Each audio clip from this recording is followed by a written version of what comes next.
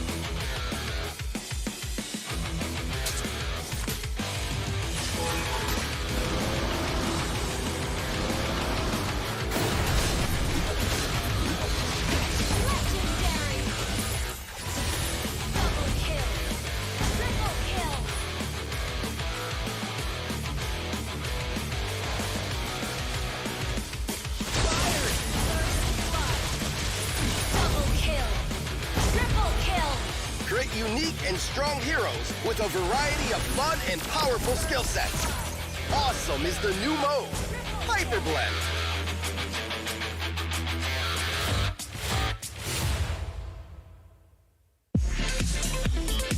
Tinggal selfie tabungan jadi. Hidup lebih asik pakai Leven. Hidup lebih asik pakai Leven. Pakai token ambil uang tanpa kartu di Leven.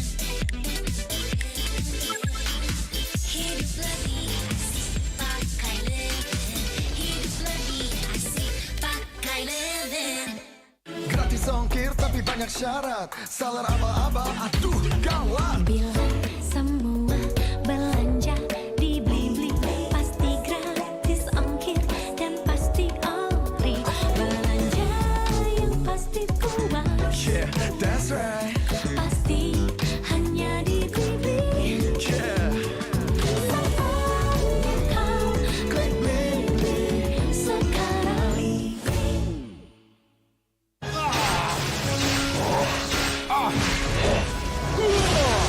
Legendary.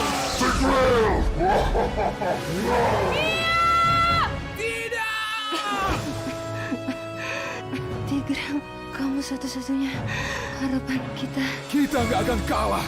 Nggak hari ini.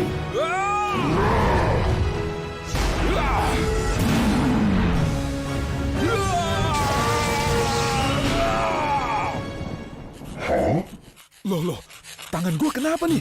Aduh, gatel banget, gak tahan. Ih, ketombe basah. Aduh, tangan tuh buat main, bukan buat garuk. Katanya pro, kok ketombean?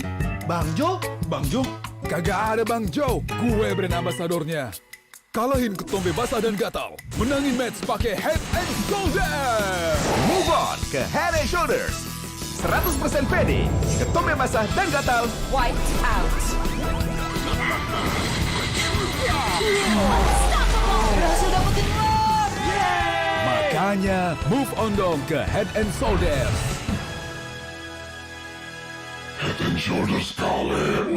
Baru Axe Dual Action versus Parfum. Yakin parfummu bikin kamu tetap segar saat berkeringat?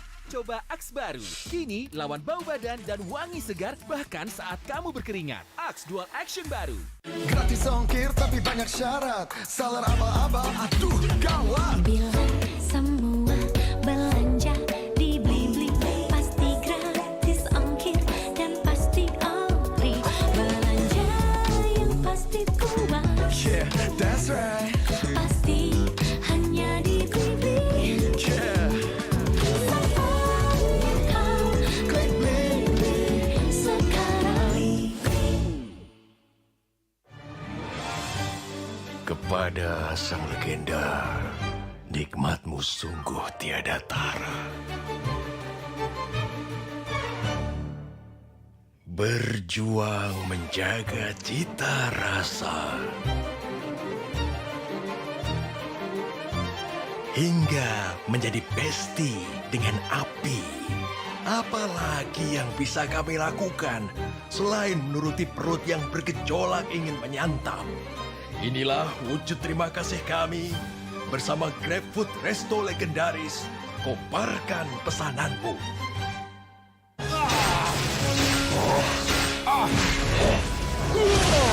Legendary.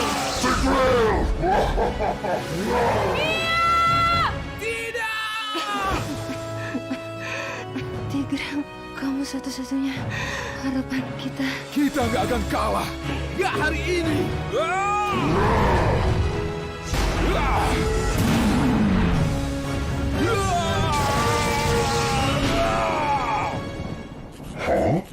Loh, tangan gue kenapa nih? Aduh, gatel banget, gak tahan. Ih, ketombe basah. Aduh, tangan tuh buat main, bukan buat garuk. Katanya pro, kok ketombean? Bang Jo, Bang Jo? Kagak ada Bang Jo, gue brand ambasadornya. Kalahin ketombe basah dan gatal. Menangin match pakai Head and Shoulders. Move on ke Head and Shoulders. 100% pede, ketombe basah dan gatal. White out. Berhasil dapetin gol. Makanya move on dong ke Head and Shoulders.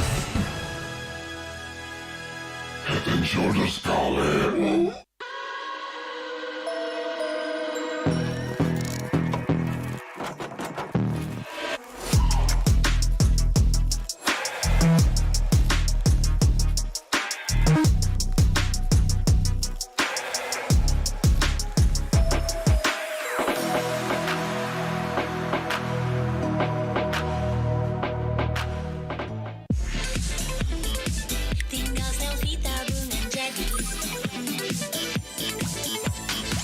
Hidup lebih asik pakai Livin.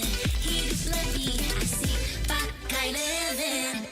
Pakai token ambil uang tanpa kartu di Livin. Hidup lebih asik pakai Livin. Hidup lebih asik pakai Livin. Hyperblend? Memangnya apa itu Hyperblend? Menegangkan seperti mode Bro. Strategis seperti mode Magic Chess. Tak terbatas seperti mode Overdrive. Dan sebebas seperti mode Creation Camp. Hyperblend, mode game menarik lainnya dari MLBB. 50% skill, 50% keberuntungan, 100% keseruan. Skill dan equipment, strategi tak terbatas. Hero, skill, kombinasi sesuai yang Anda inginkan.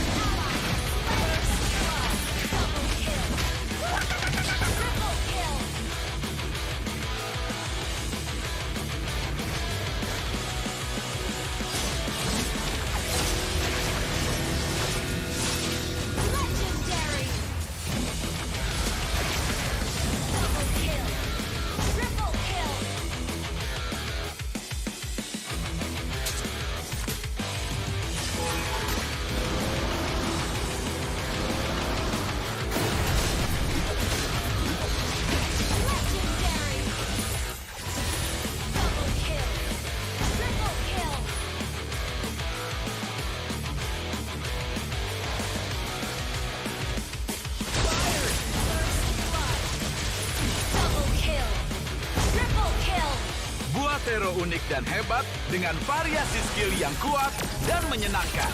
Mode baru yang luar biasa, Hyper Blast.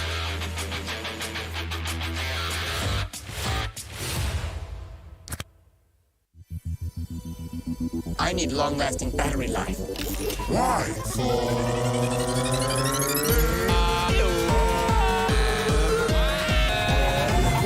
That is awesome. I need long-lasting battery life. Why?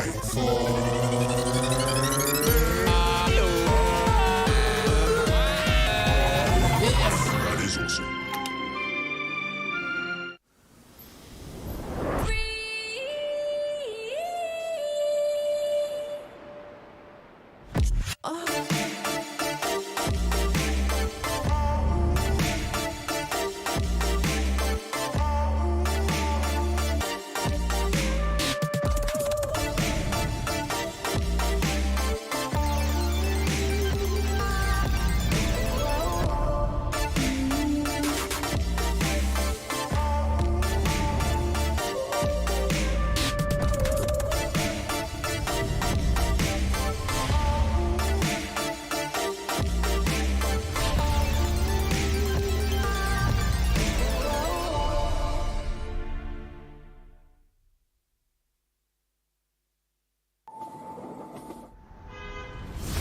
Kita punya mindset ya kita harus naik bareng, ya turun bareng, apapun ya bareng gitu.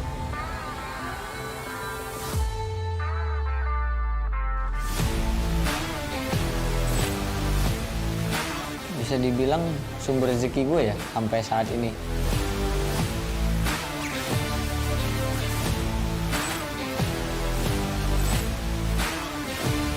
Kita keluarga, tapi kita harus profesional. Jadi kalau salah ya salah, bukan karena dia keluarga lu bela.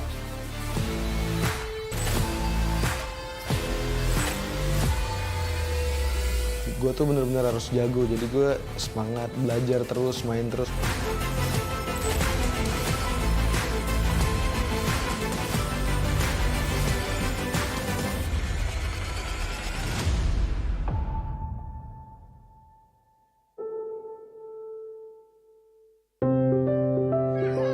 Kalau orang tua gue tuh kayak nggak pernah nyuruh lu jadi ini. Orang tua gue tuh selalu kayak yang lu mau ya udahlah, tapi lu harus tunjukin lah. Kata saya lu nggak sekolah-sekolah, itu biasa nggak danuin. Ya ntar gue Deden punya gaji gitu. Liatin aja dah Deden gitu. Gue nanya lah ke almarhum bokap gue lah, mau yang mana? Terus kayak dia jawab ke RRQ aja. Jadi Matt ada bilang, kenapa pada saat aku bisa main bagus, Max gak ada di tim itu? Kenapa pada saat aku main yang kurang bagus, ada Max di sana, gitu loh. Matt selalu ucap tante, Mami gak usah khawatir, ada aku di sini. Mungkin karena itu juga kali ya bikin susah majunya mungkin. Soalnya kan harusnya emang dia bener salah, tapi gue malah belain mungkin.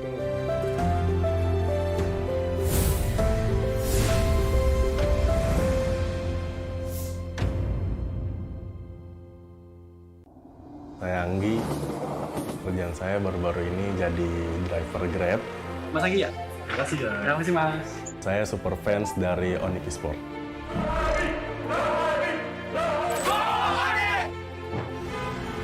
Saya Hafiz Kerunanda, kegiatan sehari-hari aku sekarang hanya mahasiswa aktif dan juga salah satu bagian dari super fans RRQ.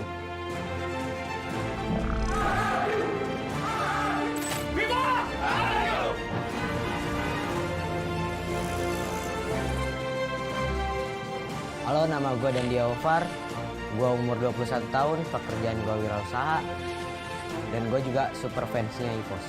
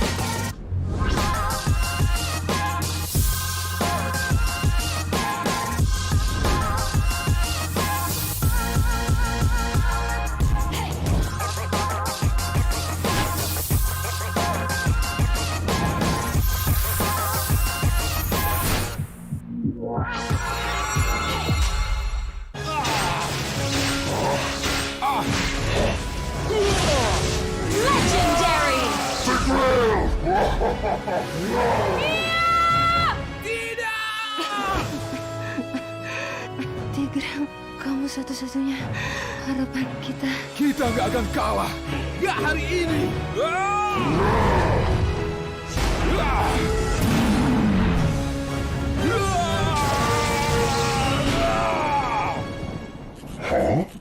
Loh, tangan gue kenapa nih? Aduh, gatel banget, gak tahan. Ih, ketombe basah. Aduh, tangan tuh buat main, bukan buat garuk. Katanya pro, kok ketombean? Bang Jo? Bang Jo? Kagak ada Bang Jo, gue brand ambasadornya. Kalahin ketombe basah dan gatal. Menangin match pakai Head and Shoulders. Move on ke Head and Shoulders. 100% pede, ketombe basah dan gatal. White out. Berhasil dapetin gol. Makanya move on dong ke Head and Shoulders. Head and Shoulders kali. Baru Axe Dual Action versus Parfum. Yakin parfummu bikin kamu tetap segar saat berkeringat? Coba Axe baru. Kini lawan bau badan dan wangi segar bahkan saat kamu berkeringat. Axe Dual Action baru. Gratis ongkir tapi banyak syarat. Salar aba-aba, aduh gawat. Bilang semua belanja di Blibli pasti gratis ongkir dan pasti ori. Belanja yang pasti kuat. Yeah, that's right. Pasti hanya di Blibli. Yeah. Kau klik Blibli sekarang. Kepada sang legenda, nikmatmu sungguh tiada tara. Berjuang menjaga cita rasa. Hingga menjadi besti dengan api. Apalagi yang bisa kami lakukan selain menuruti perut yang bergejolak ingin menyantap. Inilah wujud terima kasih kami bersama GrabFood Resto legendaris. Koparkan pesananmu.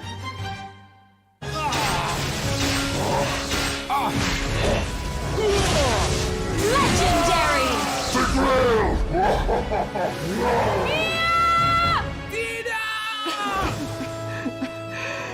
Tigra, kamu satu-satunya harapan kita. Kita nggak akan kalah. Nggak hari ini.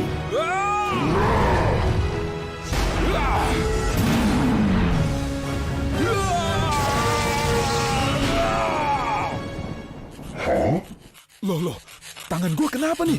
Aduh, gatel banget, gak tahan. Ih, ketombe basah. Aduh, tangan tuh buat main, bukan buat garuk. Katanya pro, kok ketombean? Bang Jo? Bang Jo? Kagak ada Bang Jo, gue brand ambasadornya. Kalahin ketombe basah dan gatal. Menangin match pakai Head and Shoulders.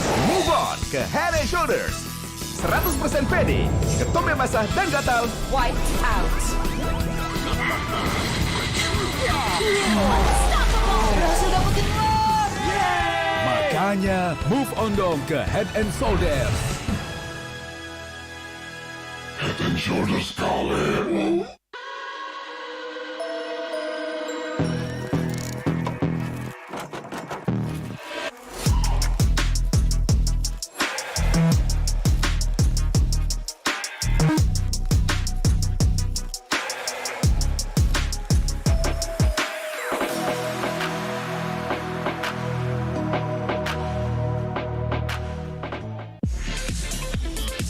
Tinggal selfie tabungan jadi. Hidup lebih asik pakai Leven. Hidup lebih asik pakai Leven. Pakai token ambil uang tanpa kartu di Leven. Hidup lebih asik pakai Leven. Hidup lebih asik pakai Leven. Hyperblend? Memangnya apa itu Hyperblend? Menegangkan seperti mode Bro. Strategis seperti mode Magic Chess. Tak terbatas seperti mode Overdrive. Dan sebebas seperti mode Creation Camp. Hyperblend, mode game menarik lainnya dari MLBB. 50% skill, 50% keberuntungan, 100% keseruan. Skill dan equipment, strategi tak terbatas. Hero, skill, kombinasi sesuai yang Anda inginkan.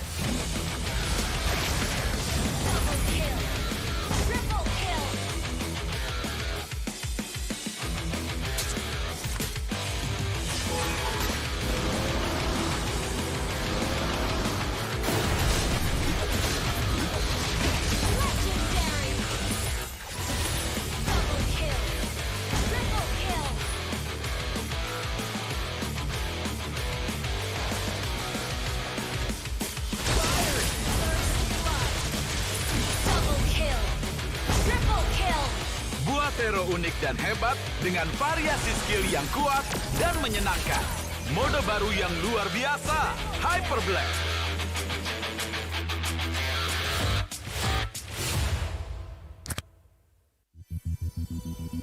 I need long-lasting battery life.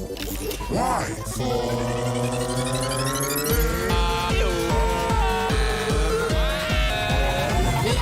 That is awesome. I need long-lasting battery life. Why?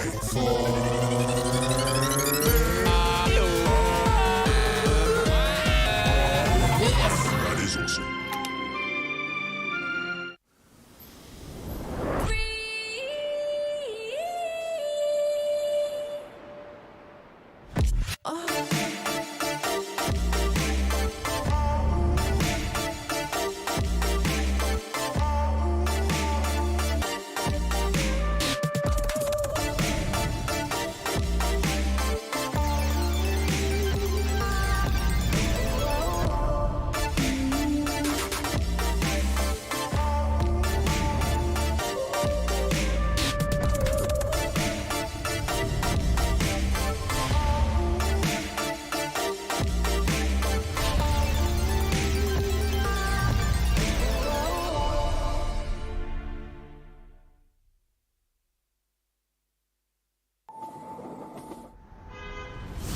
Kita punya mindset, ya kita harus naik bareng, ya turun bareng, apapun ya bareng gitu.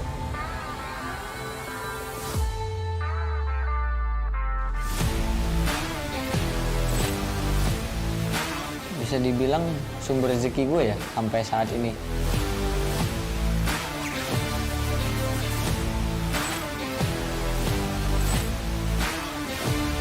Kita keluarga, tapi kita harus profesional. Jadi kalau salah ya salah, bukan karena dia keluarga lu bela.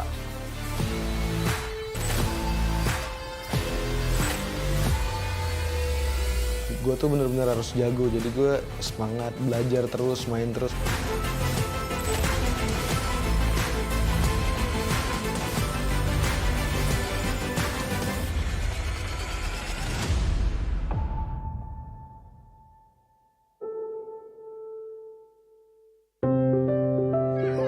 Kalau orang tua gue tuh kayak nggak pernah nyuruh lo jadi ini. Orang tua gue tuh selalu kayak yang lo mau ya udahlah, tapi lo harus tunjukin lah. Kata saya lu nggak sekolah-sekolah, itu biasa nggak danuin. Ya ntar gue Deden punya gaji gitu. Liatin aja dah Deden gitu. Gue nanya lah ke almarhum bokap gue lah, mau yang mana? Terus kayak dia jawab ke RRQ aja. Jadi Matt ada bilang, kenapa pada saat aku bisa main bagus, Max gak ada di tim itu? Kenapa pada saat aku main yang kurang bagus, ada Max di sana, gitu loh. Matt selalu ucap tante, Mami gak usah khawatir, ada aku di sini. Mungkin karena itu juga kali ya bikin susah majunya mungkin. Soalnya kan harusnya emang dia bener salah, tapi gue malah belain. Mungkin gitu.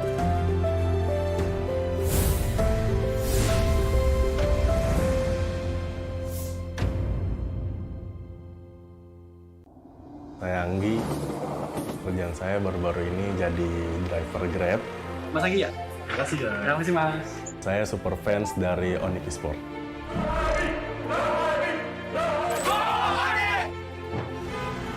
Saya Hafiz Nanda, kegiatan sehari-hari aku sekarang hanya mahasiswa aktif dan juga salah satu bagian dari Superfans RRQ.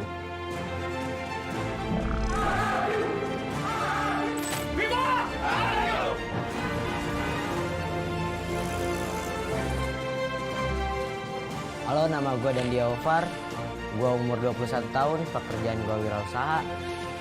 Dan gue juga super fansnya EVOS.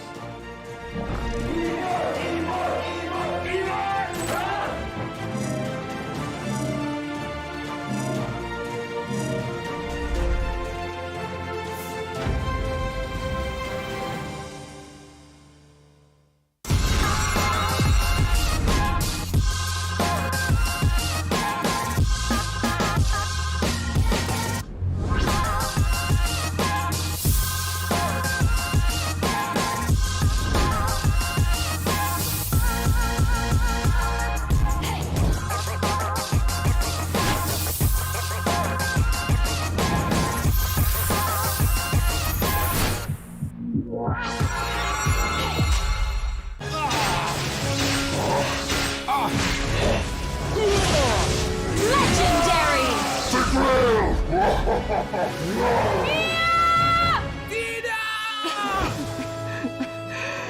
Tigra, kamu satu-satunya harapan kita. Kita nggak akan kalah. Nggak hari ini.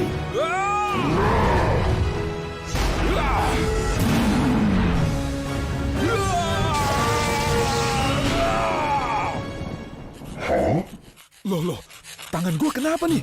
Aduh, gatel banget, gak tahan.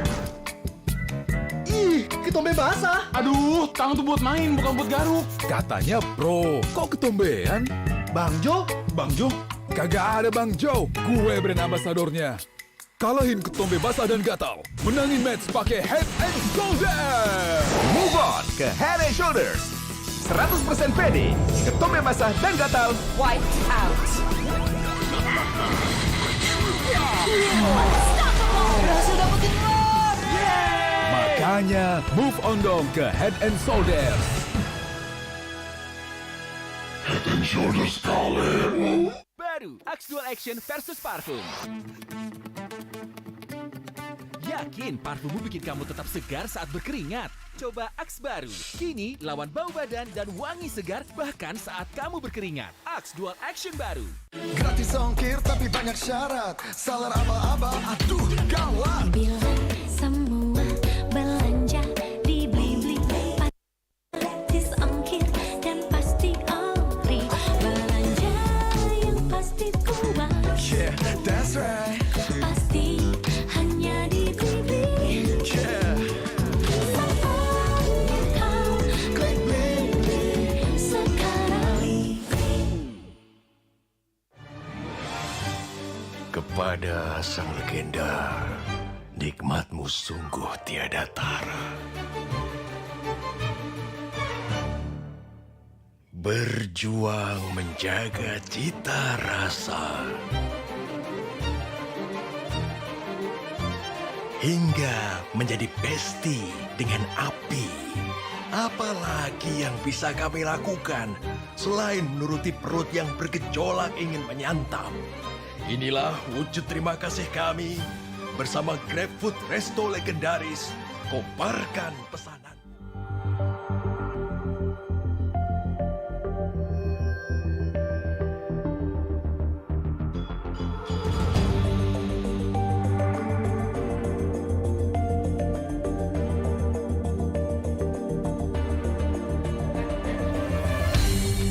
Aku kan berdiri dan terus berlari, terus ke arah puncak tertinggi. Ku takkan berhenti, hanya sampai di sini.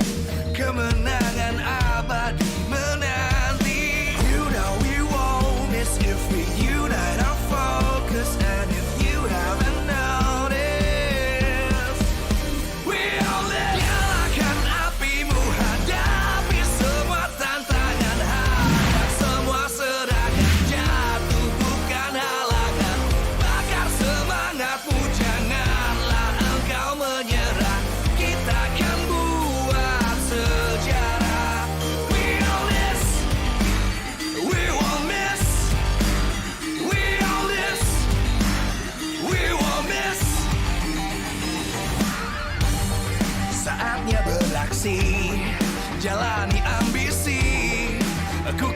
menyawakan hari ini. You know we won't miss if we unite our focus. And if you haven't noticed, we'll live. Nyalakan apimu, hadapi tantangan, hadang semua serangan, jatuh bukan halangan. Bakar semangatmu, janganlah engkau menyerah. Kita akan buat sejarah. We all this, we won't miss. We all this, we won't miss. We all this.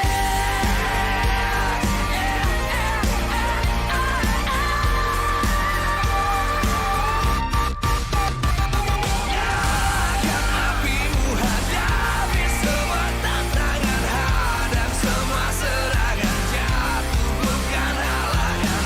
Bakar semangatmu, janganlah engkau menyerah. Kita akan buat sejarah. We all this.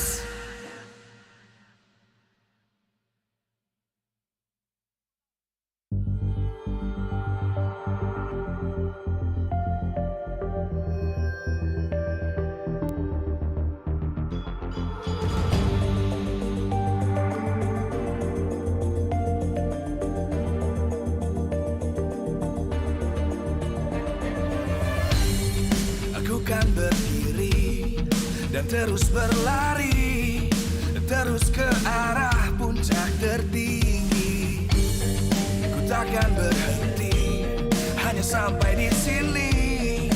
Kemenangan abadi menanti. You know we won't miss if we unite our focus. And if you haven't noticed, we all live. Nyalakan apimu, hadapi semua tantangan, hadang semua serangan, jatuh bukan halangan.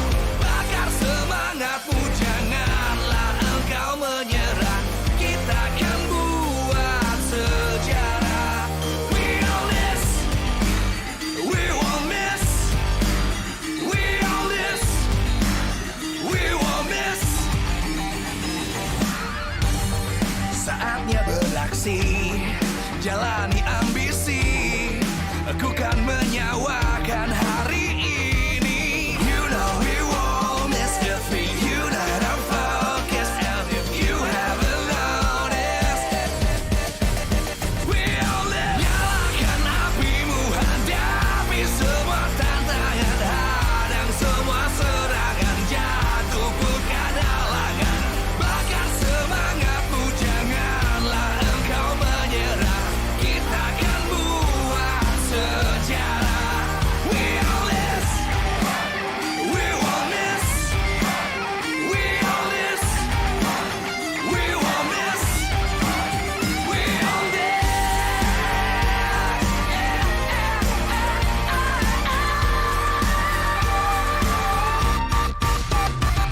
Nyalakan apimu, hadapi semua tantangan, hadang semua serangan, jatuh bukan halangan. Bakar semangatmu, janganlah engkau menyerah. Kita akan buat sejarah. We all this.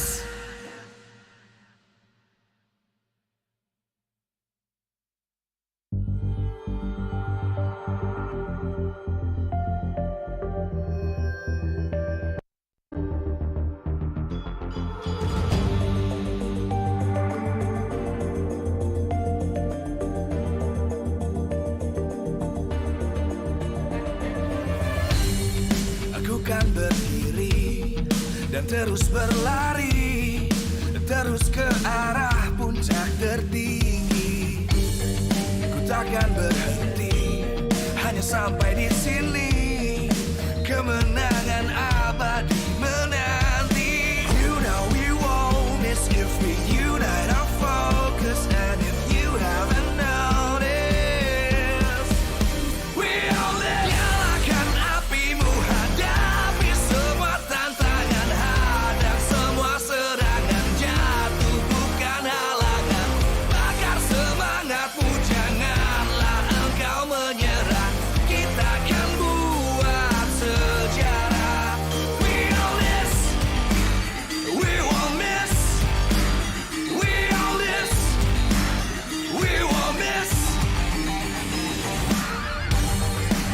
Saatnya beraksi, jalani ambisi. Aku kan menyawakan hari ini. You know we won't miss the thing. You know I'm focused. And if you haven't noticed, we all live. Nyalakan apimu, hadapi semua tantangan, hadang semua serangan, jatuh bukan halangan. Bakar semangatmu, janganlah engkau menyerah. Kita akan buat sejarah. We all this, we won't miss. We all this, we won't miss. We all this.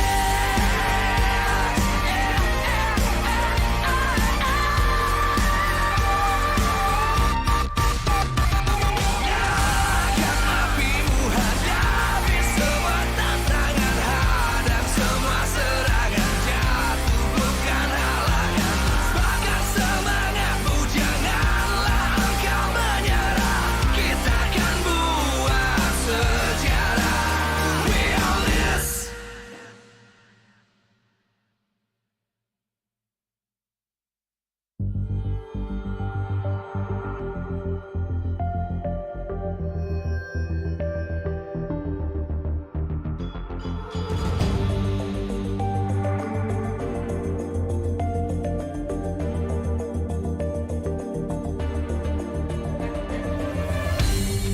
Aku kan berdiri dan terus berlari, terus ke arah puncak tertinggi.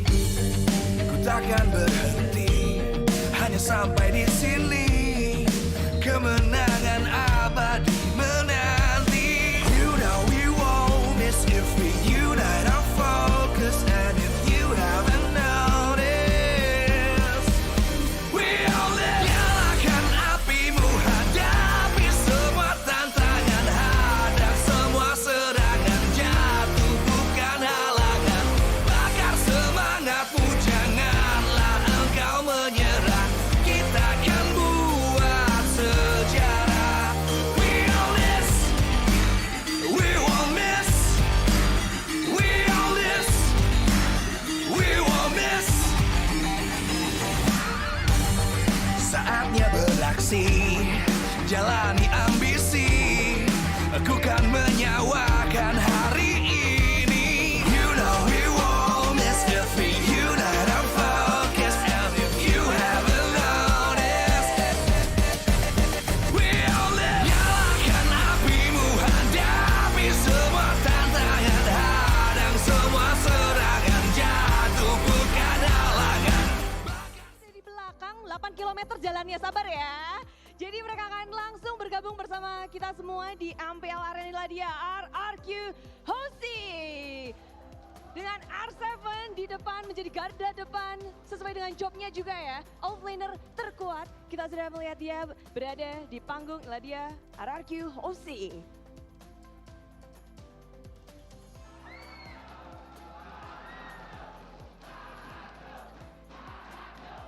Dan Alter Ego pun juga turut hadir langsung ke panggung kita bersama. Bersiap-siap. Inilah line up yang akan mereka turunkan untuk bertempur. Tapi sebelum menyaksikan pertempuran yang sangat sengit dalam Best of 3 Series, para penonton RRQ Kingdom dan juga Alter Champs diharapkan untuk berdiri bersama karena kita akan bersama-sama bernyanyi. Boleh berdiri semuanya untuk para caster, untuk para penonton. Yuk kita berdiri semuanya. Untuk sikap siap. Karena bersama dengan RRQ Hoshi, bersama dengan Alter Ego, bersama dengan MPL Season ke-10, kita akan bersama-sama menyanyikan lagu kebangsaan kita, Indonesia Raya.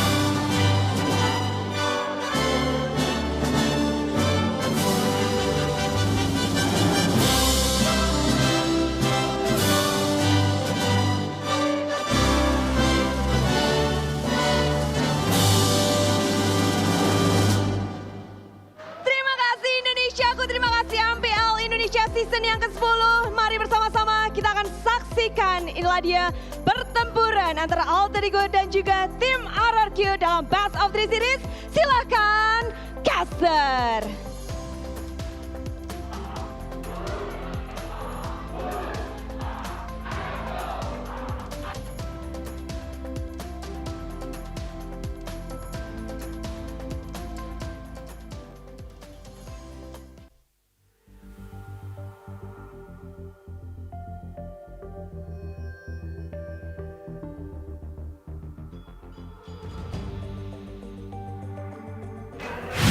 In the spirit of the Indonesian Independence Day that is going to be happening in 2 days, as well as the grand finals of a rematch here of MPL ID Season 6 between RRQ Hoshi as well as Alter Ego Esports is upon us.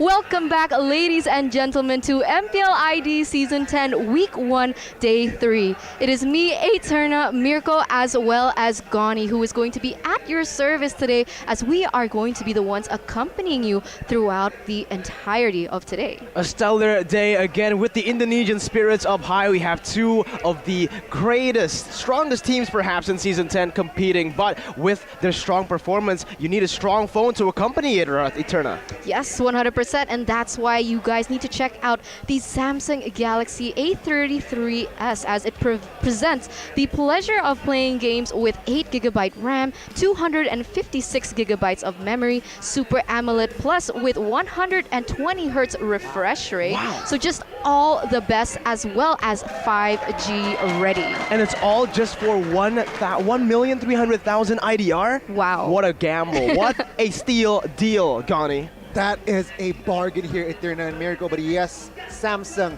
get your Samsung, grab your Samsung now. And ladies and gentlemen, we are about to start Day 3, Week 1.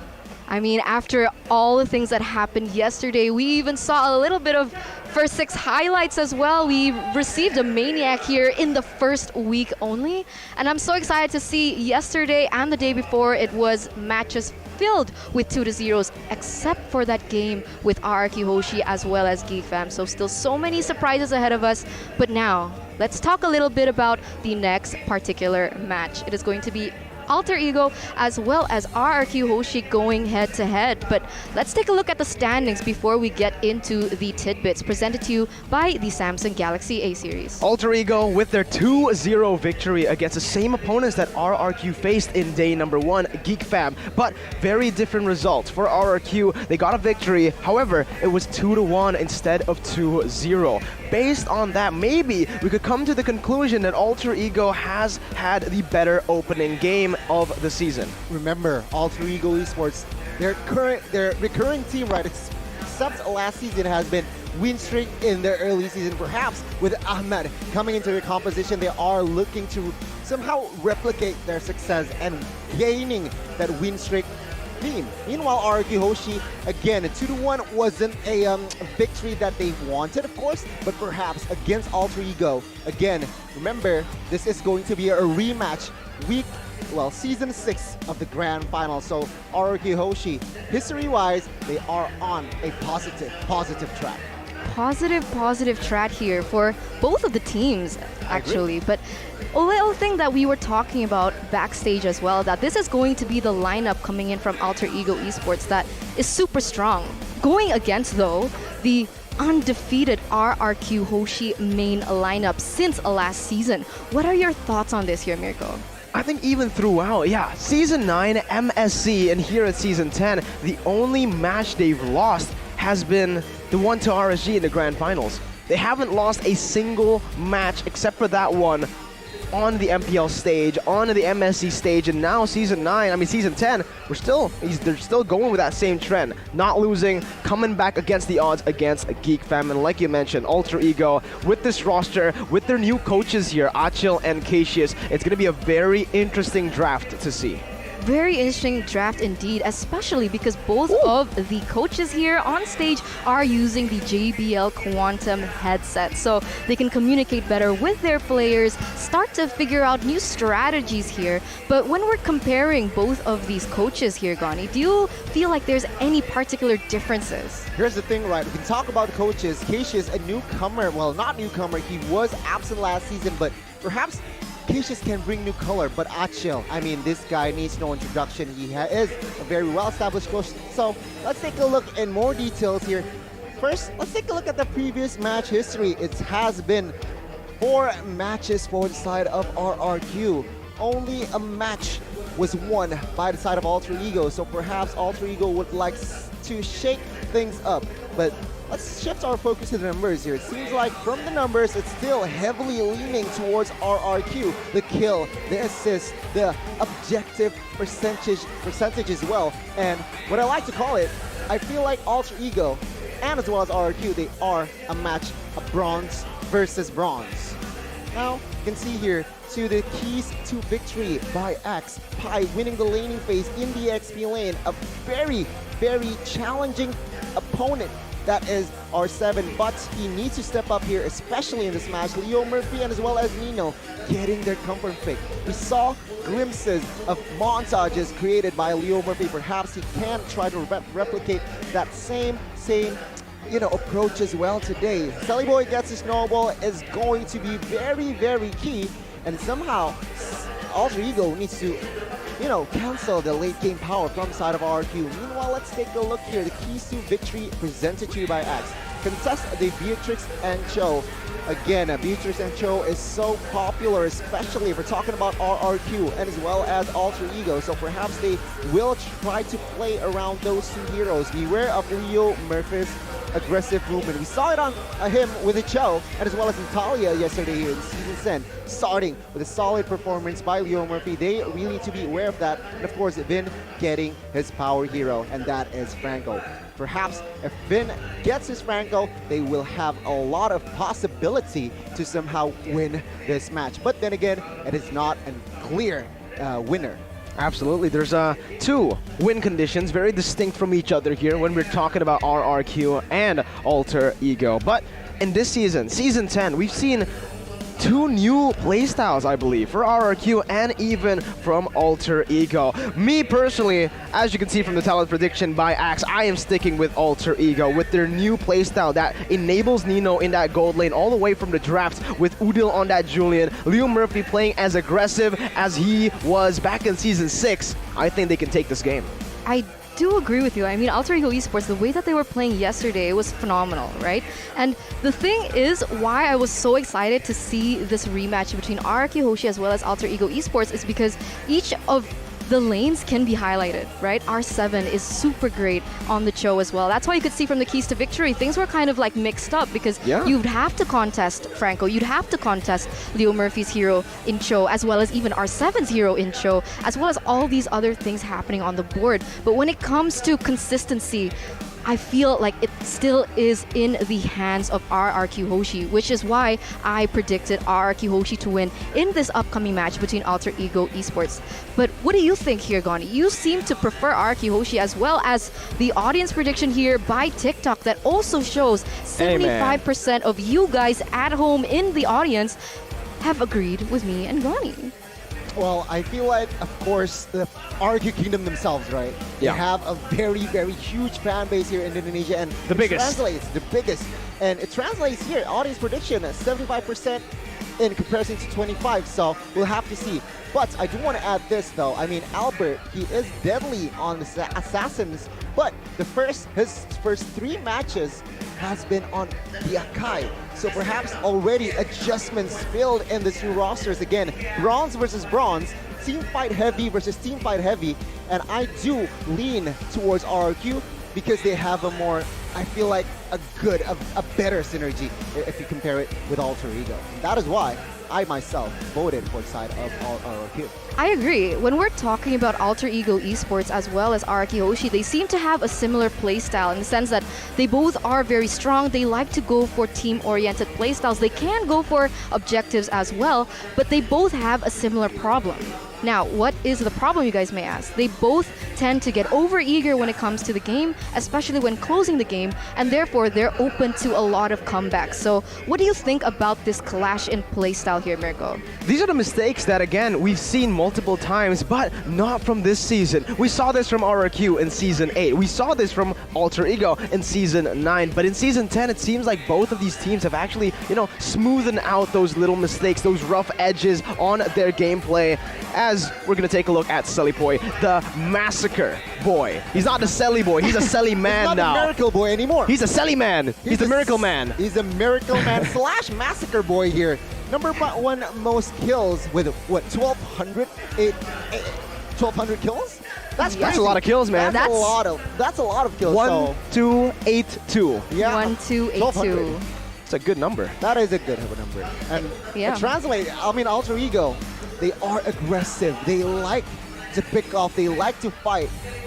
But again, against R7, against Albert, against Clay, who has matured season to season, that is not an easy task here. Of course, Udil here. Take a look at your screen. Udil is going to be the biggest, should give the biggest impact towards this team. He has experience. He has knowledge as well, and he has the leader model here. So perhaps Alter Ego should heavily rely on Udil against RRQ. We can highlight every single lane. I mean, if we Every want to single highlight player. the mid, we can. Him going against Clay, of course, there is a very distinct clash of playstyle there because, as we all know, Clay is the consistent mid laner. He's very reliable, but from the side of Udil, he likes to go in for those crazy burst-heavy heroes. But now, let's take a look as we're going straight into the drafting phase of game number 1 here between Alter Ego Esports as well as RRQ Hoshi, and it seems like Alter Where Ego is my Esports target? has Your team opted to is choose banned. that first pick. And I really like the fact that they went for that first pick because this enables them to go for that Faramis ban and most importantly, going for that Akai ban. You mentioned this, Gani. RRQ, they really do like to stick with their comfort heroes. If it works, they're just going to keep on picking it. Akai, Claude were the 2 heroes that we saw all 3 games against GeekFan. Man, that is already an interesting approach here coming from the side of Alter Ego. But let's take a look at the approach from the side of RRQ. They also opted a Fanny and as well as Natalia here. Again, realizing yesterday's performance, Leo Murphy's Natalia was just impeccable. And they are worried about that. They are concerned. They do not want to face that Natalia. And again, Alter Ego responding with another respect ban here, Franco, which is in the keys to success earlier. There's a fun fact though when we're talking about RRQ and Alter Ego. For Alter Ego, they're going for more respect bans because they know Akai is just such a menace on the hands of someone like Albert, R7, Finn, respecting his heroes too with the Franco and the Faramis, but take a look at RRQ with their bans. They have one respect ban, that's the Julian. Natalia, Fanny, sure, these 2 heroes are priority heroes, but if you take a look at all of the games they've played in Season 10 so far, these 2 heroes, Natalia, Fanny, have always come out. These are the 2 heroes that disrupt their gameplay the most. I completely agree with you, and take a look at the response here with Alter Ego picking up balance and RQ. Masha, no, not Masha, but they will pick up as Marala here, again, a very, very power hero for R7. Can fast clear, and Skylar with a 1-1 miracle. Remember, 1-1 after DHS, after Corrosion. It's going to be deadly for Alter Ego to look for team fights. On that note, we saw a little comment there in the corner of the screen as Fumi, Albert's girlfriend, mentioned girlfriend buff mentioned that if Albert gets any of his signature heroes, especially those assassins like Ling or Lancelot, this definitely will be an RRQ win, and even the Akai. Yeah, and it's pretty interesting that Alter Ego have actually left out all of the assassins, right? Well, they do pick up a counter for an assassin pick, the Phobius, and they pick up the Ling for themselves. This hero has been banned 10 times this season, and it hasn't been picked at all. Gani, why? I need to process this, right? I really need to digest this. But take a look at Alter Ego. Bold move, picking up Phobius in front of Esmeralda. It's going to be a tough lane here for Pi, but perhaps, again, Alter Ego, Cassius is brewing some things up here. Now let's take a look at RRQ. I'm guessing he will fight for a mid lane, but no, I was wrong. They noticed that Ling is quite squishy near here in this current patch. And with this Hilda, from played by Vin, it's going to harass and going to be such a nuisance here for the side of Albert, for the side of Sally Boy. Solid picks across the board, I think, from Alter Ego and for RRQ. There's also a comment, though, from Ahmad here. If Albert gets the Akai, we will win. That's what Ahmad is saying. So, contradicting the bans right now because they did go for that Akai ban. But again, back to the topic at hand, Hilda pickup when you see a Ling, it's so massive. As a person who plays Ling in the jungle, I despise this hero right here. Hilda, I hope it gets removed from the game as a Ling player, right? But if I'm on the side of RRQ, I'll take it instantly. And to answer your question there, Gani, Phobius picked up after seeing the Esmeralda. This is going to be the Phobius in the gold lane, I believe. Because this is the exact same way Alter Ego were able to dismantle Chadera's 1-1 yesterday. Well, we'll see. I think that will be the approach here. And yeah, RRQ with that 1-1 pickup, seeing that Phobius counter.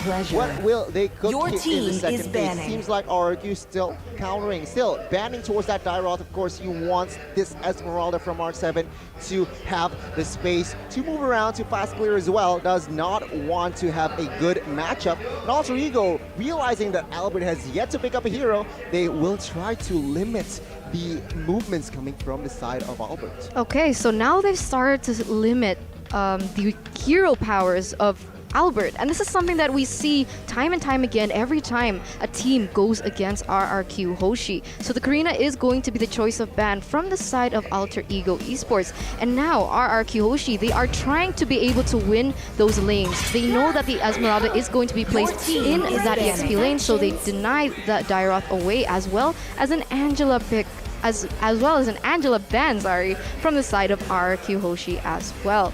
But at the moment, right, when we take a look at what they're trying to bring to the table, is RRQ Hoshi going to win in those lanes? Well, take a look at the head-to-head here. I feel like Esmeralda has yet to have his matchup if that Phobius enters the gold lane, so we'll have to see. But a strong hero already. Perhaps a Thamus could come into play here for side of Alter Ego. And Alter Ego taking their time here in the last span. One hero that is good for the side of Alter Ego I see is Atlas here. Perhaps they might pick it up here for side of Alter Ego. We'll have to see here. Alter Ego denies Clay's hero now. They do not want to deal with Kagura. Again, adding burst in your composition, and it seems like Alter Ego, they are quite squishy. I feel like Phobius is a squishy hero. So we have to wait and see here. RRQ Hoshi, one hero they can't pick up here. And I do really like here is, go for the Eve or Lilia. Eve, Lilia, I think even the Sicilian works here up against a dive composition. With that Bat Feast, you're able to just sustain so much. I think it's also the proper decision here to go for a mage instead of a jungle. Leave Albert's hero all the way in the late stage because of the last pick. Because right now, they need to secure a mid laner that can go head-to-head up against that Valentina. RRQ, they go for the Barca. So, this is something we have seen from RRQ. Up against Geek Fam, they opted to go for the Farsa. But that was with the support of a Faramis to enable the Farsa to actually just play aggressively. Without that Faramis, who's going to provide peel up against this heavy dive composition that Alter Ego has? In addition to that, RRQ Hoshi has opted for the Farsa with the Feather Airstrike into a Valentina pick. So they're taking a huge risk here by using very ultimate heavy types of heroes like the Farsa into their composition, as well as the 1-1 with the Crossbow of Tang. So Alter Ego Esports, for some reason, I have a feeling they might be picking up the Lunox once again, like yesterday for Udil, but we're going to see in a moment as it is going to be the Baxia as well as the Paquito here. Right, so the Valentina is going to be into the hands of Udil. They've really been able to secure themselves the bronze here with the Paquito as well as the Baxia, and we all know how deadly that Paquito can be into the hands of Alter Ego. I gotta be honest with you guys here. I feel like this side, the composition from the side of Alter Ego is quite limited range-wise. It's so short. Yeah, Phobius, Paquito, sure, heavy burst, Baxia also, but does it have enough range here? Is my question. And RRQ picks up a Lancelot, a very solid assassin here for side of Alberts with RRQ Feather Airstrike. I mean, that can just zone all 5 heroes from the side of Alter Ego. No, they did not hesitate to pick up that Lancelot right away. They picked it up as that last pick. As Albert has also commented before on his Ling, he doesn't even know how to play Ling anymore. Apparently, I personally don't buy it, Albert. You can lie to us, but I know, man. You know. I know. But yeah, that is going to be your composition. I feel like composition-wise, range-wise here at Tier 9 as well as Miracle, RRQ can definitely utilize that Feather Airstrike to zone members to create more space for themselves. I get your point there, but Valentina can do the same thing with her ultimate, with her IMU. So it all comes down here to execution between both teams. Alter Ego Esports as well as RRQ Hoshi. A rematch of the grand finals of MPL ID Season 6 starts now. It's funny that you bring up history here because historically, out of the last 5 times that these teams have met in the MPL, it's actually RRQ who've won 4 of those times. Wait a minute, Leo Murphy though, already forcing that sprint early on from Vin. And again, they're trying to enable Selly Boy, who is using a very different emblem. Look at this, the talent. Not the Demon Slayer that we've seen before. Killing Spree. he will go aggressive, and that is why Leo Murphy is on this box to negate. Oh, take a look here. Yeah, but wait a minute. Leo Murphy here gets chunked down, but there is some damage dealt back onto Finn. But look at Pi in towards that backside. We'll be able to take Finn down here as First Blood by the Samsung Galaxy A series has been popped up. Well, again, I was talking about Leo Murphy's pick, Baxia, right? It's trying to deflect and as well as negate the power coming from Hilda here, it seems like. In the early minutes, of course, Hilda will harass your jungler, will harass your lane, and with Baxia and your comp, it can somehow block a lot of damage and as well as provide damage. Take a look at this, another invade. Yeah, Vin here goes in, tries to harass Selly Boy out of that, but it is going to be Selly Boy being able to pick up that buff, and now Vin must be punished here. Udil already rotating as well with Leo Murphy and Selly Boy, so what are you going to do here, Vin? Make a choice, because you are definitely going to be picked off here, and that is once again a kill for Alter Ego Esports. The Alter Ego aggression that we saw yesterday, it's being put on full display right here in game number 1 of this matchup. RRQ, they're trying their best to just stop Selly Boy from farming, stop him instantly from the get-go, shut him down, but it's not working at all. Alter Ego, they know they have so much damage here in the early stage with their dive-heavy composition and their melee fighter-heavy composition. With this, they're going to be able to actually go force the setup onto the neutral objectives, but RRQ, they don't want to give it away just like that. They don't want to give it away just like that because the Feather Airstrike has been popped up by Udil here. Tempest of Blades as well to zone all the members from the side of RRQ Hoshi away. It is going to be a quick disengage from both teams, but man, look at Leo Murphy here, already hiding in the bush, opening some vision. Vin also going for the backside, harassing Selly Boy once again, but the way that this has been going, it is going to be RRQ Hoshi with the first objective in the bag as the turtle slain here by the Samsung Galaxy A series goes to RRQ. Yeah, I feel like that Feather Airstrike coming from the IMU, Udil's IMU, was just too premature. It just eliminates a lot of resource, and RRQ Hoshi can re-engage on that turtle, and they got the first turtle. Remember, Vin is 0-2-0. And it seems like it doesn't matter. RRQ is still getting those neutral objectives. You know why? You know why they've been getting the neutral objective? It's because Albert, on that Demon Slayer emblem, with it, he's able to just clear much faster, therefore getting a level lead onto Celiboy. Alter Ego didn't contest that previous turtle because they just couldn't do it. They couldn't go for that 50-50 retribution because it simply wasn't a 50-50. Now, look at Finn. Yeah, once again, Finn is going to be harassing Celiboy, and it's starting to show the way that he's able to distract as attempts of Blaze drop pops up here a little bit early. He's not able to get the buff. Oh, he does, though. Look at this. Finn gets taken down once again into the hands of Alter Ego Esports, and you can see from the playstyle that with Celiboy even picking up that Killing Spree emblem, they want to go for the pickoffs, whereas maybe RRQ Hoshi, they're leaning towards the objectives. And from the past history that we've seen, it seems like team fight is a little bit more important because getting those objectives does not guarantee you success in the late game. There you go. The trend that we've seen in Season 10. Very different from all the other events that we have casted here. Objectives feels like it doesn't matter that much, and we can see from RRQ as well. I actually really like the way they're playing here. 3-0, but it doesn't matter because the kills are all on 2. Then, wait a minute. Yeah, wait a minute, because it is going to be Albert as well as R7 disengaging once again here, Goni. Well, remember here, Miracle, the Demon Slayer does not affect Lord and as well as Turtle, so perhaps fast rotations coming from Albert is why that they can get the neutral objective, but I do see your point here, team fight-wise, going to be tricky for both teams here. Remember, yeah, RRQ, they like an objective, but somehow, sometimes here, the past few days, objective did not work.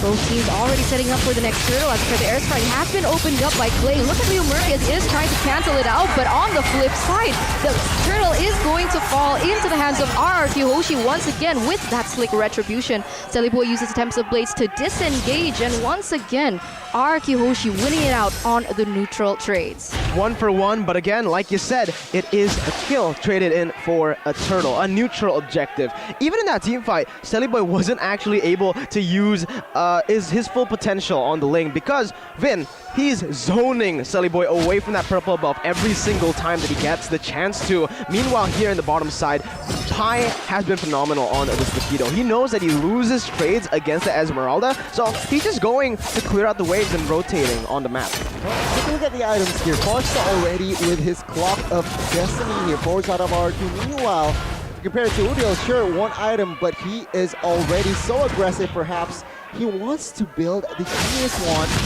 immediately. Well, that might be the wisest move, realizing that no Athena's built from side of RRQ. They're starting to read the pattern coming in from RRQ Hoshi, realizing that they are trying to put pressure onto Celiboy. So you can see Leo Murphy as well as Udil, their rotations trying to prevent this from happening.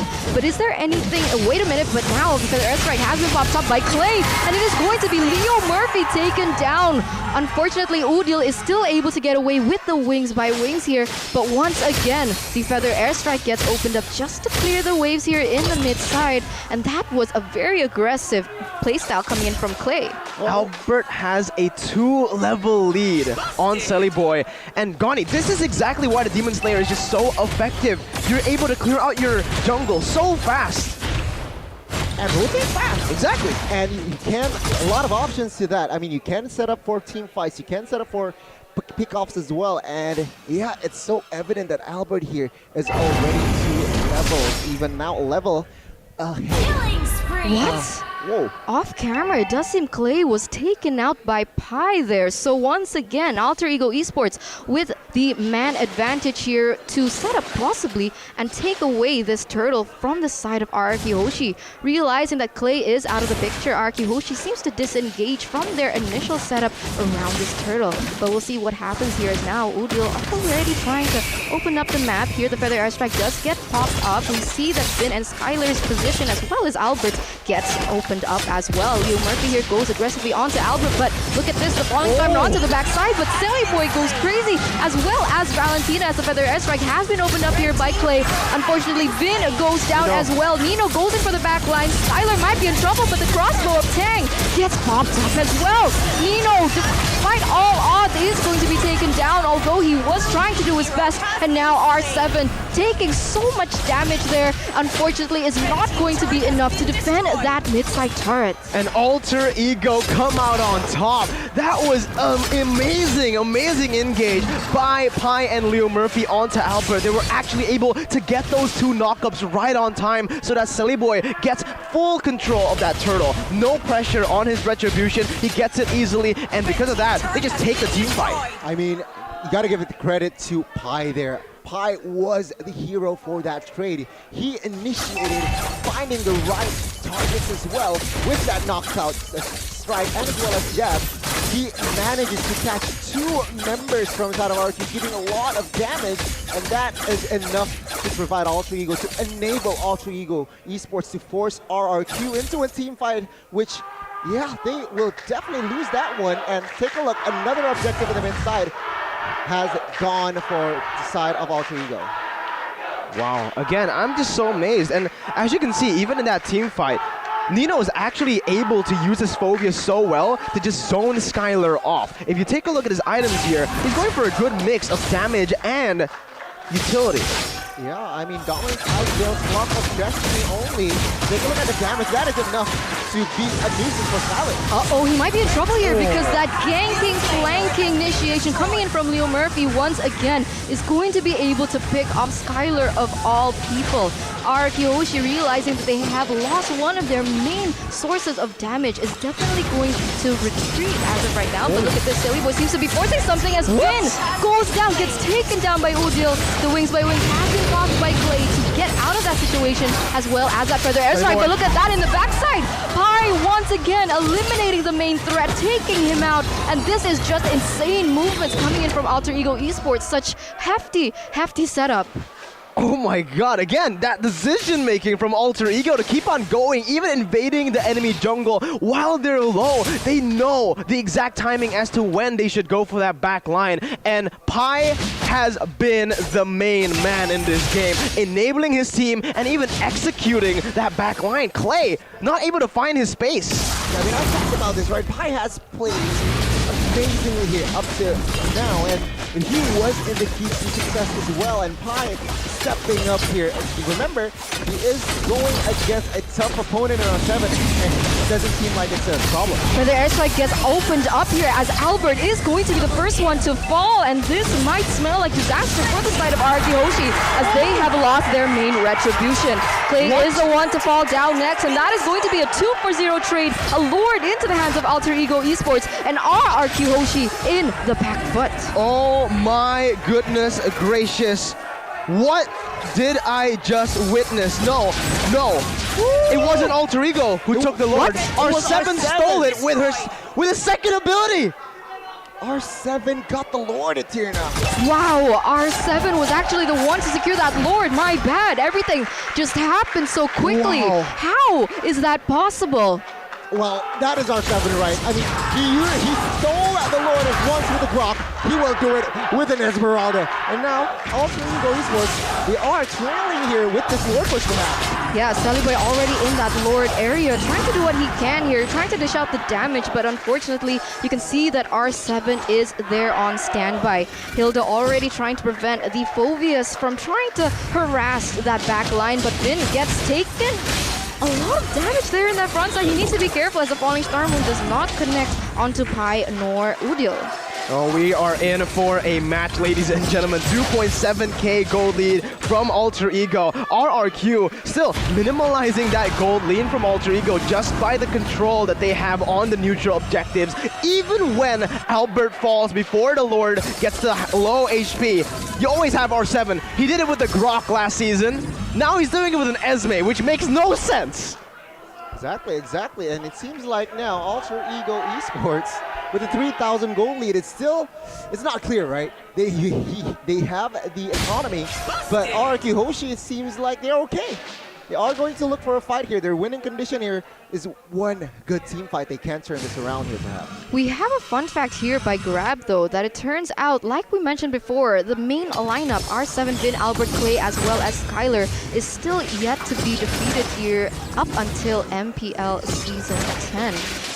So we're gonna see, right? RRQ Hoshi, even with their main lineup, they do seem they're in a disarray. But look at this, Boy goes in aggressively. Tempest of Blades has been popped up, and Skylar is going to be the first to fall. Alter Ego Esports with one man up, they are going to try and stave away the pressure that RRQ Hoshi can possibly have, taking away the buff, dealing damage onto R7. And this is Alter Ego Esports once again with that on-point killer instinct. Skylar just does not have room to play. Skylar, as a 1-1, he gets countered heavily by basically every single hero from Alter Ego's composition. The Ling, assassination power is just too much for the 1-1 to handle. You can go for a Wind of Nature to just maybe get a little bit more sustain, but it's not gonna help when Phobius is on top of you. And guess what? The CC from Phobius, from a Paquito as well. I mean, to add to that, Boy just secured the BOD as well, so the damage from this Ling is going to be massive here, Mirko. Now Lord is up, enhanced now. It seems like Alter Ego has a comfortable positioning. Calm before the storm here for both teams, as both of them surely want to secure this, but wait a minute, it is going to be R7 trying to zone out the members, opening up the map. They have left the Lord, and now they're going for the complete endgame. Boy goes in aggressively onto R7 as well as Albert, the Tempest of Blades, just to back up. And once again, Alter Ego Esports, they don't want to go too crazy. They still want to be disciplined and perhaps make their way onto that Lord. And this discipline is exactly why the real-time win probability presented to you by the Samsung Galaxy A series is favoring Alter Ego 66% to 34%. The fact that they do not get overzealous, they've corrected the mistakes that they make in the past, and now look at how they're going at it onto the Lord. They're always using Lord as a bait to look for fights and to force RRQ out of their base. Yeah, Skylar as well as Albert, they need to be careful here because look at Leo Murphy already looking for his target. He can't seem to find it just yet, as it is going to be R7 as well as Vin going in. But look at Albert, he goes in very onto the Lord, but it is going to be the Lord stolen once again by RRQ Hoshi. Albert just too slick with that Retribution as well as that Thorn Rose, and Alter Ego Esports on the back foot. They don't want to disengage here, though they are trying to punish Albert for it, but unfortunately they just can't. They can't catch the man, Albert himself, and a Lord for RRQ Hoshi. 1-3-0, Gani. Yet it does not matter. He just never misses his Retribution. 2 Lords stolen here in this game. RRQ Hoshi with the enhanced Lord. Perhaps they might look for base there here mid-side with this Feather Airstrike as well. Feather Airstrike has been opened up, already able to zone the members of Alter Ego away, but it seems like that Lord is going to fall down without taking any casualties in those inhibitor turrets in the top side, the mid side, as well as that bottom side. All the towers are still looking strong for the side of Alter Ego Esports, as it doesn't seem like RRQ Hoshi could penetrate that. I wonder why that was. Well, take a look at the items here. It seems like Boy is almost at full items. Only Malefic Lord here is left, but take a look at Fight perhaps. Fight perhaps, it is going to be R7 being the frontliner, the sandbag, taking all the damage here, but look at this. Boy, wait, Albert. No, it's Albert again. Albert stole Boy's buff once again. Both of them used their retributions, but unfortunately for the side of Alter Ego Esports, it was Albert to be able to get on top. That is so disrespectful from RRQ. Come on, bro. You know what? Right now, I think Moontown needs to add a feature where you can ban someone's battle spell, because Retribution on Albert is the scariest thing. I don't think... Oh my... How? He's 1-3-0. Look at the damage dealt. He does less damage than Nino. Almost the same as Leo Murphy, but it doesn't matter here, as you can see it from the charts by Axe. Well, again, damage dealt by Axe will... Top 3 players will be from the side of Alter Ego, with Udio again leading the pack. Well, looking at the composition here, recognize economy, Alter Ego, take a look at. They are only 1K behind, ahead of RRQ. Things are not looking good, but it's in a very, very balanced situation. And I want to mention this, Gani, because I want to reiterate, RRQ, the only thing you can nitpick about this team in MSC in Season 9 is that they lack discipline. Now, look at how they're playing. 3 kills and all of the objectives. Only a 500 gold lead for a team. Alter Ego were ahead by 12 kills. Okay, but now Finn, it looks like that Alter Ego Esports are going to go extremely hard onto them, but what initially was brought out, initiated by Alter Ego Esports, has actually been brought back against them, as Boy is going to be the one taken down in that mid side. And unfortunately, they are going to be a man down. Is it going to be enough? RRQ Hoshi once again able to take away that buff, but no, it turns out it is going to be taken by Udil instead.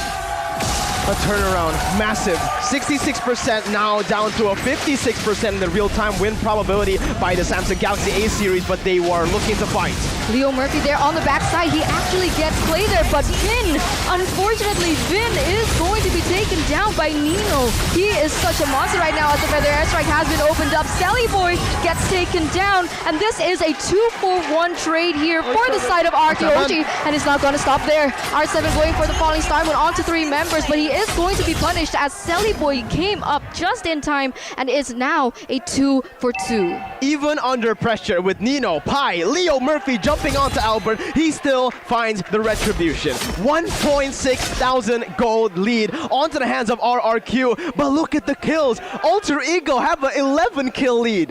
Jeez, this is such an intense game, and Alter Ego now, they will defend this Lord push, but it will be a reset once again here. What happened was, Boy, before the Lord, got caught by Vin. A very, very good initiation there by Vin. He positioned himself in the mid bush, and Boy did not expect that coming. He was battered there, and after that, RRQ Hoshi can somehow get the Lord after, but because 2 men were punished, which is R7 as well as Vin, they can't go for the push. It is, once again, a reset in minute number 19. Take a look at the replay here, presented by Samsung Galaxy series.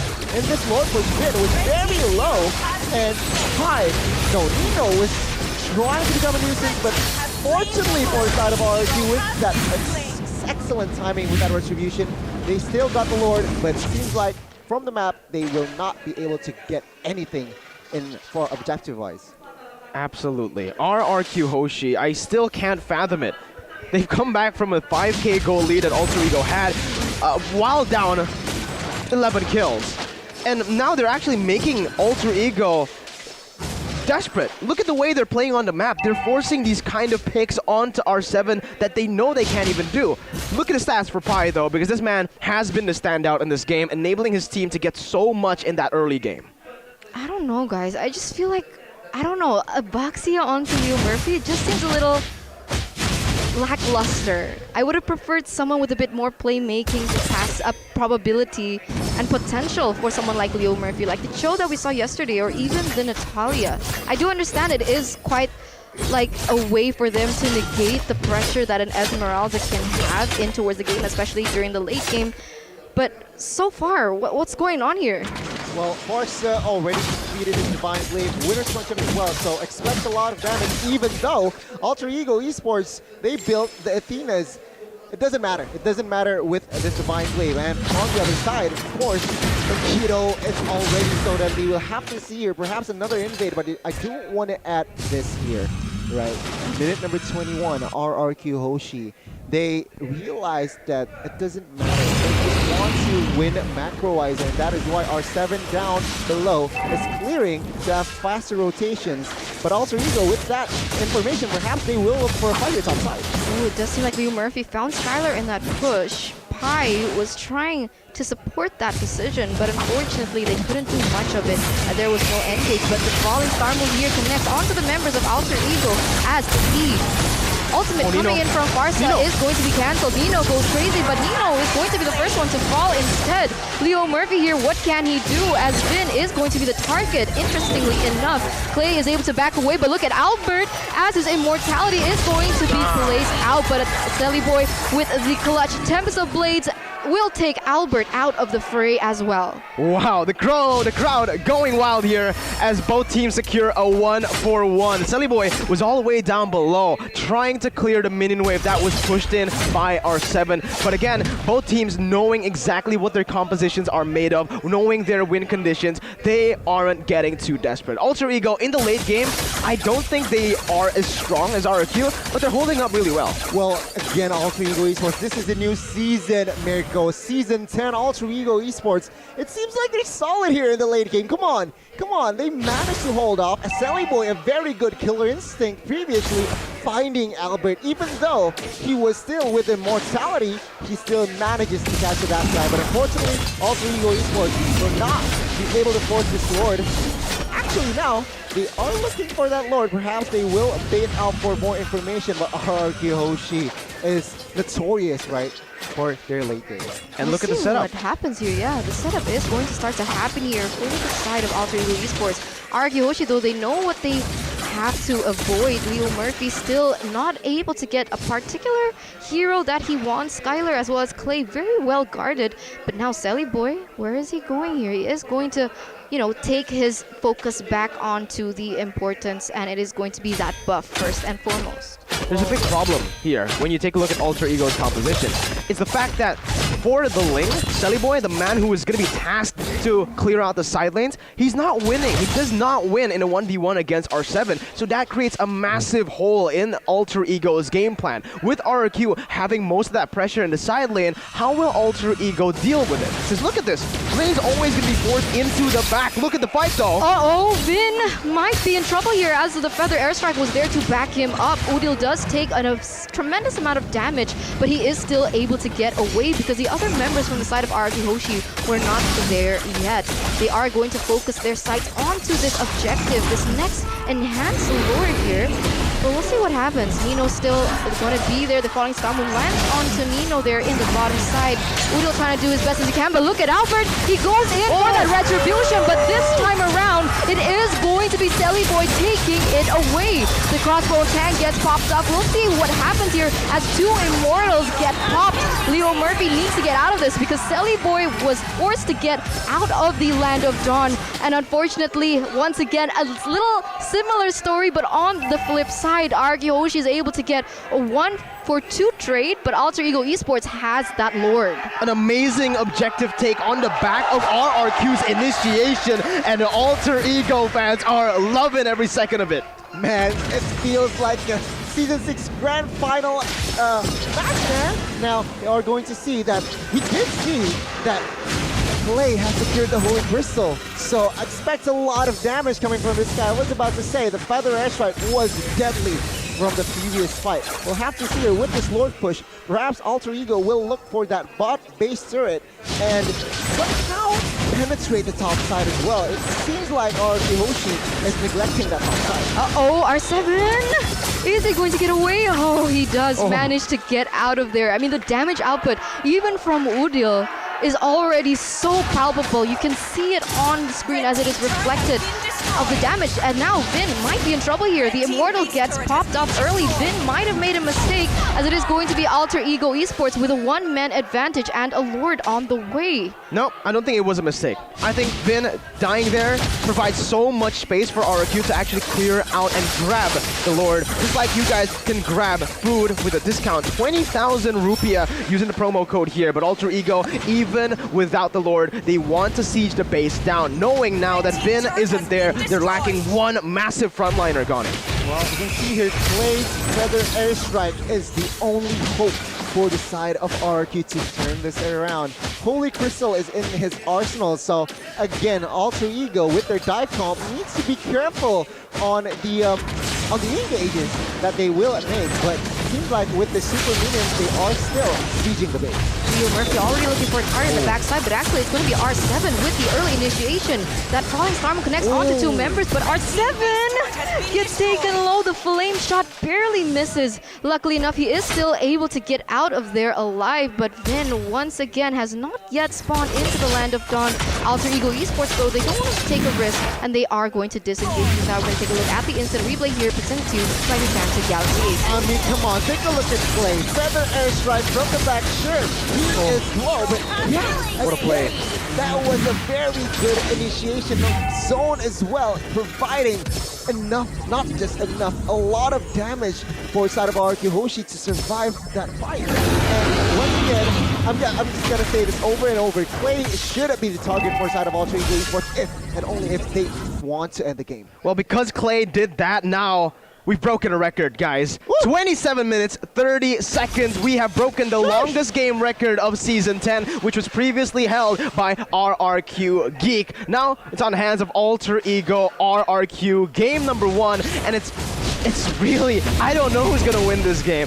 The 2,000 gold lead that Alter Ego has doesn't really become a factor here, because we're at 27 minutes in. We're about to hit that 28-minute mark. All the items have been completed. It's all gonna come down to the execution, how both teams play around the map. And right now, it does actually seem like Alter Ego have that side lane pressure. They have the Lord focused down.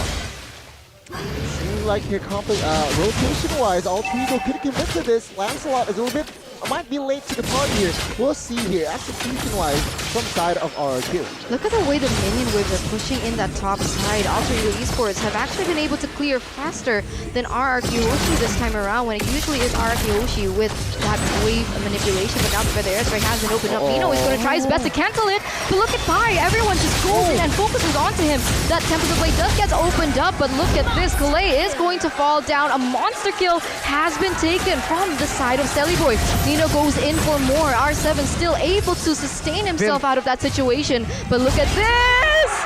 Vin has to get taken down. 2 members from the side of RRQ Hoshi is going to taste the dirt, as Alter Ego Esports has a 2-man advantage and the pressure on this next Lord. And again, it comes down to that setup. Alter Ego with a beautiful side lane top side pressure. They're able to push it in with the help of the super minions. It's just always pushed up. Now RRQ, Albert, he's done it before. He'll need to look for another miracle play.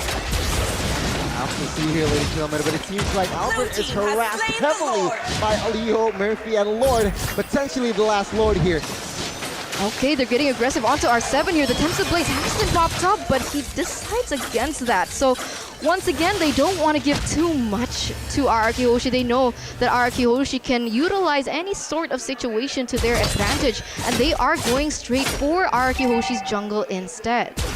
Man, oh man. Once again, I said this, that Clay should be the main target for side of Alter Ego, and Clay, he mispositioned himself there earlier, and it might cost them the game. He was too exposed, even though he has that Immortal. We'll have to see here the last Lord push. 3 minion waves pushing into the base. RRQ with only 1 base turret left. They can't manage the waves properly. They'll have to pull off a miracle, Eterna. Yes, the Feather Airstrike gets opened up here by Clay, and once again, Leo Murphy very quick to cancel this. The Wings by Wings are going to be popped up, as you can see here. Nino goes in aggressively for that backside. Skylar is still not able to get popped up, as it is going to be that crossbow of Tang that takes down 3 members from the side of Alter Ego Esports. They have to be careful here. The Lord gets taken down. The base is going to be the focus, but not at all right now, as RRQ Hoshi is able to defend once again against Alter Ego Esports. I'm getting goosebumps, man. What a defense! It was a miraculous defense with no high ground. Feather Airstrike was popped early into that fight and was targeting the heroes of Alter Ego, not the minions, yet they were still able to micromanage it. Alter Ego now, they're in a very tough situation. 40 seconds on the death timers with only Celiboy and Udil left to defend. RRQ have the range, they have the potential. Let's see if they're able to do it. Oh, we'll see. 3 members down. Does seem like they are going to be focusing on those minions once again. And no, it doesn't seem like RRQ Hoshi, they want to 20 risk seconds. this. They are waiting for the next minion wave to come here. Let's see what Celiboy as well as Udil has to say about this. For the airstrike already opened up, you can see that the crossbow of Tang is as well. Udil's Immortal gets stopped. He gets taken down as well, but look at Skylar! Skylar goes aggressively onto the turret, and unfortunately, Celiboy is going to have to take this one, as RRQ Hoshi manages to secure game number 1 here. The Kings still survive. The reign continues. Oh my goodness gracious. 1 straight push is all they needed. I am speechless, Miracle. I am speechless, Eterna. I mean, RRQ. They managed to defend the impossible earlier. What? And they grab a game 1. It was a very good display by both teams. You can feel the atmosphere here in MPL Arena. as RRQ Hoshi were able to take that with a one straight push. All the fans of RRQ Hoshi, they're chanting for their teams. You can see it on stage as well. But remember, this is a best of 3. Alter Ego still has the chance to push this to a 3-game series. I'm amused and I am excited to see the next game. Alter Ego played that so well leading up to that moment, and RRQ, they stayed calm, and guess what? They fixed their issue, they fixed their mistake. Discipline, is it still a problem for RRQ? They know when to back off, they know when to take a fight, and that was ultimately what gave them the upper edge. Knowing when to take those desperate fights in the end, getting the victory, and knowing when to go for the base. I didn't think they were gonna do that. Man. That's why I was like, no, it doesn't seem like they're gonna push it. But they were waiting for the next minion wave, and they saw the opportunity. I mean, Selly Boy was left only with Udil, and that's when they just went straight for it. The instinct was definitely there. This discipline comes here for side of RRQ. So it's a tough loss for side of Alter Ego in that game. They give their hearts, but it's I can't even fathom here. I mean, Clay. You know what it is? The main man was just Clay. Gotta say. It's just the first game. That's what it is. Ooh. The first game of a best of 3, and it's already like this, Man, Connie. This feels like the rematch of the Season 6 Grand Finals. Take a look at the reactions here. The passion. You can feel Albert and friends. Even though they didn't care. In the early towards the mid, it was 50-50, but leaning towards side of Alter Ego. But after what happened now of game time, it's RRQ came out on top. I will really digest and analyze here further after this. I need a breather. It does seem like we are going to take to host very, very soon to hear what they have to say, maybe from the winning team. How did RRQ Hoshi manage to win the longest game so far at MPL ID Season 10, taking the #1 in that duration? And that was insane, you're right. It was a best of 3, but now let's see what happens here. Best of 3, it's still first game of a best of 3, but it feels so epic already. Well, yeah, it was epic. Oh my god. I got goosebumps the entire time in that late stage when they were able to, every single fight, every single moment in that game, it's an iconic match. And guess what? This is still the first week. It really does feel like it was a grand final worthy match. The RRQ Geek Fam match and now the RRQ Alter Ego match in the first week. Season 10 is special, and you can see why. All of the teams have literally gone above and beyond, and they want to go to M4. They really want those 2 tickets, Mirko, as well as it turned out. Well, let's talk about a little bit of the game here. Alter Ego, why they couldn't pull it off, why they couldn't close out the game is perhaps the momentum and timing. Sure, they can somehow get the important lore that previously, but somehow, some way, it's just RRQ, right? I can't explain like how RRQ, but it just has been the theme of RRQ. They can't somehow always defend the possible, the impossible. So let's just jump straight ahead towards the item. It was a half an hour 31 game time. minutes? Half an hour game time, ladies and gentlemen. But take a look at Pi.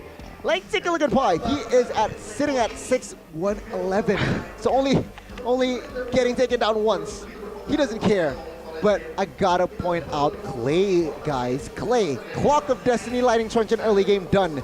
He even opted for Winner's Truncheon for defense, but now in the late game, he wants the damage. He wants to provide a huge amount of damage, and that is where Glowing One comes in. Divine Glaive for that penetration comes in. And of course, I repeated Holy Crystal over and over, and I can't stress enough how important this item is to provide the zone, to provide the damage, to win team fights for a side of RRQ. I mean, Alter Ego, at one point, they realized this power, and they really want to target Clay, even though they got him exposed, but they couldn't pull the game off.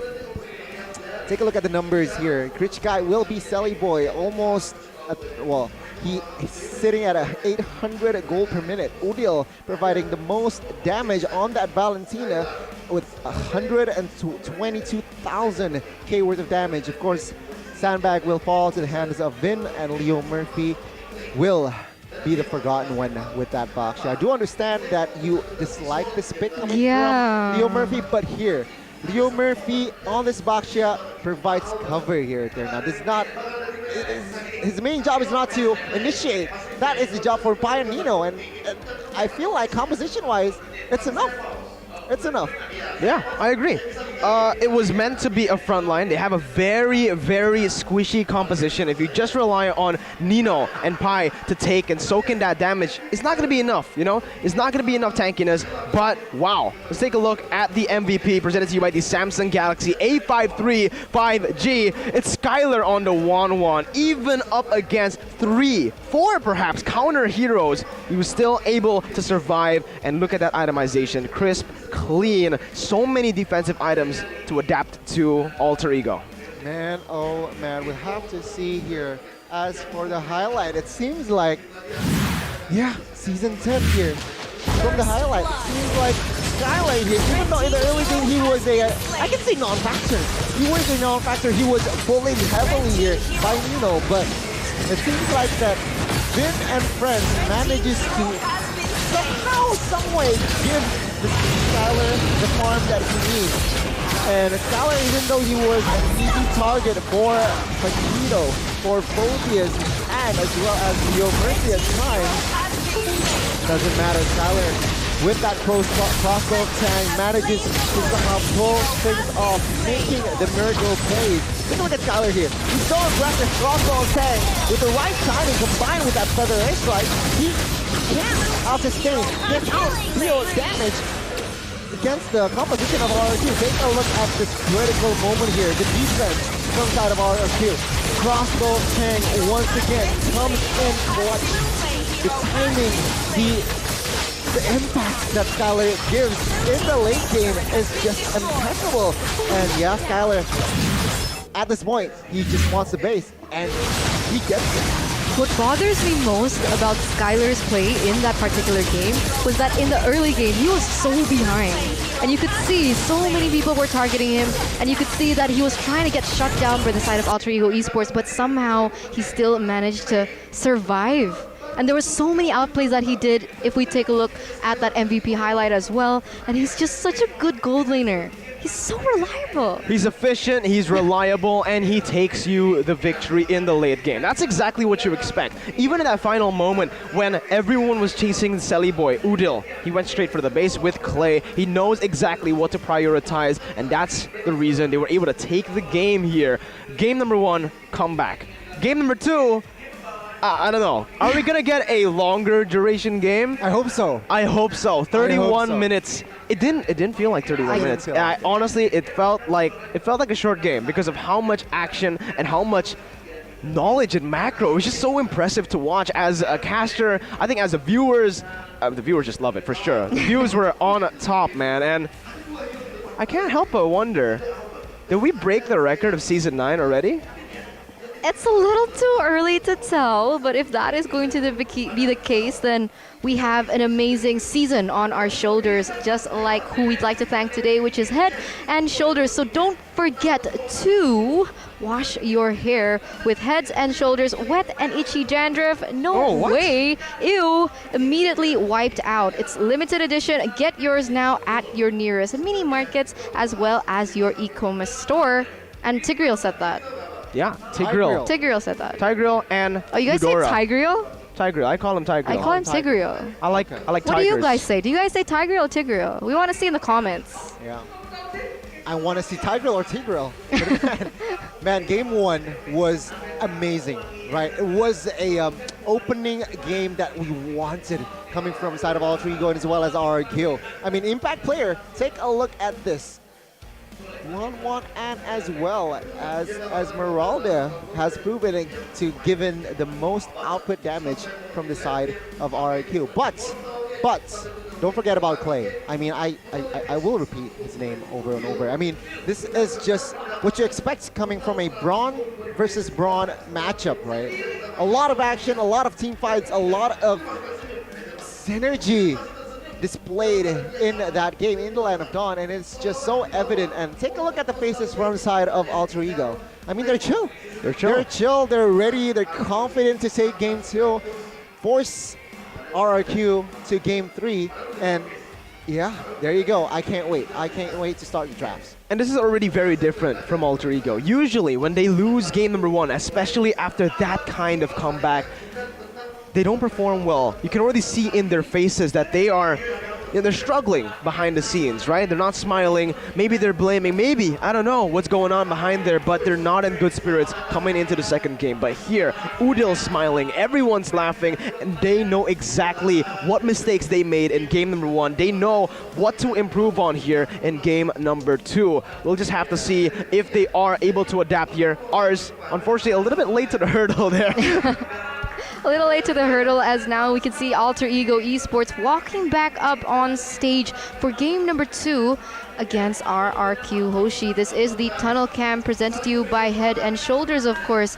And yeah, I agree with you. But the main thing that I love about Alter Ego Esports, yes, they are a little bit emotional, but sometimes in a bad way, but also in a good way. Because when you saw the winning moment for the side of RRQ Hoshi, you could see that even Alter Ego Esports, you could see the passion on their faces. They were screaming at one another, they were communicating, and it was so different for RRQ Hoshi, right? When we saw that winning moment, Albert had zero to little emotion on his faces. They're so cold, clean cut. They know they want the win, and they might just get this. So the question now stands, what can Alter Ego do to win this game against RRQ Hoshi and push this to a third game? I gotta be honest with you, Athena. I feel like they played a perfect game here in game number 1. I mean, not perfect.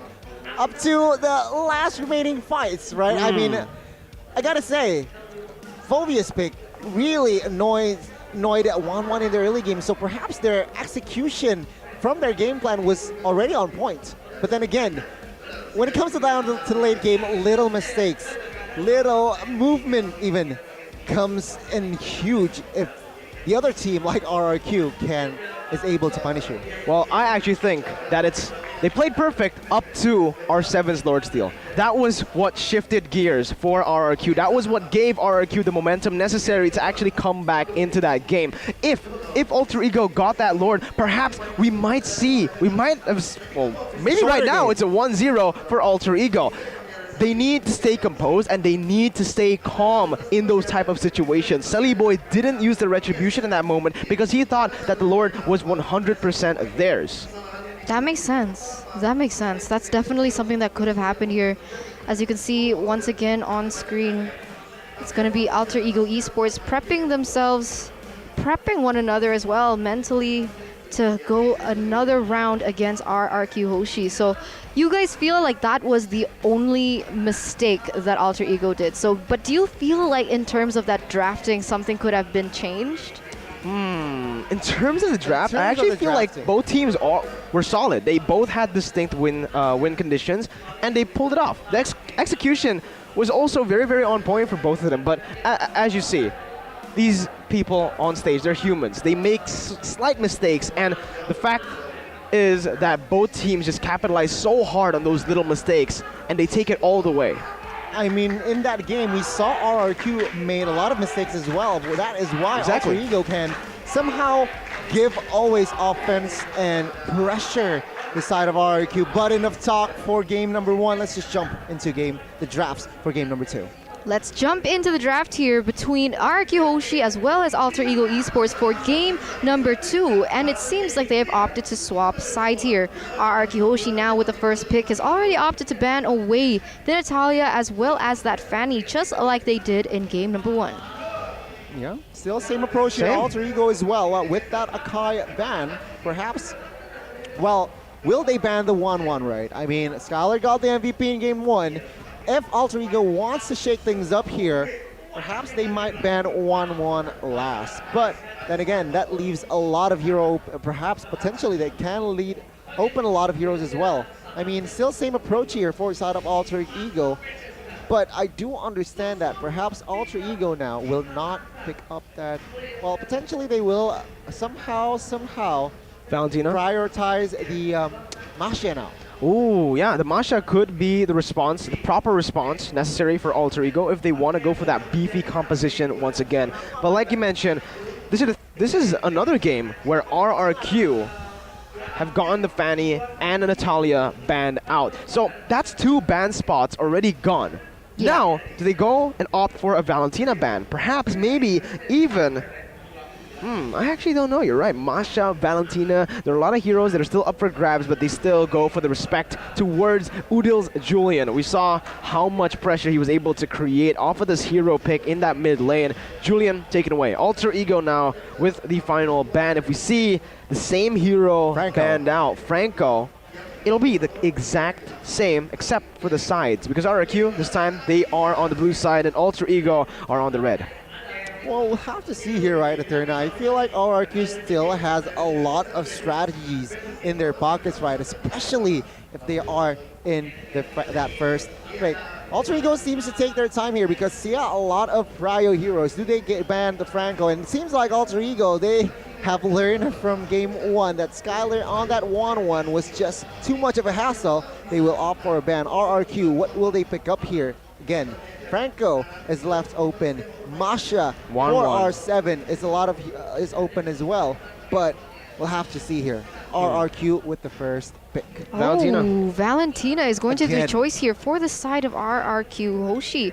Last time it was Alter Ego Esports picking up that Valentina, but because it was left open, RRQ Hoshi still see the similar value that the Valentina can have, and that is going to be the first pick. So Alter Ego Esports are free to pick up that Franco if they do want to take it for themselves, or are they going for a similar route, a very safe type of pick in that Esmeralda to secure that side lane.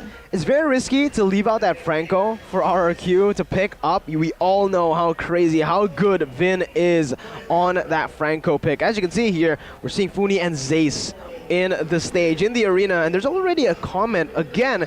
If Albert gets his assassins, Ling or Lancelot, RRQ can win against Alter Ego, and that's exactly what we saw. Lancelot, not really a good KDA from Albert, but he played as a utility jungler, securing the retribution onto the neutral objectives when it was necessary. Alter Ego, though, they let the Masha go, they let the Franco go. It's the Kagura and the Esmeralda. RRQ, I think we know what they want. Franco is up. Franco is up again. Yeah, Masha on the hands of R7 is going to be ever so deadly for the mages and as well as the gold laners here from side of Alter Ego. We'll have to see here, but I do doubt that Kagura pick. I feel like it's a little bit too early, but perhaps that Kagura pick is to anticipate the Claude pick coming from potentially from Skylar. But it will be Beatrix and as well as Franco here. Again, 2 power picks from Vin and as well as Clay. Alter Ego, they have a lot of job to do here, closing out the first phase. And also for Skylar, it's a power pick for Skylar. It's a Beatrix. It's a signature pick, and Alter Ego will have to respond with the Franco. The Claude is going to be extremely vulnerable in these team fights to that bloody hunt. The Beatrix as well, just so flexible in the lanes, in the team fights, and even in sieging down turrets. What did they need to go for here up against a Beatrix? Go for the Paquito in the gold lane, put some kill pressure on the Beatrix, or you go for maybe the Cho. The Cho could be a possibility. It is going to be the pick for Alter Ego, putting Leo Murphy onto his signature hero. This is still a flex pick though, right? It is, it could be in the hands of Leo Murphy, or it could be placed in a different area as well, because Nino is a very versatile gold laner, so we're not really sure what's going to happen here just yet. It is leaning towards that though, and now Alter Ego Esports once again trying to secure a really winning lane in that EXP lane for Esmeralda. The Dairoth pick is going to be taken out of it, knowing that he does have the potential to burst down these tanky heroes. Well, yeah, I do get your point here, but I do feel like this Cho is more useful in the roam position. Why? Because that bloody hunt can be cancelled with that Jet Kundo by Cho. So perhaps, again, with the aggressive playstyle that Leo Murphy provides for his team, this show is just perfect to target the Way of Dragon towards Beatrix. This Beatrix is going to be in trouble if he is not aware of his positioning. But RRQ realizing that, yes, Claude is a very good hero, especially if played by Nino, they will take that away from their side. Alter Ego, one last ban. Will they limit the XP or will they limit Albert's hero is the question. Jungler, I'm thinking jungler here. Ling is still up for grabs. Alter Ego, they can go for the ban onto it. I think it really synergizes well with RRQ's current composition, but no, Alter Ego actually take the Uranus out. So 2 picks, 2 bans for R7 targeted towards him. Also, they picked up the Cho and Esmeralda, so you can see how Alter Ego are trying to shut R7 down. Getting all of his hero picks out of the frame, out of this composition. But there's still one other hero, I believe, that they can play. It's the Thamus that we saw already once, and a Paquito, Gani. The Paquito we saw as well. The game-winning Paquito against Geek Fam on day 1. The Ling is going to be the choice of ban, though, for the side of RRQ Hoshi to close out the second phase. How will Alter Ego respond to this? Are they going for that jungle position now, or are they going to wait till later? But what I wanted to highlight was how risky Alter Ego has drafted, right? They have the Way of Dragon from Cho. We have the Yin Yang Overturn coming in from the Kagura, as well as that Falling Star Moon from that Esmeralda. Understanding that all 3 of these ultimates can be a make or break type of ultimate for the Valentina to steal. That's true, that's true. So perhaps Alter Ego will need to be careful here if engaging team fights. But one hero that could be picked up by Alter Ego is they need burst. They need physical burst. And Paquito fits perfectly. And there you go for the side of course, Silly Boy. Silly Boy will play this Paquito. They provides the physical burst that they need. And again, it can cancel the bloody hunt if Franco wants to engage his teammates. And remember, it can also be a gold lane Paquito. We haven't seen it much, but one of the counters towards the Beatrix in that gold lane is someone with crazy kill pressure. If you go for the Paquito with a high and dry emblem talent, you can actually just burst him down from the get-go, especially with his buffs towards the second ability. The jab that just does so much damage, but RRQ here, 2 more picks to wrap up their drafts. Thamus is ready. Paquito taken away. Other than Thamus, Yuzong technically could still be an option, but I don't think it is going to work against Alter Ego's heavy dive style of composition. I think Ruby could be the choice here with the Karina picked up for Albert. Ruby fits in this composition. They go for the disengage, stopping Cho, Esmeralda, Paquito, and even the Kagura from that full dive, but they opt for the Masha pick that we haven't seen today. Okay, so the Masha pick comes through for R7 here for the side of RRQ Hoshi, and usually when we see the Masha pick, we usually see a really heavy backliner. I do understand that it is going to be the Kagura, but I guess now the Popol and Koopa is going to be the addition for Alter Ego as well. And laning phase, Popol and Koopa does quite good against the Beatrix. Oh, he absolutely destroys the Beatrix. Demolishes the Beatrix in lane. Level 1 to 4. And if Alter Ego can capitalize on that, use this early game advantage to just completely snowball Popol and Koopa, then the Masha won't be a factor in that late game. But if we get to that late stage, how will they melt this Masha? That is going to be the question, right? I mean, realizing that they have the burst in Kagura and as well as Paquito, perhaps that is going to be the way. Remember, Popol and Koopa can and will build DHS as well, providing enough damage towards that Masha. But composition-wise, I gotta say, I feel like Alter Ego might force a game 3 here at Eterna. We might see a game number 3 as both teams have set their compositions in stone. We are going to see game number 2 here between Alter Ego as well as RRQ Hoshi as we're going straight into the Land of Dawn. Woo! Here it is. I can't wait. I can't wait to see as well.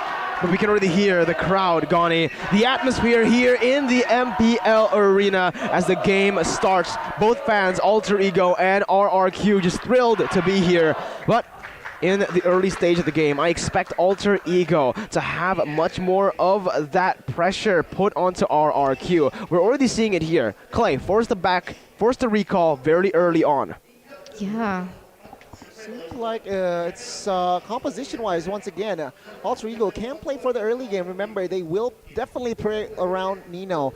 They will somehow play the objective. They will, their main strategy here with this Papa and Koopa is they will take this top turret down first rather quickly, swiftly, and will rotate after that, build upon that. But we'll see here, how will RRQ counter that? Yep. And the thing is, the Franco is going to actually provide a lot of safety for the Beatrix in the lane. It's all going to come down to how Alter Ego rotates on the map. They're already playing it very aggressively towards that top side with Leo Murphy constantly opening up the map in that top side jungle. But it does seem like Sellyboy just wants to help Udil in the mid lane. Both teams, again, not really forcing any of the plays to happen in the early game. Both of them just still trying to read each other out, their movements, and it seems like the setup will be here for Alter Ego to take the first turtle as the top side has constantly been pushed in, and Franco now will finally be forced back into that bottom side to help with the turtle. Seems like turtle here spawned. Turtle Samsung, first turtle Samsung spawned here, and seems like rotation-wise, Alter Ego who will grab this Lord, but Karina is already entering that area as well. Yeah, Leo Murphy is going to be the first one to set up here. He is opening the map away, looking for the members from the side of RRQ Hoshi, but look at this. Albert goes in, is able to get that Lord just in time. Turtle, as the Way of Dragon here comes into play, really punishing the members from the side of RRQ Hoshi. It is going to be Udil, though, taken down in that particular maneuver. Wow, again, you can see, even with Alter Ego's superior setup in the early stages, RRQ comes in and adapts so well. R7 zoning that Paquito away for the retribution to come through. And we're seeing it again. Sellyboy on the killing spree. He is 2 levels behind. Just now on the Turtle Steal, he was 1 level behind. So that gives Albert more damage on that retribution. I gotta agree with you, and take a look at Leo Murphy here. He opted for that cooldown reduction on that emblem, so expect a lot of Way of Dragons here in game number 2.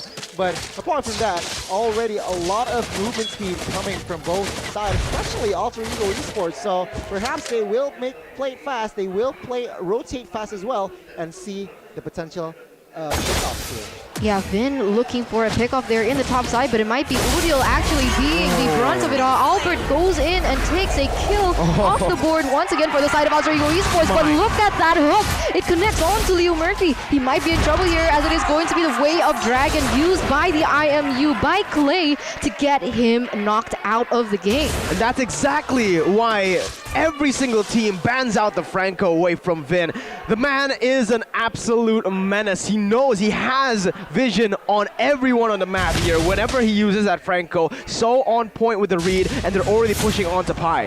Yeah, Pi here going to be pressured by 3 members from the side of RRQ Hoshi. They are going to opt for the jungle instead, though. But wait a minute, Vin gets taken down by Udil with that Yin Yang overturn, completely bursting him off the charts. Well, it seems like Alter Ego, the game plan isn't clear, right? I mean, take a look. Momo and Koopa, minute number 4, has yet to take down top side turret. Already setting up for this next turtle. Who will it come to? It is going to be Albert once again, but look at this. It is going to be the Way of Dragon. Clay going to be caught in a bad situation. Leo Murphy in trouble, and killing spree has been secured by Albert. Pi needs to be careful as well. Will it be another kill for Albert? A double kill is the answer, as RRQ Hoshi pick up another side of Alter Ego Esports. And in the early game, the position where Alter Ego should have the upper hand, it's RRQ who take the lead. 5-1, taking 2 turtles to nothing from Alter Ego. And look at the gold lead, 2.4 thousand, as we are going to see what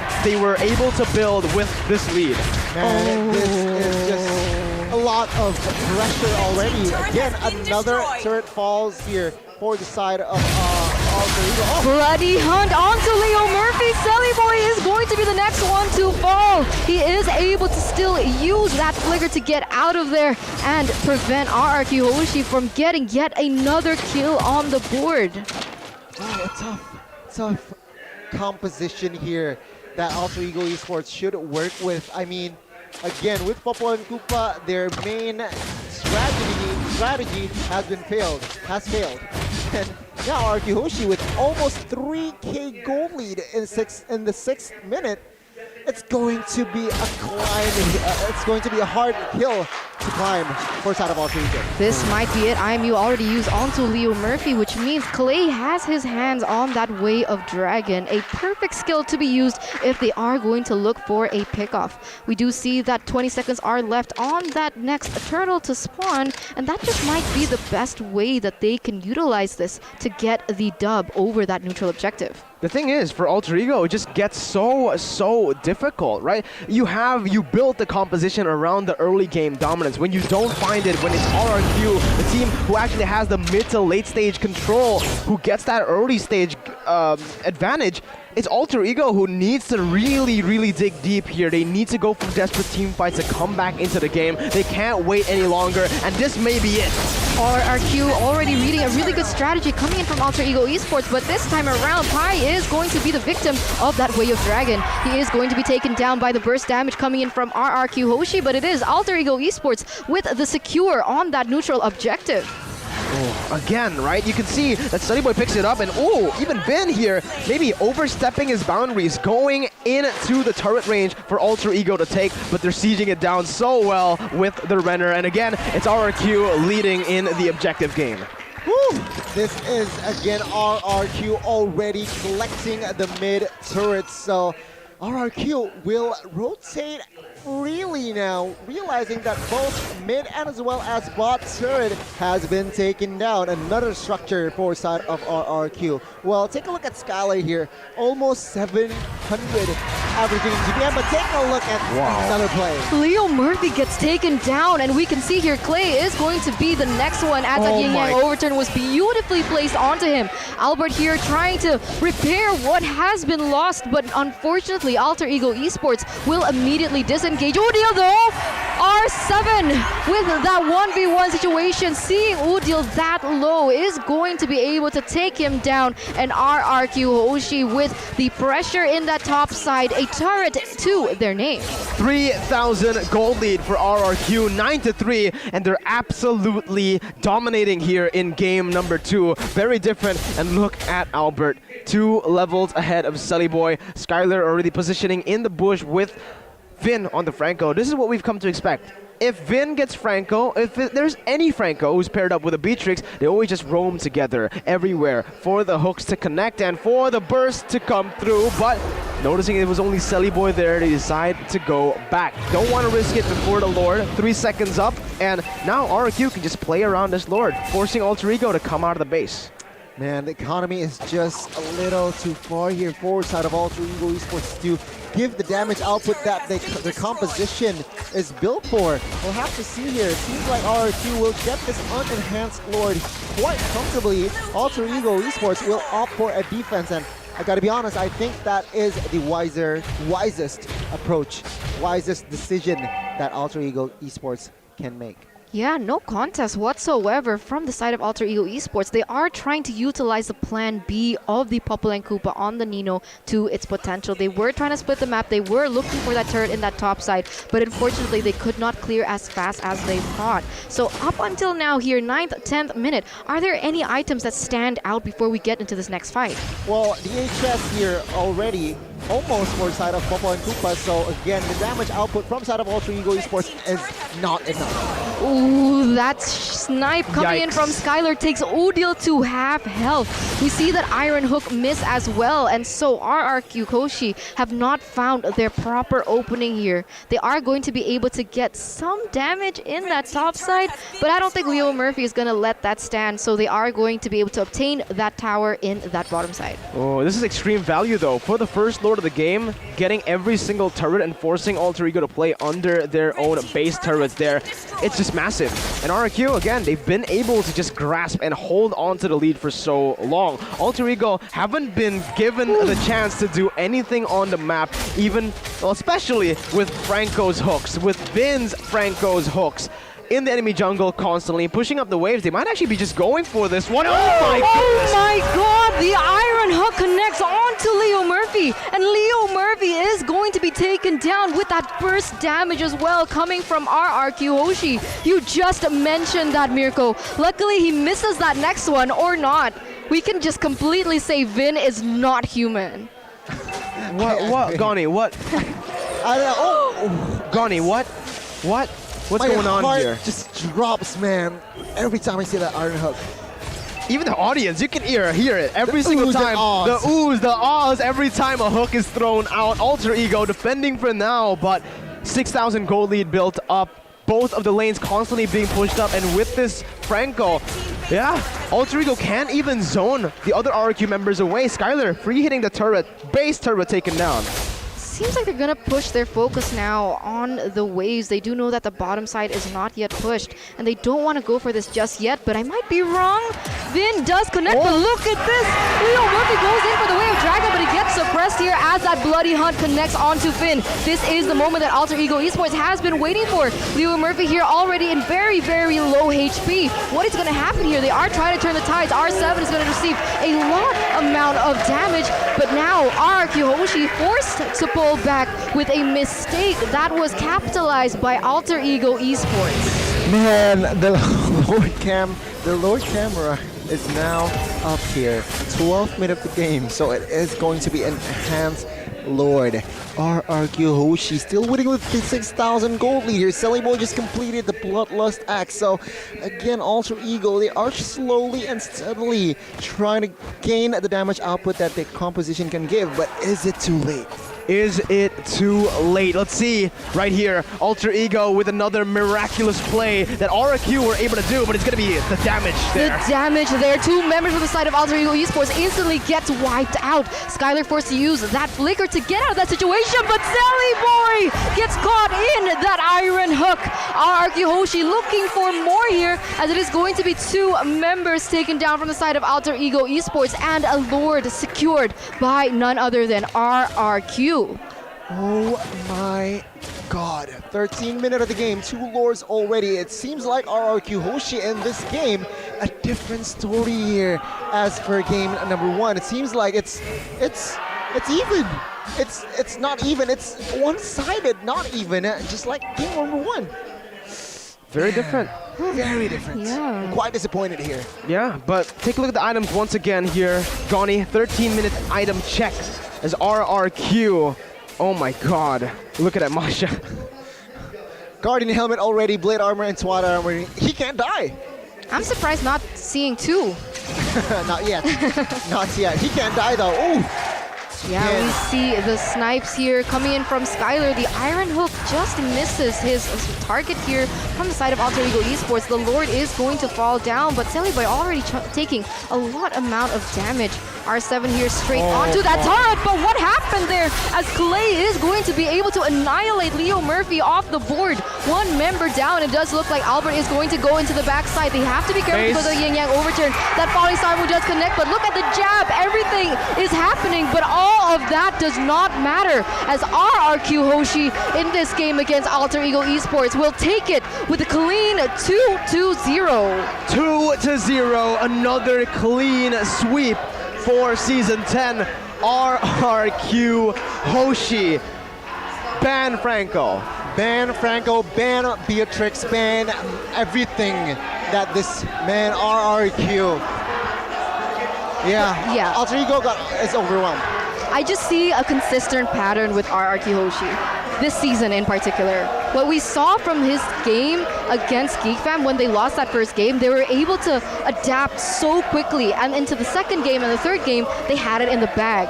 A little similar to now with their game against Alter Ego Esports, where it seemed like it was a stalemate between Alter Ego as well as RRQ, but that one game was enough for them to read on the gameplay and the play style from the side of Alter Ego Esports and really just take it from the get-go, because we see Alter Ego Esports, when they play, they are heavily reliant on Leo Murphy making the plays. But if you watch what was happening, you could see that they already anticipated that movement and even punished Leo Murphy for just the same patterns that cannot be redone, especially against a team as strong as RRQ Hoshi. I think it was a big mistake putting the Popple and Koopa onto the hands of Nino, a man that is so flashy, a man that can carry the team with his hyper carry heroes like the Beatrix, like the Claude, the Wanwans, even the Phobias. Putting him on such a one-dimensional hero like the Popple and Koopa, I feel like was a massive mistake, Gani.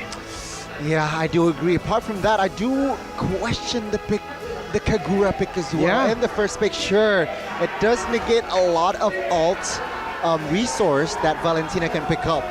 But it's I don't know, I feel like a lot of mage heroes that are still open that can be picked up by the side of Alter Ego. But it's okay, it's done. The series is 2-0 here at Trinidad as well as Miracle. And it seems like in the second game here, not much to analyze. It's a pretty one-sided game here. But I do want to analyze this. RRQ, they have shown that they can take it to the late game, but they can also take it and win it in the early game. Yeah, and now we're going to take to host to see what RRQ have to say about that particular match.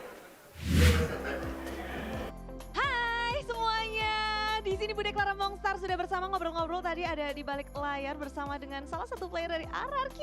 Ini dia Viva RRQ. Mana suaranya karena Albert sudah hadir di sini. Halo. Halo Albert. Halo. Gimana, capek? Lumayan. Pegel-pegel? Enggak. Oh enggak. Pertemuanmu, match pertama kalian bersama Alter Ego di MPL Season 10. Gimana rasanya, boleh ceritain nggak sih? Seru sih, dari gue dari game 1 juga kan lumayan berat ya. Net game juga ya, seru sih lawan mereka. Berasa deja vu sama Season 6 nggak sih? Keras banget kalian tadi back and forth, terus comeback. Kalau deja vu Season 6 enggak sih. Belum ya, belum sekeras itu ya berarti? Belum. Belum, berarti bisa lebih keras lagi nih. Tapi luar biasa banget kemenangan kalian di game pertama. Mungkin kita bakal bilang kok, wah RRQ tadi presentasi kalahnya tuh gede banget loh pas di game 1. Kalian menang rada comeback kayak gitu. Emang itu ada potensi kalian kalah gak sih sebenarnya di game 1?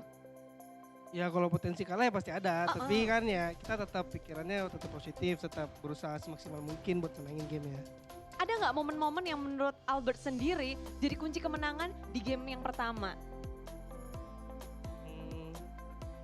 Tahu sih.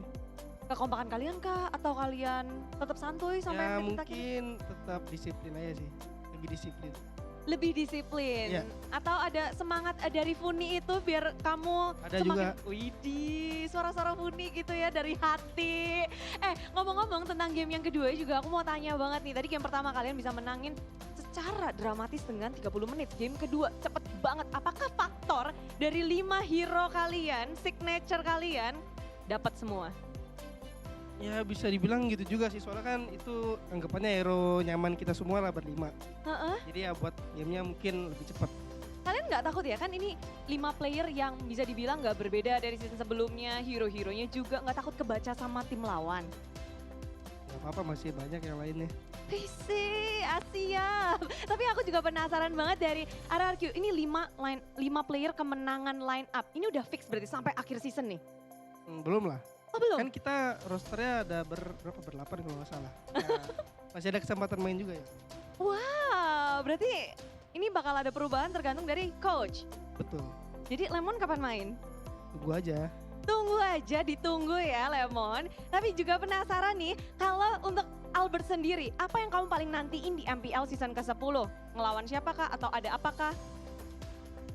Gak ada. Ngangkat piala lagi? Ya mungkin angkat piala lagi, amin. Amin. Yang ditunggu-tunggu Albert. Tapi Bert, boleh dong salam-salam buat Funi ataupun buat RRQ Kingdom yang dari tadi. Wah, suaranya menggelegar. Makasih buat semuanya yang udah dukung juga. Makasih dah. Makasih juga Bude buat Albert di sini ya. Silahkan caster ambil kembali. Makasih caster. Silahkan caster. Still the undefeated lineup here that what we see on screen for RRQ Hoshi. And in that interview, he seemed pretty confident with that win against Alter Ego. He was cold. He was cold. As ice. Yeah, as ice. He didn't show any emotions. Then, Budeklara Mongstar mentioned Funi, and he just started smiling. That's cute. That's how to break. That's how to break Albert. yeah, that's how to break Albert. Exactly. Yeah. Never mind. But yes, a very textbook game, I could say, in game number 2. A very different approach from as game number 1. I feel like Alter Ego, they were overwhelmed already since the start. Oh yeah. They argue this time though in game number 2, they give zero chance for side of Alter Ego to somehow bounce back. I mean, Alter Ego tried. Alter Ego tried to farm. Alter Ego tried to set some pickoffs, sometimes contest the Lord, but it was a little bit too late. So in details, let's just jump into the 14-minute game here for game number 2. RQ Hoshi again, a very clean game from Skylar, from Albert, and of course, let's not forget about the fisherman, I can say, Franco Vin with 0-3-7. He is so reliable once again, showing that his standards on playing as a roamer, of course, on this Franco. Again, a lot of power picks given for the side of RQ Hoshi, plus play on the Prio hero, that Valentina Alter Ego Esports. They were overwhelmed. They went for the Kagura first pick on their side, and it's not viable. Sure, it can take away that alt steal, but again, in the Land of Dawn, in that team fight is not evident enough. Kagura needs the items. Let's take a look at the post game here. It's all RRQ. Rich Guy the carry will be Skylar, Sandbag will be R7, Forgotten One will be Vin. But I do want to add this, composition-wise, I mean, RRQ Hoshi played a textbook game. Why? They just know the roles. Clay providing enough damage in the early game. R7 holding his lane, even though there were no setups for his lane. He just played it solo, isolating himself. Skylar, of course, farming is his go-to approach, and he did that in the second game. Albert and Vin providing chaos in the back lines, finding pick-offs and necessary pick-offs as well. And let's take a look at the MVP here for the second game. Can be anyone, but of course it will be Vin on this Franco, providing again important hooks. And let's just jump to see the replays here perhaps in a bit. This was the MVP presented to you by the Samsung Galaxy A535G, and I agree, man. Even though Beatrix had most of the damage, the gold, but Vin was such an enabler in this game, Gani. But here you go, your time to shine, Gani. Let's take a look at the highlights here. It seems like it was a fast game, but take a look at RRQ. They are synergizing themselves, coordinating themselves, where even the backup by Vin here, always providing, soaking a lot of damage. The flanks, the reinforcement comes into clutch as well. Albert having enough damage output. He is able. Take a look at Vin. Vin is just amazing from that Franco. And again, with this Lord, it's just the damage output that coming from the side of Alter Ego wasn't enough. They forced this one, but they gambled it and it didn't pay off. RRQ Hoshi again displaying a perfect coordination here on the siege. It seems like Alter Ego can defend, but take a look at Leo Murphy, the first one to fall without any body that can soak up the damage. The bitch is just too exposed. I gotta say, I'm bored. Ooh. I'm bored of seeing MVP highlights for Franco on Vin. Yeah, for Vin on At this stage, Franco. like, you know, it's like we don't even have to say that you need to respect Franco's Vin. Vin's Franco. Every single time he picks up the Franco, he's gonna get the MVP. Let's hear though from the players.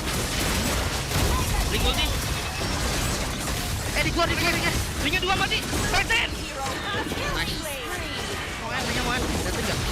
Pulang ringnya. Pecah baru bagi ini. Pecah. Pukul. Full defense. Mana. Pecah. Ini mati kan. Lordnya dulu. Grip. Santai, grip dulu, kita bisain guys. Kita bisain. Mana. Pecah. Bisa ini masuk gripnya. Anderson. Dia bakal kan. Coy di sini. Perangga. Guling pikir. Coba pikir. Gas sih, clear. Nice. Dari tengah. Coba pikir ya. Tentornya beda jauh.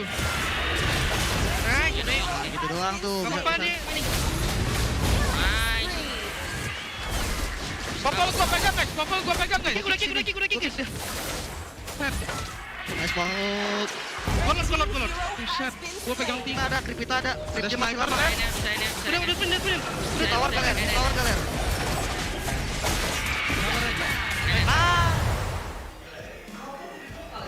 And that was your highlights by TikTok and a little sneak peek into the mic checks of RRQ Hoshi. And I gotta say, they were and seemed focused, but it looked like another day at work for them. Yeah, it did. Exactly, textbook. Textbook day. The comeback wasn't really textbook. They didn't even know if they were able to end. When they noticed it, they were like, hey, go for the end. They all went in for it. Even Albert with his 1 HP bar. But they did it, man. With Skylar and Clay hitting that base, it was all but done. But now we're going to take a look at this. Vin, the keys to success, 13-1-8. Vince Franco does his job perfectly. This is, yeah, like you said, this is another day. If you give Vin Franco, this is what you can expect. Every single time. Yeah, you dominate the game. It doesn't even feel close sometimes when he gets the Franco. And that's why this is one of, if not the highest prio thing you need to do against RRQ. Ban Franco. I mean, they did ban in the first game. They did ban out Franco in the first game. And it was a close game. It was a close game. And I feel like Alter Ego got over, I don't know, they were testing confident. Limits. They were testing the limits as well, perhaps. But seems like they gotta suffer the loss here in the second game. But yeah, well, props to Vin, again, enabling his team as a roamer, providing vision and as well as soaking the damage. But I do want to grab one thing. What do you want to grab? What do you want to grab? What do you want to grab? I want to grab some food. I want to grab some food. How? Well, how? Just go over there. Look below. Look below on the screen right here, below the caster desk. You guys can get a 20,000 IDR discount with the promo grb.to/MPLIDX grab. Scan the QR code over on Gonnie's side if you guys want to. Just the easy route, right? Don't need to type it in. It's gone now, but you guys can always rewind. When you said look down, I looked up for some reason. Eterna's world is upside down. And so was the TikTok highlights that we could have seen, the especially TikTok highlights was upside down? With the Franco turned my world upside down. I don't know about you, so you guys can upload your excitement watching MPL ID Season 10 and use hashtag MPL celebrations to get attractive prizes during the challenge. Attractive prizes? Attractive What kind of attractive prizes? Such as? A lot. A lot. Could it be Secret lap? the 10th? Could be MPL celebration. Look at this. It has the season. It has season 10 written, etched into it. Ladies and gentlemen, I gotta say this. I love this design. I love it too. Design. Of course, and as we are talking about Secret Labs is our official gaming chair partner of MPL Season 10. So don't forget to check a look at the Secret Lab Titan Evo 2022 chair that is designed to, keep us all comfortable here on the caster desk, the players on the stage as well, and just, we don't even feel that 30-minute game.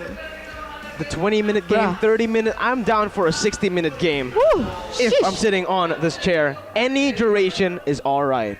Any duration is all right. I can bear with anything here. Sitting on the Secret Lab. Yeah. While sitting. We've never been tired while we're on the caster desk because we're on the caster chair. And don't worry, Mirko, because there is still going to be a match ahead of us. Oh, really? Yep. What match? It's going to be EVOS once again and the debut of Aura Fire in MPL ID Season 10. So we're going to see, after all those months, what have they repaired to their particular gameplay strategies, if they can make it to the playoffs or not. Just so many things to talk about for this next upcoming match. Last time, Aura Fire knocked EVOS out of the lower brackets. Let's see. There's some history here going on amongst these two teams. The Reds versus the Blues. So before we get into that, we are going to take a little break. So thank you so much for watching. It is still me, Eterna, Mirko, as well as Gonnie. See you after the break.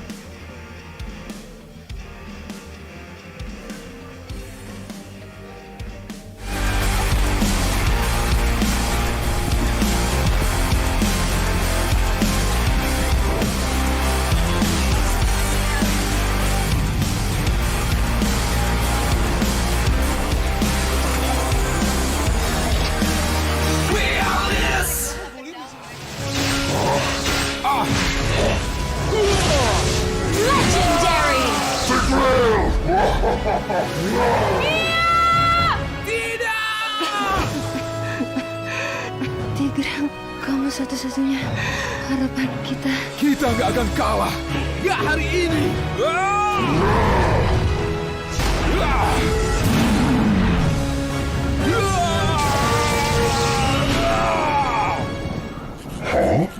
Loh, tangan gue kenapa nih?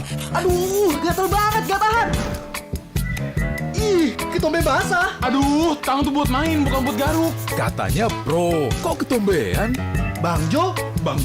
Kagak ada Bang Jo, gue brand ambasadornya. Kalahin ketombe basah dan gatal. Menangin match pakai Head and Shoulders. Move on ke Head and Shoulders. 100% pede, ketombe basah dan gatal. Wiped out.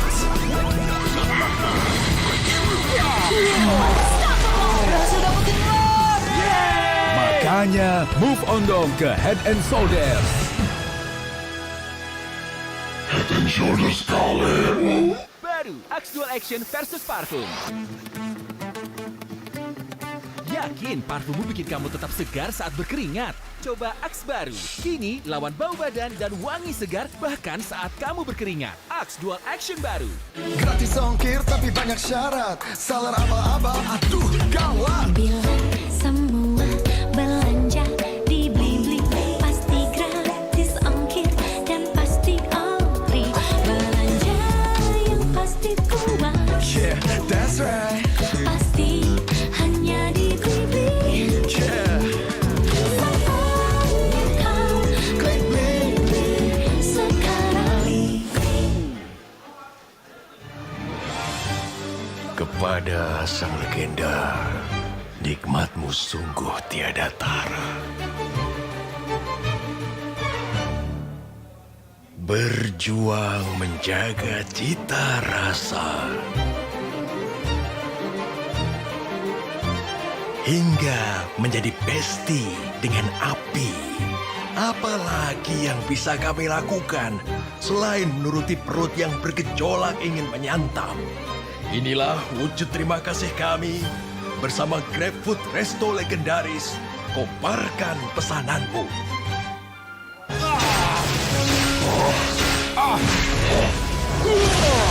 Legendary.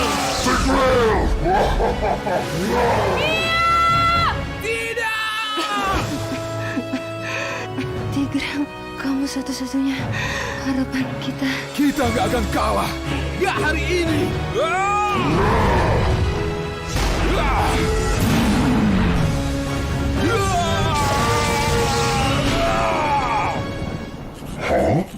Loh, tangan gue kenapa nih? Aduh, gatel banget, gak tahan. Ih, ketombe basah. Aduh, tangan tuh buat main, bukan buat garuk. Katanya pro, kok ketombean? Bang Jo? Kagak ada Bang Jo, gue brand ambasadornya. Kalahin ketombe basah dan gatal. Menangin match pakai Head and Shoulders. Move on ke Head and Shoulders. 100% pede, ketombe basah dan gatal. Wiped out.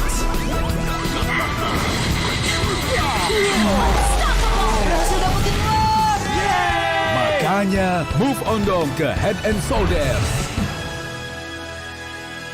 Head and Shoulders kali.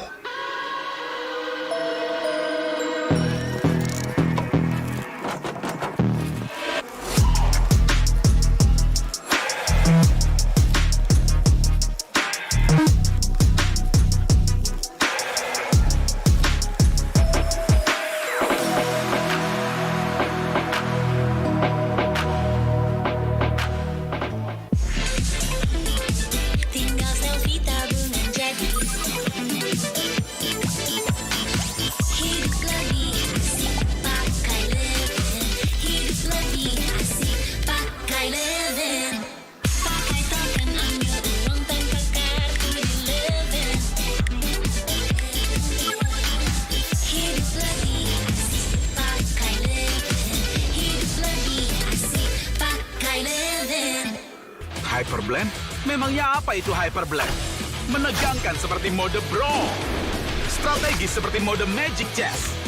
Tak terbatas seperti mode Overdrive. Dan sebebas seperti mode Creation Camp. Hyperblend, mode game menarik lainnya dari MLBB. 50% skill, 50% keberuntungan, 100% keseruan. Skill dan equipment, strategi tak terbatas. Hero, skill, kombinasi sesuai yang Anda inginkan.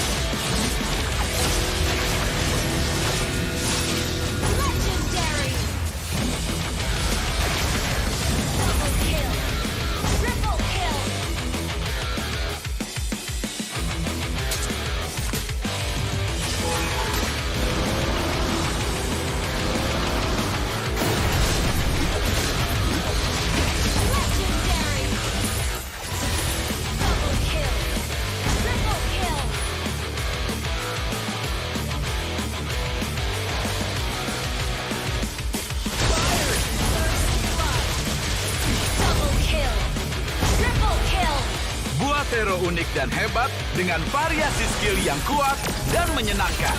Mode baru yang luar biasa, Hyper Blast.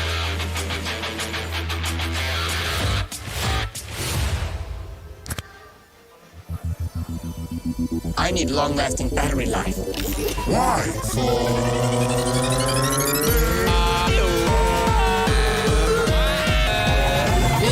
That is awesome. I need long-lasting battery life. Why?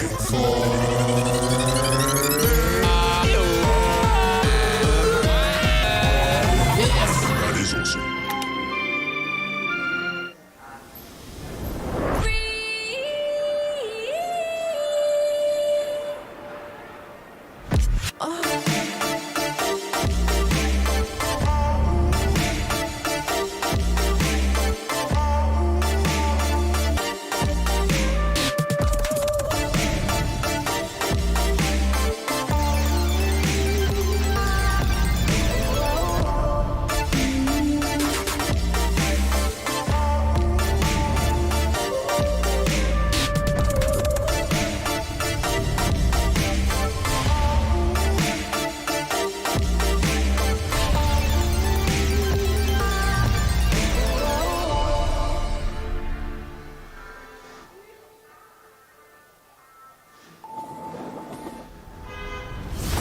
Kita punya mindset, ya kita harus naik bareng, ya turun bareng, apapun ya bareng gitu.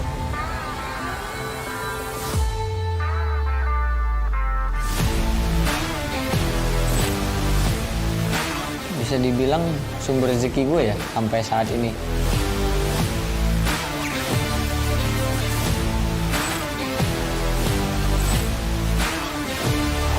Keluarga, tapi kita harus profesional. Jadi kalau salah ya salah, bukan karena dia keluarga lu bela.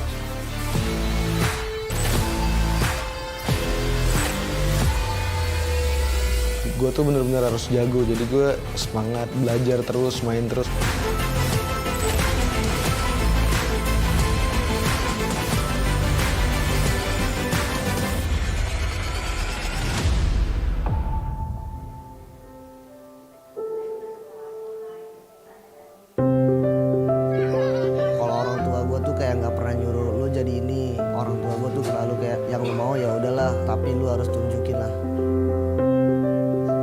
Sekolah-sekolah itu biasa nggak danuin, ya ntar gue Deden punya gaji gitu, liatin aja dah Deden gitu.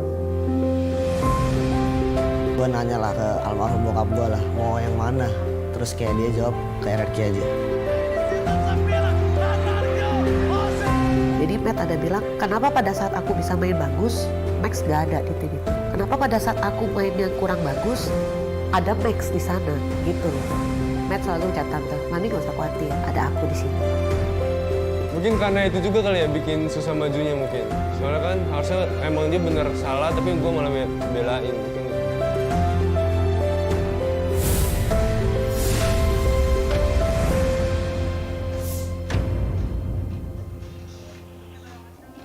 Saya Anggi. Kerjaan saya baru-baru ini jadi driver Grab.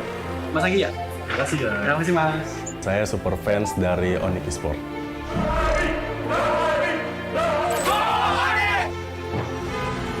Saya Hafiz Kerunanda, kegiatan sehari-hari aku sekarang hanya mahasiswa aktif dan juga salah satu bagian dari Superfans RRQ.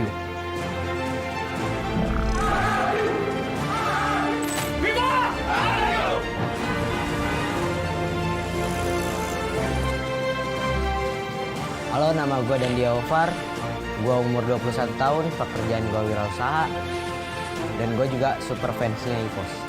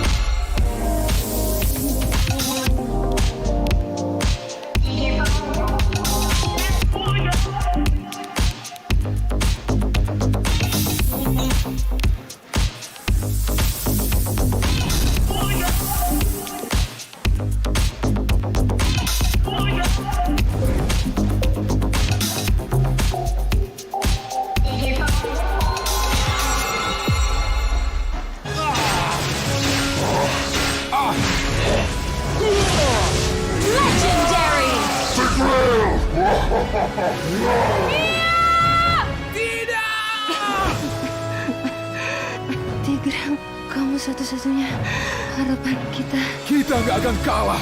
Nggak hari ini.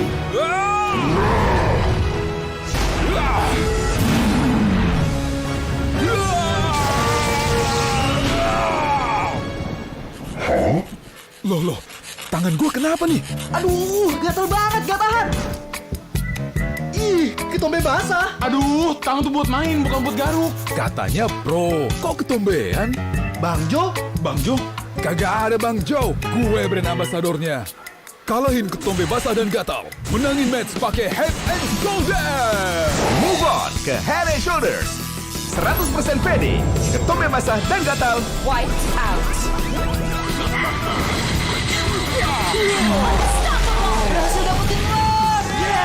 Makanya move on dong ke Head and Shoulders. Head and Shoulders kali. Baru Axe Dual Action versus Parfum. Yakin parfummu bikin kamu tetap segar saat berkeringat? Coba Axe baru.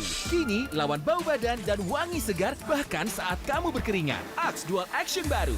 Gratis ongkir tapi banyak syarat. Salar aba-aba, aduh gawat. Bila semua belanja di Blibli pasti gratis ongkir dan pasti ori. Belanja yang pasti kuat. Yeah, that's right. Pasti hanya di Blibli. Yeah. Klik Blibli sekarang. Kepada sang legenda, nikmatmu sungguh tiada tara. Berjuang menjaga cita rasa. Hingga menjadi besti dengan api. Apalagi yang bisa kami lakukan selain menuruti perut yang bergejolak ingin menyantap? Inilah wujud terima kasih kami bersama GrabFood Resto legendaris. Koparkan pesananku.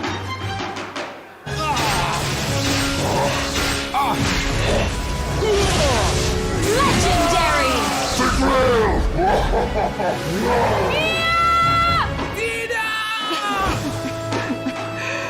Tigra, kamu satu-satunya harapan kita. Kita nggak akan kalah. Nggak hari ini.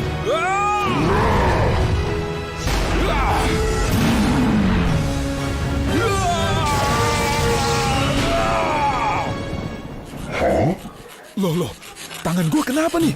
Aduh, gatel banget, gak tahan. Ih, ketombe basah. Aduh, tangan tuh buat main, bukan buat garuk. Katanya pro, kok ketombean? Bang Jo? Bang Jo? Kagak ada Bang Jo, gue brand ambasadornya. Kalahin ketombe basah dan gatal. Menangin match pakai Head and Shoulders. Move on ke Head and Shoulders. 100% pede, ketombe basah dan gatal. Wiped out.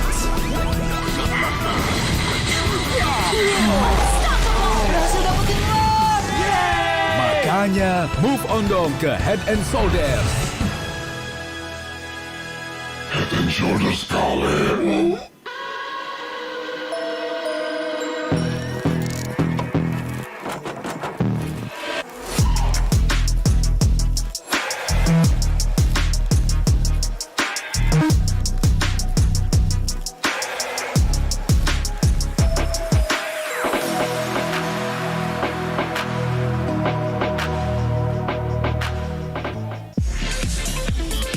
Tinggal selfie tabungan jadi. Hidup lebih asik pakai Leven. Hidup lebih asik pakai Leven. Pakai token ambil uang tanpa kartu di Leven. Hidup lebih asik pakai Leven. Hidup lebih asik pakai Leven. Hyperblend? Memangnya apa itu Hyperblend? Menegangkan seperti mode Bro. Strategis seperti mode Magic Chess. Tak terbatas seperti mode Overdrive. Dan sebebas seperti mode Creation Cap.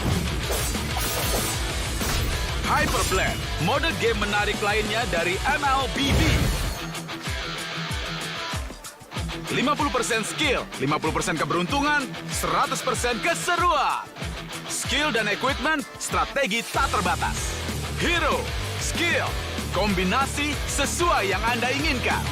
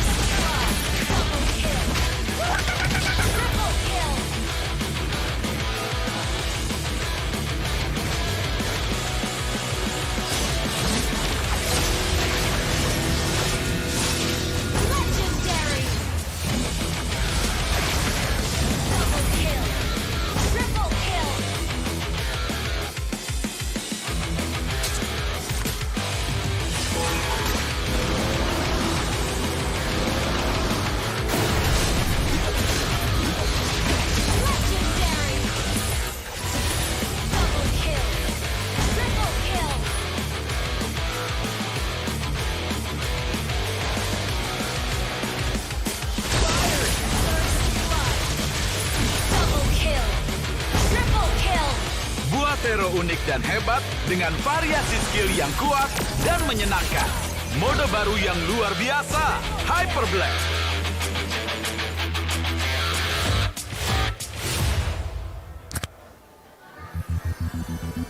I need long-lasting battery life. Why?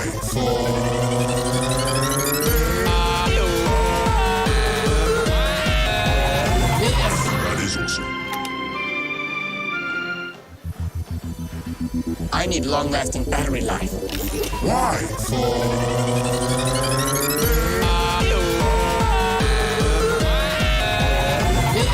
is awesome.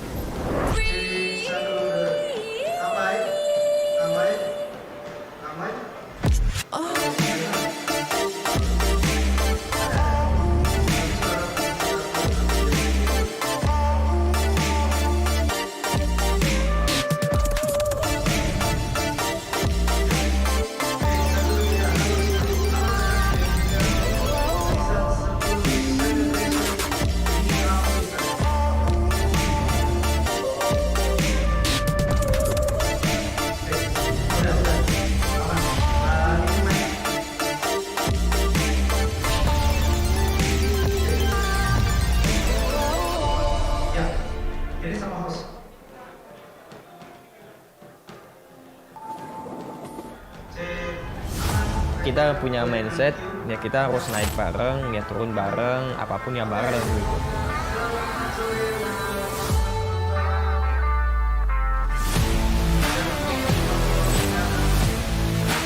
bisa dibilang sumber rezeki gue ya sampai saat ini.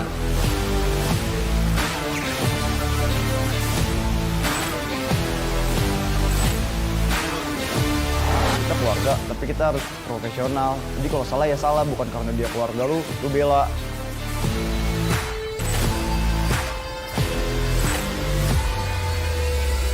Gue tuh bener-bener harus jago, jadi gue semangat belajar terus, main terus.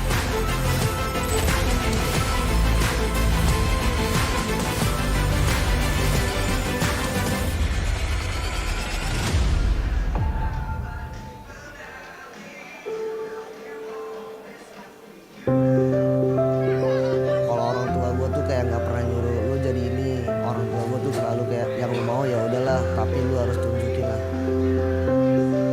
Kata saya lu nggak sekolah-sekolah itu biasa nggak danuin. Dan ntar gue Deden punya gaji gitu.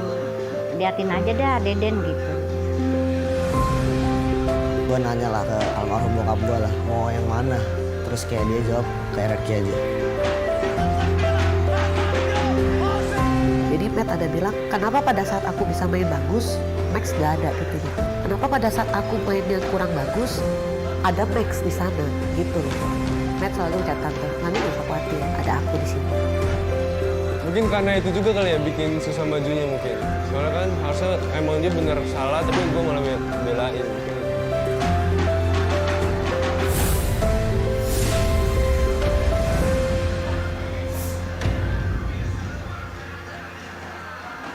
Saya Anggi, kerjaan saya baru-baru ini jadi driver Grab.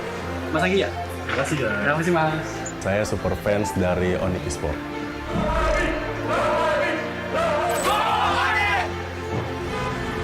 Saya Hafiz Anda, kegiatan sehari-hari aku sekarang hanya mahasiswa aktif dan juga salah satu bagian dari superfans RRQ.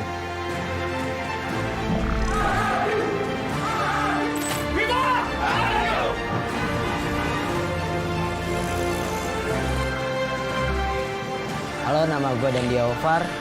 Gue umur 21 tahun, pekerjaan gue wirausaha. Dan gue juga super fansnya EVOS.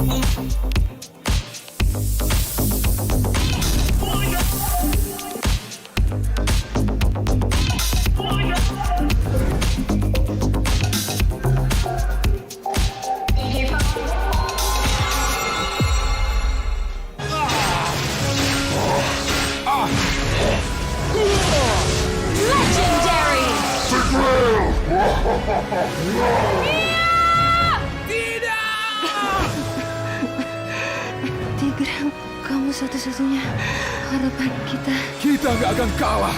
Nggak hari ini.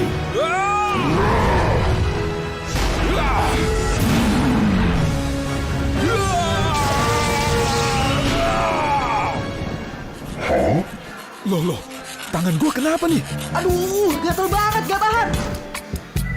Ih, ketombe basah. Aduh, tangan tuh buat main, bukan buat garuk. Katanya pro, kok ketombean? Bang Jo? Bang Jo? Kagak ada Bang Jo, gue brand ambasadornya. Kalahin ketombe basah dan gatal. Menangin match pakai Head and Shoulders. Move on ke Head and Shoulders. 100% pede, ketombe basah dan gatal. Wipe out.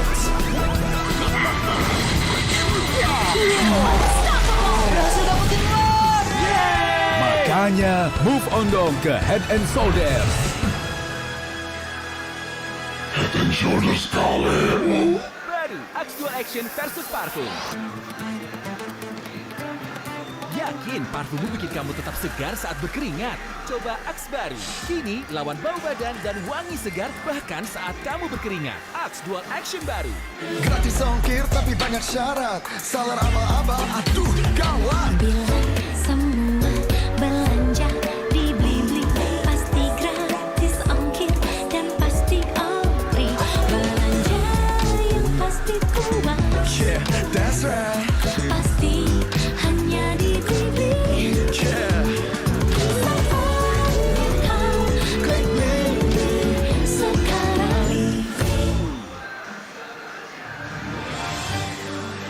kepada sang legenda. Nikmatmu sungguh tiada tara. Berjuang menjaga cita rasa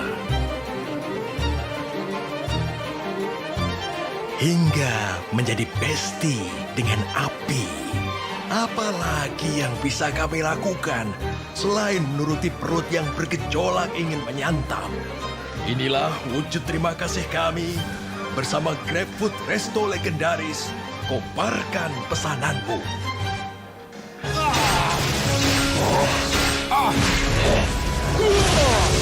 Legendary!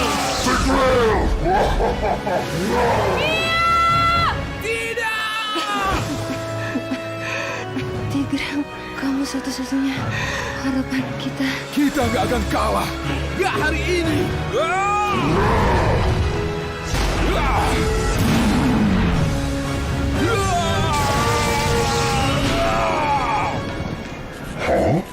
Loh, tangan gue kenapa nih? Aduh, gatel banget, gak tahan. Ih, ketombe basah. Aduh, tangan tuh buat main, bukan buat garuk. Katanya pro, kok ketombean? Bang Jo? Bang Jo? Kagak ada Bang Jo, gue brand ambasadornya. Kalahin ketombe basah dan gatal. Menangin match pakai Head and Shoulders. Move on ke Head and Shoulders. 100% pede, ketombe basah dan gatal. White out.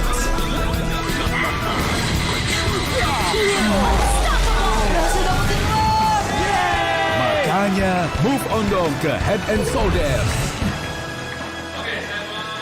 Head and Shoulders kalian.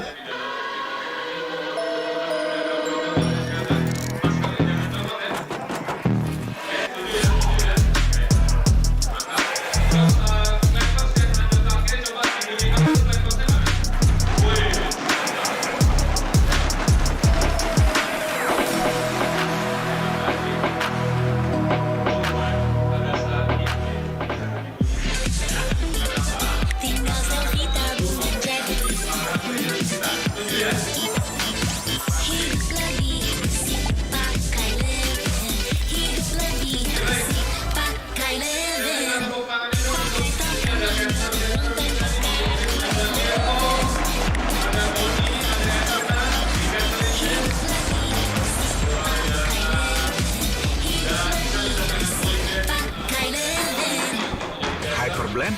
Memangnya apa itu Hyperblend? Menegangkan seperti mode Bro. Strategi seperti mode Magic Chess.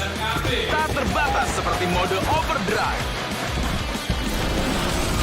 Dan sebebas seperti mode Creation Camp.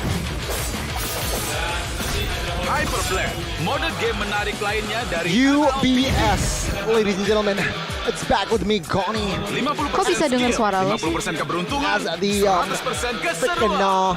Skill dan equipment, strategi tak terbatas. Hero, skill, Nggak tahu, kan kombinasi gue takut sesuai bocor yang kalau Anda inginkan. Well, Connie, kalau ini bocor. I love, ladies and gentlemen, Mirko, I love you. Eterna, I love you. Well, all love. Let's share it to the stream. I love you too, Connie. I don't. What? Ya udah nggak apa, just me and Connie. It's okay. We share the love, Connie. You have hair on your mic. What you mean? You have hair on your mic, literally. Are you serious? Beneran. Literally. Whose hair is this? It's probably mine, but like, whose hair is this? That's mine. Ooh. Like the talks. Udah. Dijaga. Ladies and gentlemen, if you're hearing now, this is your Ada time. bangs.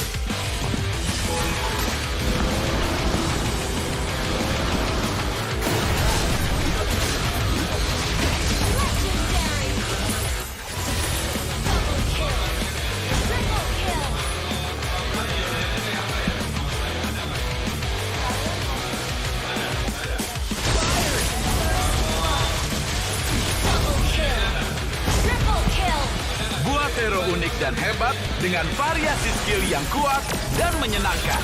Mode baru yang luar biasa, Hyperblend.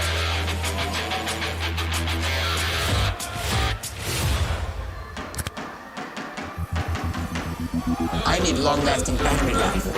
Why?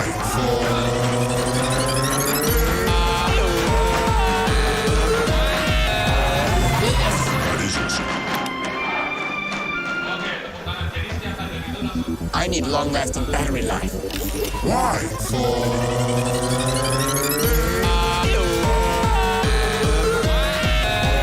That is awesome.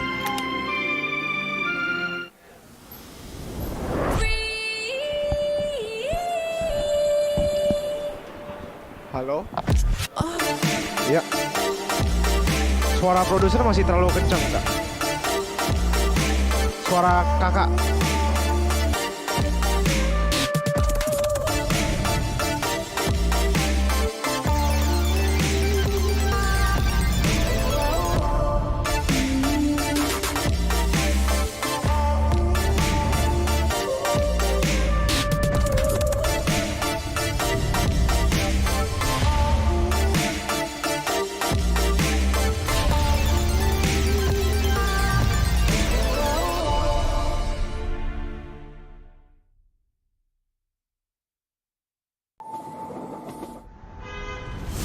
Kita punya mindset ya kita harus naik bareng, ya turun bareng, apapun ya bareng gitu.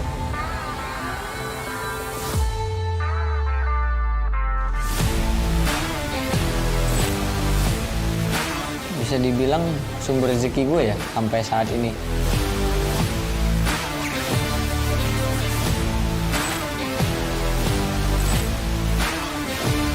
Kita keluarga, tapi kita harus profesional. Jadi kalau salah ya salah, bukan karena dia keluarga lu bela.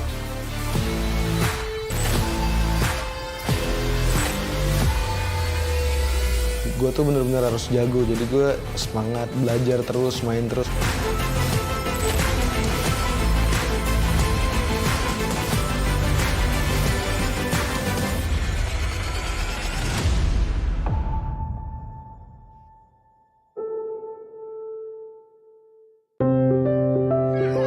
Kalau orang tua gue tuh kayak nggak pernah nyuruh lu jadi ini. Orang tua gue tuh selalu kayak yang lu mau ya udahlah, tapi lu harus tunjukin lah. Kata saya lu nggak sekolah-sekolah, itu biasa nggak danuin. Ya ntar gue Deden punya gaji gitu. Liatin aja dah Deden gitu. Gue nanya lah ke almarhum bokap gue lah, mau yang mana? Terus kayak dia jawab ke RRQ aja. Jadi Matt ada bilang, kenapa pada saat aku bisa main bagus, Max gak ada di tim itu? Kenapa pada saat aku main yang kurang bagus, ada Max di sana, gitu loh. Matt selalu ucap tante, Mami gak usah khawatir, ada aku di sini. Mungkin karena itu juga kali ya bikin susah majunya mungkin. Soalnya kan harusnya emang dia bener salah, tapi gue malah belain mungkin.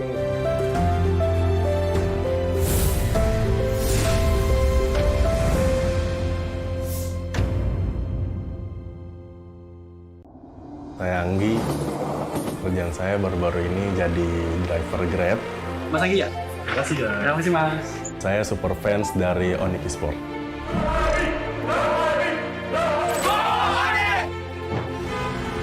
Saya Hafiz Kerunanda, kegiatan sehari-hari aku sekarang hanya mahasiswa aktif dan juga salah satu bagian dari Superfans RRQ.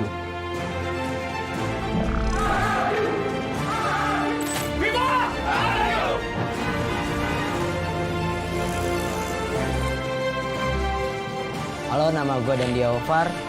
Gue umur 21 tahun, pekerjaan gue wirausaha. Dan gue juga super fansnya EVOS.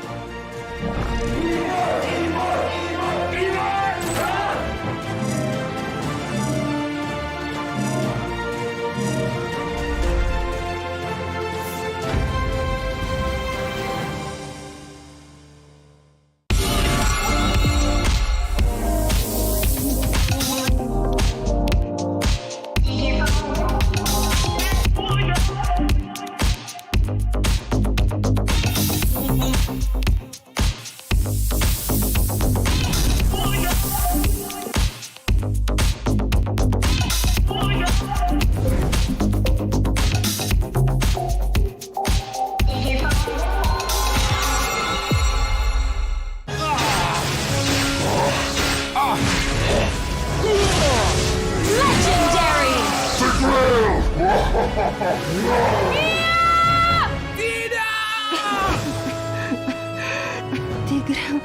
satu-satunya harapan kita. Kita nggak akan kalah. Nggak hari ini.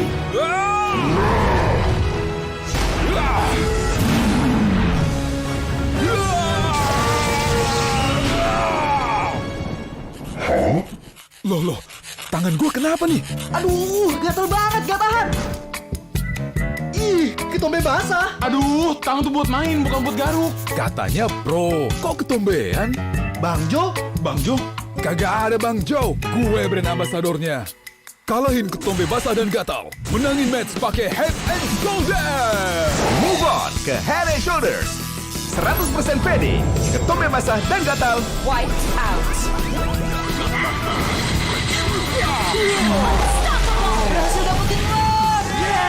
Makanya move on dong ke Head and Shoulders. Head and Shoulders kali. Baru Axe Dual Action versus Parfum. Yakin parfummu bikin kamu tetap segar saat berkeringat? Coba Axe baru. Kini lawan bau badan dan wangi segar bahkan saat kamu berkeringat. Axe Dual Action baru. Gratis ongkir tapi banyak syarat. Salar aba-aba, aduh gawat. Bila semua belanja di Blibli pasti gratis ongkir dan pasti ori. Belanja yang pasti kuat. Yeah, that's right. Pasti hanya di Blibli. Yeah. Klik Blibli sekarang. Kepada sang legenda, nikmatmu sungguh tiada tara. Berjuang menjaga cita rasa. Hingga menjadi besti dengan api. Apalagi yang bisa kami lakukan selain menuruti perut yang bergejolak ingin menyantap. Inilah wujud terima kasih kami bersama GrabFood Resto legendaris. Koparkan pesananmu.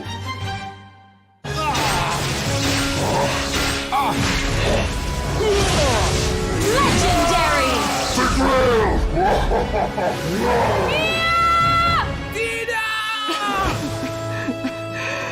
Tigra, kamu satu-satunya harapan kita. Kita nggak akan kalah hari ini.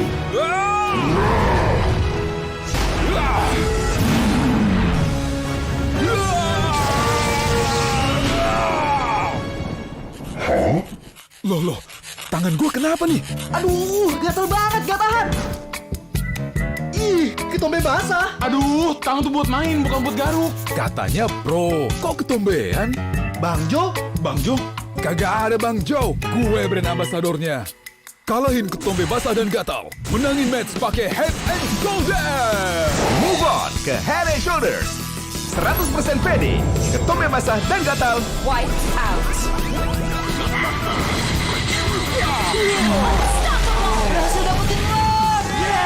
Makanya move on dong ke Head and Shoulders. Head and Shoulders kali.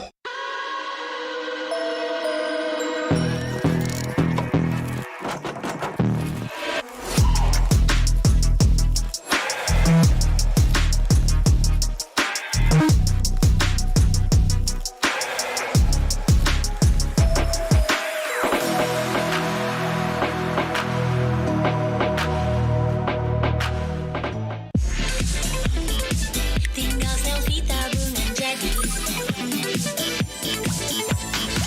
Hidup lebih asik pakai Leven.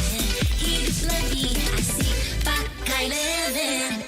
Pakai token ambil uang tanpa kartu di Leven.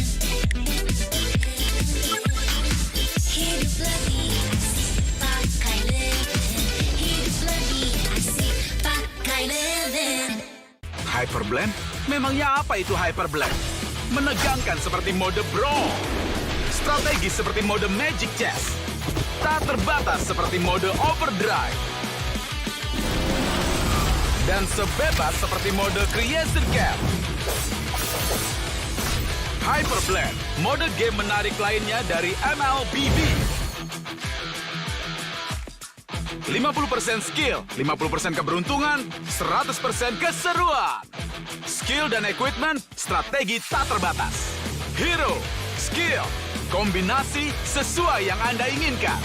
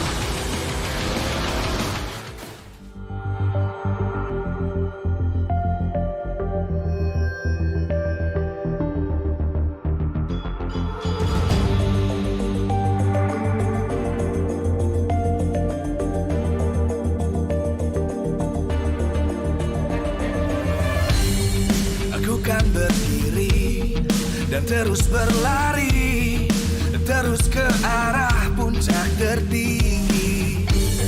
Ku takkan berhenti, hanya sampai di sini. Kemenangan abadi menanti. You know we won't miss if we unite our focus. And if you haven't noticed, we all live. Nyalakan apimu, hadapi semua tantangan. Hadang semua serangan, jatuh bukan halangan. Bakar semangatmu, janganlah engkau menyerah. Kita akan buat sejarah. We all this, we won't miss. We all this, we won't miss. Saatnya beraksi, jalani ambisi. Aku kan menyawakan hari ini. You know we won't miss if we unite our focus. And if you haven't noticed, we all live. Nyalakan apimu, hadapi semua tantangan. Hadang semua serangan, jatuh bukan halangan. Bakar semangatmu, janganlah engkau menyerah. Kita akan buat sejarah. We all this, we won't miss. We all this, we won't miss. We all this.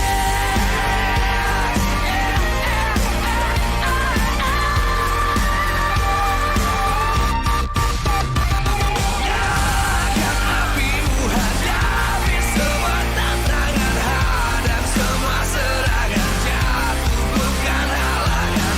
Bakar semangatmu, janganlah engkau menyerah. Takkan buat sejarah. We all this.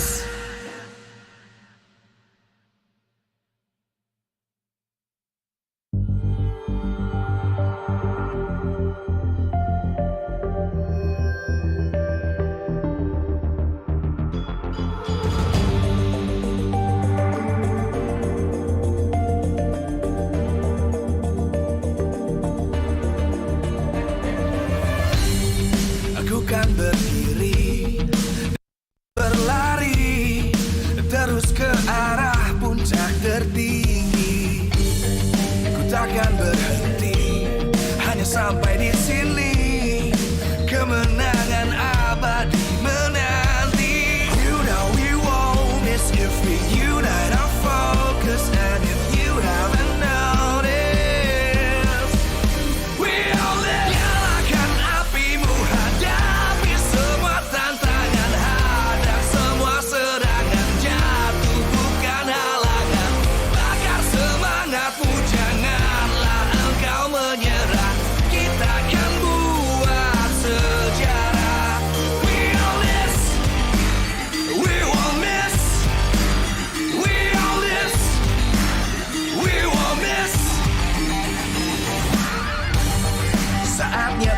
beraksi, jalani ambisi. Aku kan menyawakan hari ini. You know we won't miss the beat. You know I'm focused. And if you haven't noticed, we all live. Nyalakan apimu, hadapi semua tantangan, hadang semua serangan, jatuh bukan halangan. Bakar semangatmu, janganlah engkau menyerah. Kita akan buat sejarah. We all this, we won't miss. We all this, we won't miss. We all this.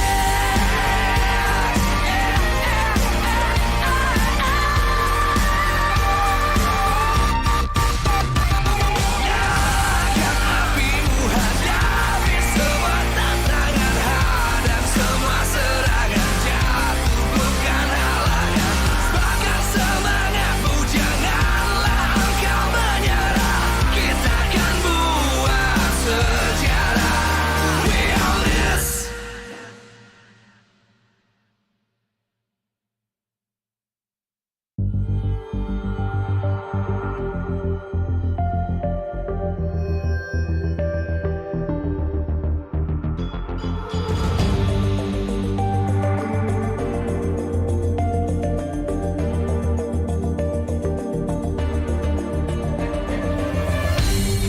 Aku kan berdiri dan terus berlari, terus ke arah puncak tertinggi.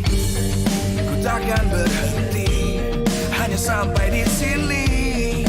Kemenangan abadi menanti. You know we won't miss if we unite our focus. And if you haven't noticed, we all live. Nyalakan apimu, hadapi semua tantangan, hadang semua serangan, jatuh bukan halangan.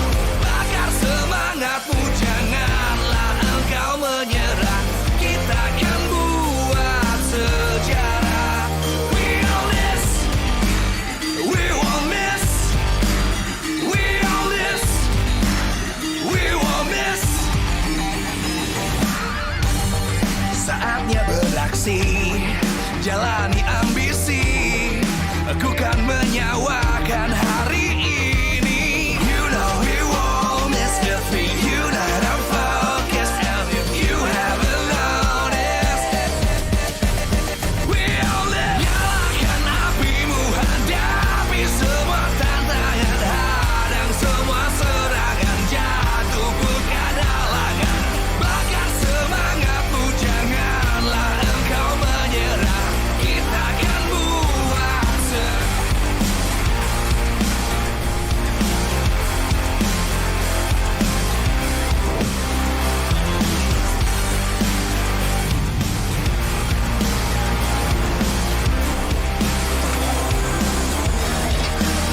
we all this.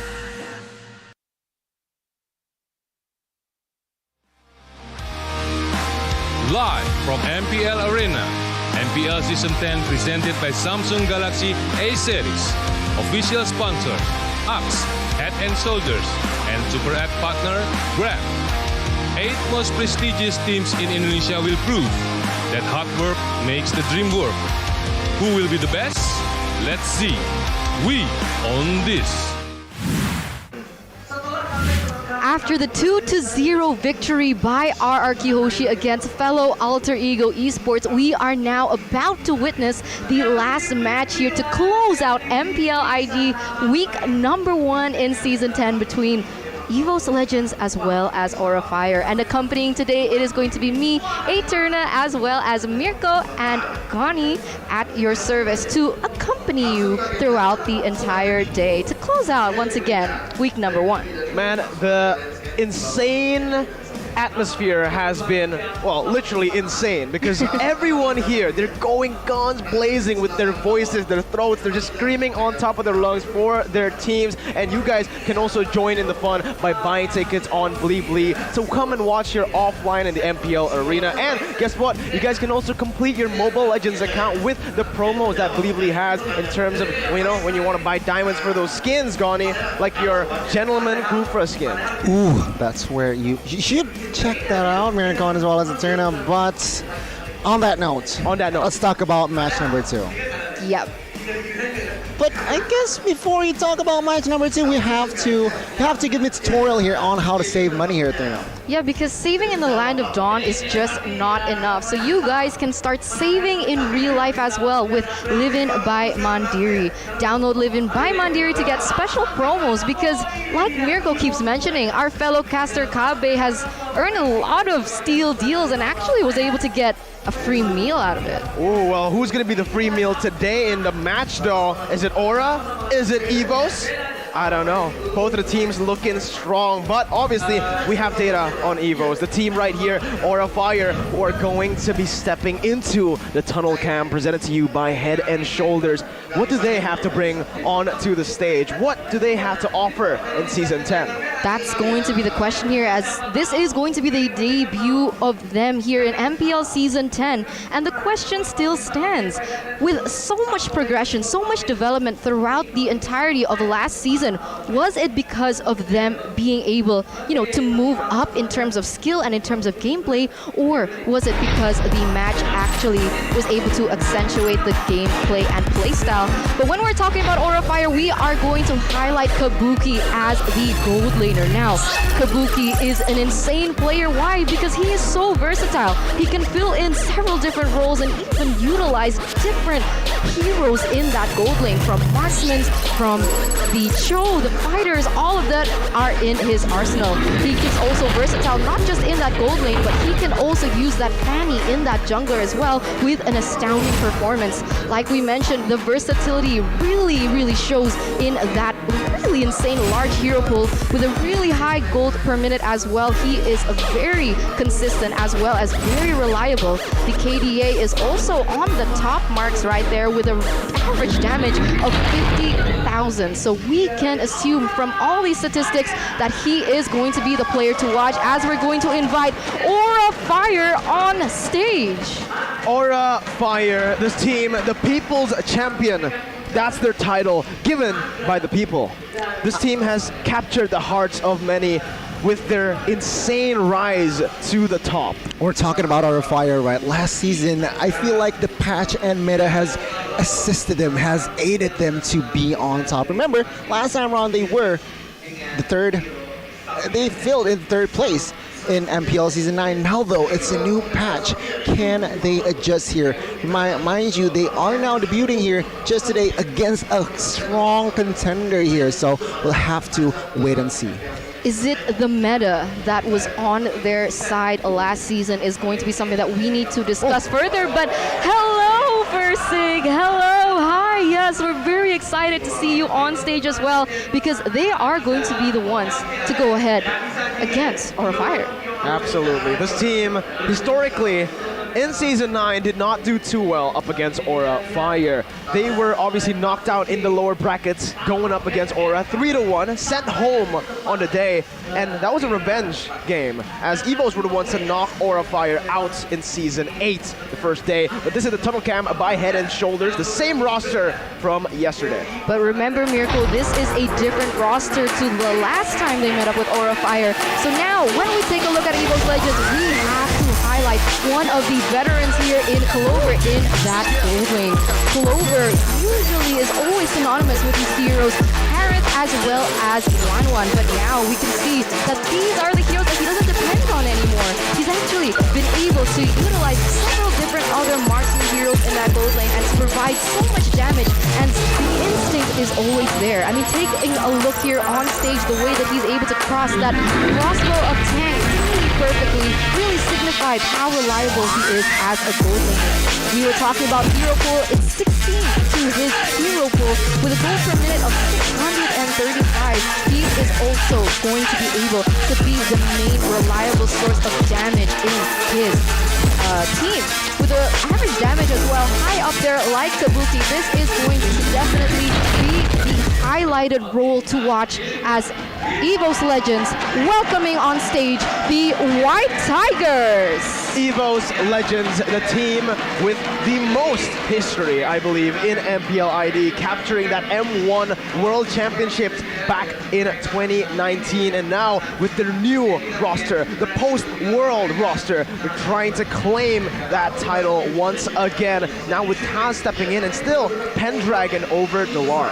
EVOS Legends, let's talk a little bit here about this team. They are on a rebuild mode here. I mean, they are a strong team, mind you, but it's still young. It's so raw. They're still so raw. So again, against Aura Fire that has been in MPL with established team as well. So it's going to be a testament, right? Let's take a look at the previous match history. It's still three White Tigers here winning the 5 matches previously, so we'll have to see. But take a look at objective here: kill, death, assist, almost all here leaning in favor for side of Aura Fire. But take a look at that first Lord and first Turtle. It's even. So objective wise, especially we're talking about neutral objective, they have their strong suit, they have their own strong suit. Of course, this team head to head is presented to you by Head and Shoulders.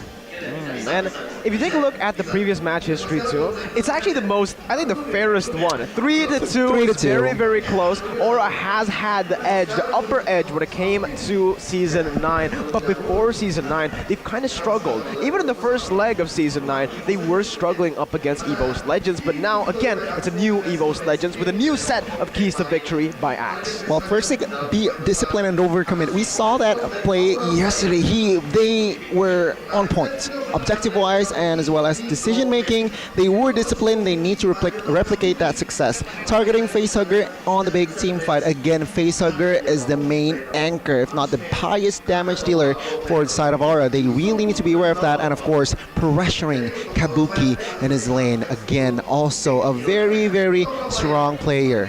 Yes, I completely agree with you here, as we should not forget how Fursic was able to perform so well yesterday with that Maniac on Julian. But now, on the flip side, we have the keys to victory here by Axe for the side of Aura Fire. Contest or ban Franco should be the one of the approach here. I'm not going to be the main focus here, but they might be able to explore around the Franco. 2 signers, 2 rotation and flanking actively. They have relied on Fluffy and as well as Kabuki heavily. They need to step up at this game. If not, EVOS could take a game or even a match away from themselves. Beware of EVOS Legends counter setup. Again, EVOS Legends this season, they are on the rebuild, so perhaps they might change that approach. Their counter setup is deadly based on yesterday's game.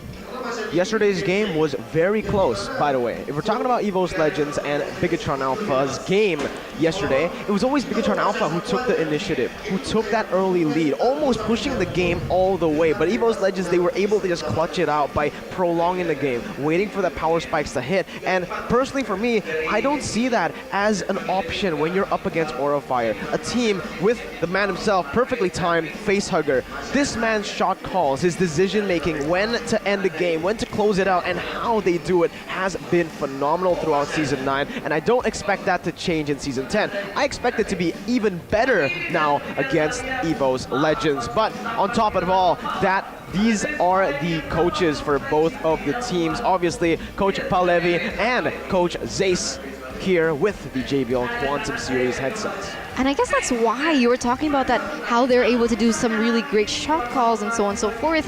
It's because they have the best gaming headset on them, the JBL Quantum, Ronnie. You're right. Let's not forget.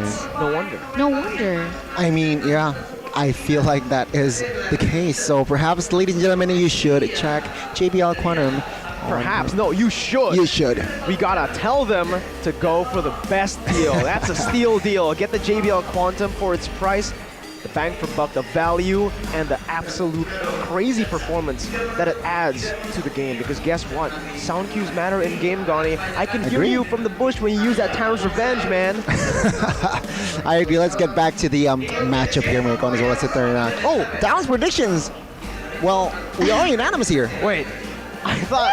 Okay, Eterna, I'm top sorry, I'm prediction by laughing. Axe. Okay. I went Yeah. for EVOS because I'm going to be honest with you. I thought you were going to go with Aura, so I wanted to just spice it up a bit. Spice it up a little. Okay, this was tough, right? Because my heart says Aura Fire, but my head's gonna have to go for EVOS in this current matchup. Why do I say that? Because I'm having doubts about the meta. I don't know how Aura Fire is going to be able to adapt to this really assassin-centered level of gameplay that, of course, EVOS Legends can definitely bring to the table. I mean, Fursic is a really good jungler with those assassins, but can Hai implicate the same thing? I don't know. When we're talking about Aura Fire, I do agree that their peak seemed to be Season 9 with a tank-heavy meta in the jungle, but I think Hai is very much capable of picking up those assassin heroes. We saw his lane back in Season 9. It was phenomenal. Even his Lancelot. And going on the Julian in the jungle still can kind of work, and we're seeing a lot of fighters. Not many assassins just yet, mostly fighters. Balmond, Paquito in the jungle, even Karina, sure, he's an assassin, but you build tank on her, you build more utility to enable your team, so I actually feel like right now, Aura Fire might have the upper edge. Are you changing your prediction, Mirko? Well, I guess I am. Well, here's the thing, right? I mean, Aura Fire, they do have an edge because they can see the drafts based on yesterday's match here. So we'll have to see game number 1, what will be the approach from the side of EVOS Legends and as well as Aura Fire. It seems like EVOS Legends confident enough, they will already go straight up to respect bans, right? Yves, again, a very good option, good power hero from the side of Facehugger, and they are taking Kabuki's hero power as well here in Beatrix. Meanwhile, Aura Fire, somewhat a staple slash respect ban as well in Fanny for Fursic, and as well as 1-1 in the hands of Clover. Oh, 1-1 respect, Fanny respect. Meanwhile, EVOS Legends going for that Yves and the Beatrix. This has been actually the two heroes that Big Vision Alpha likes the most, right? So the bans here are basically signify that EVOS Legends have learned from their mistake. They know how powerful this combination could be, the potential of this combination of heroes, Beatrix and the Yves. They go for the Akai in the last ban, again targeting towards Hai, a person who's been probably the trendsetter when it comes to the tank meta. But the problem is, what we've learned from EVOS Fire as well, they love to go with that Franco-Julian combo wombo. So it's no longer the Franco-Beatrix these days, but specifically for EVOS Legends, it's going to be the Julian as well as that Franco pick. Is Aura Fire going to take away the Julian? Because Fursic chose that hero twice and was able to win at 2-0. So it was very effective in that jungle position. Yeah, indeed, and Aura Fire here with their last ban, they will go for Claude here. So again, respect the power coming from side of Clover. Two heroes banned away, limiting Clover's option. Perhaps EVOS now might change their approach. They need to secure their first, in the first phase, they need to secure gold lane first. But let's see here. First pick for side of EVOS Legends. A lot of heroes are open. And yeah, I see Julian. I see Julian, I see Franco, just like Coach Lionheart here, the coach of Team Nyx. It's a loss for EVOS that their Franco-Julian pocket strat now is already known. The cheese strat yesterday will not be used, however, as that's the Valentina who's going to be locked in as the first pick. But remember, Valentina has been a prio pick in Season 10, but it hasn't really found a lot of success on stage. Still sitting at a 25% win rate, with the first win coming on the hands of Clay, literally just last game.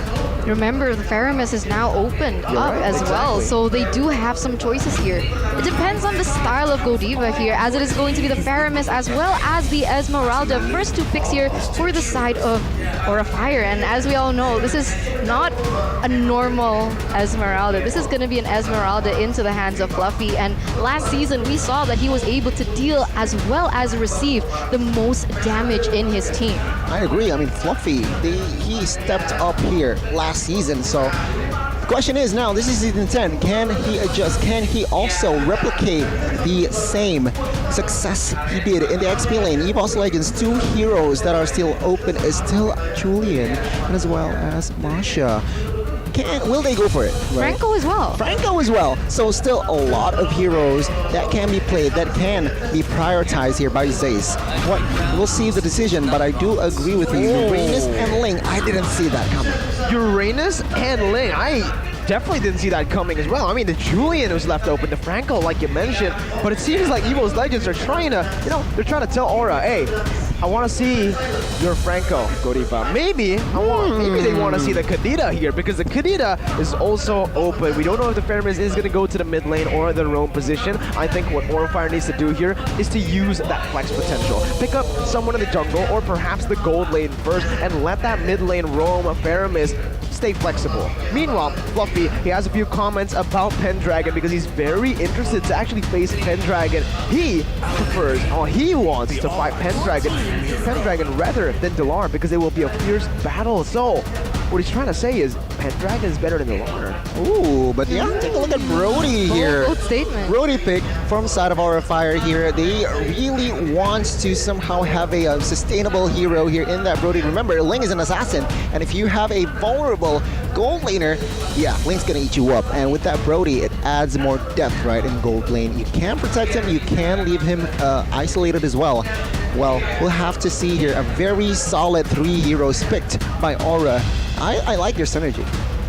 Okay, the synergy is definitely there, as now we're going to enter the second phase of the draft, ban, and picks, as Aura Fire is going to eliminate a very momentum-based hero in that Atlas. EVOS Legends, how will they respond to this? It does seem like EVOS Legends has yet to pick up that gold laner, and with the vast amount of heroes that Clover can actually play in that area, I wonder if they're going to start limiting it, or are they just going to let him, free pick whatever he wants? Well, can you really limit Kai's hero pool? I don't think so.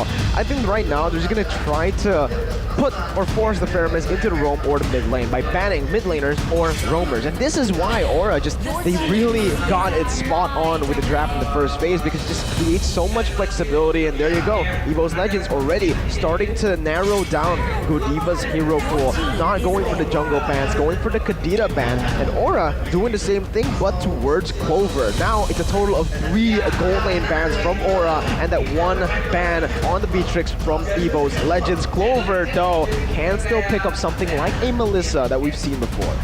Either a Melissa or a Clint here is what I'm seeing, but man, it's so narrow here for the options of Clover, man. They really need to somehow they really need to find a hero, a good hero in Clover. Perhaps that is why I suggested that they should secure the Clover's hero in the first phase. There is a comment here though by Spicy. Tezza that says and claims that the strongest side laners in Indonesia are Kabuki as well as Kira or Fluffy. So the gold lane as well as that EXP lane of Aura Fire respectively. So what do you think about this? Do you agree?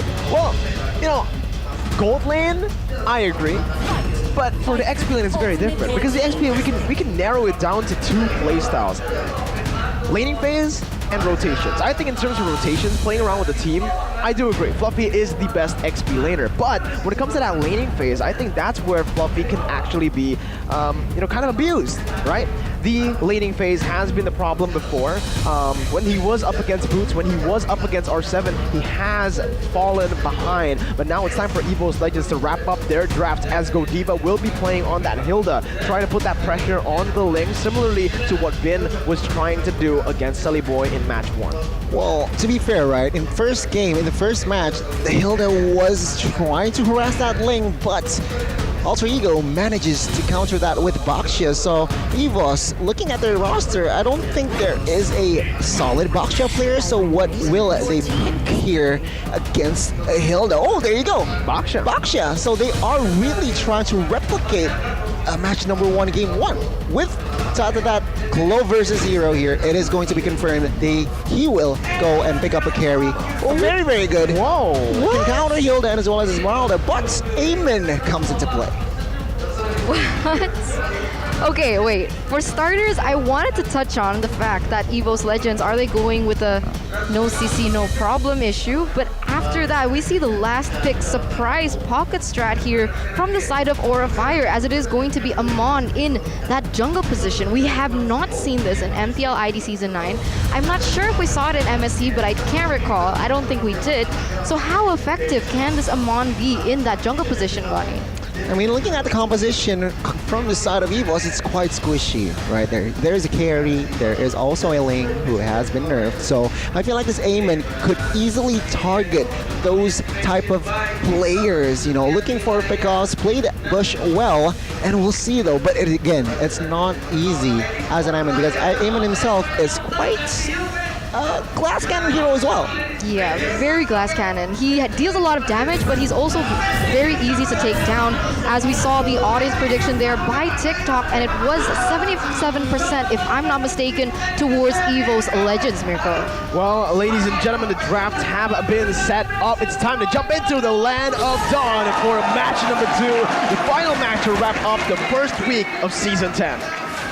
Let's jump into play here. Composition-wise, I don't know, man. It's quite even here, but I do question Pendragon. Yesterday, based on his performance, Game 1, he was questionable, making a lot of dives that were unnecessary, but he repaired his mistakes, repaired his gameplay in Game 2. So, again, now against Aura Fire, he needs to be careful. Oh, but there's an interesting fact here.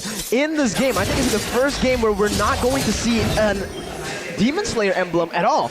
None of the junglers opted to go for the Demon Slayer. Hai has opted to go for another, but in the mid lane, ooh, Taz gets taken really low, and on the bottom side, so does Fluffy. So already a lot of emphasis on the side lanes of Aura Fire, and this is something that we could have highlighted a little bit better for the side of Aura Fire. I think one of the main reasons what made Aura Fire so strong last season was the fact that they have really strong side lanes, and typically these are the side lanes that are going to be carrying the game in that mid moment. But you can see here Godiva already being a nuisance onto Versik, trying to prevent him from farming as fast as Hai. Well, it seems like here in this game, mid number 1, yeah, it worked. Ling has already recalled, so already EVOS, they are late in rotations. Now, Aura Fire, can they exploit this fact? Because Turtle will be up here, and it seems like EVOS Legends, they might to think something here. They might have to do something to counter-react. Well, the setup has been put on from the side of Aura Fire to set up for this Turtle, but EVOS Legends have the pressure as well to contest it. Hey, Turna, it's time for a fight. It might be time for a fight here, as it is going to be Pendragon receiving all the amounts of damage, and Pendragon barely makes it out of life. First blood is going to be popped, but so does the altar here. And Godiva is going to be doing a lot for his team. The Tempest Blades has been popped as well, but it is going to be the Turtle taken in by Hai this time around. Aura Fire leading with a 1,000 gold lead and a Turtle into their name. First objective and first kill. This is Aura Fire that we all know. That early game dominance already placed onto EVOS Legends with, again, Fluffy rotating faster than Pendragon in this game. I mean, well-timed plays as well. Well-timed execution as well. I mean, Facehugger got his 4 on the perfect timing. Popped the old altar, and the Aura Fire can engage more. EVOS, they were flabbergasted at that point. Yeah, they really were. I like that with the choice of words here, but look at Godiva. Again, such an absolute menace. You have a Baksha that can kind of withstand that damage, but look at this, Godiva.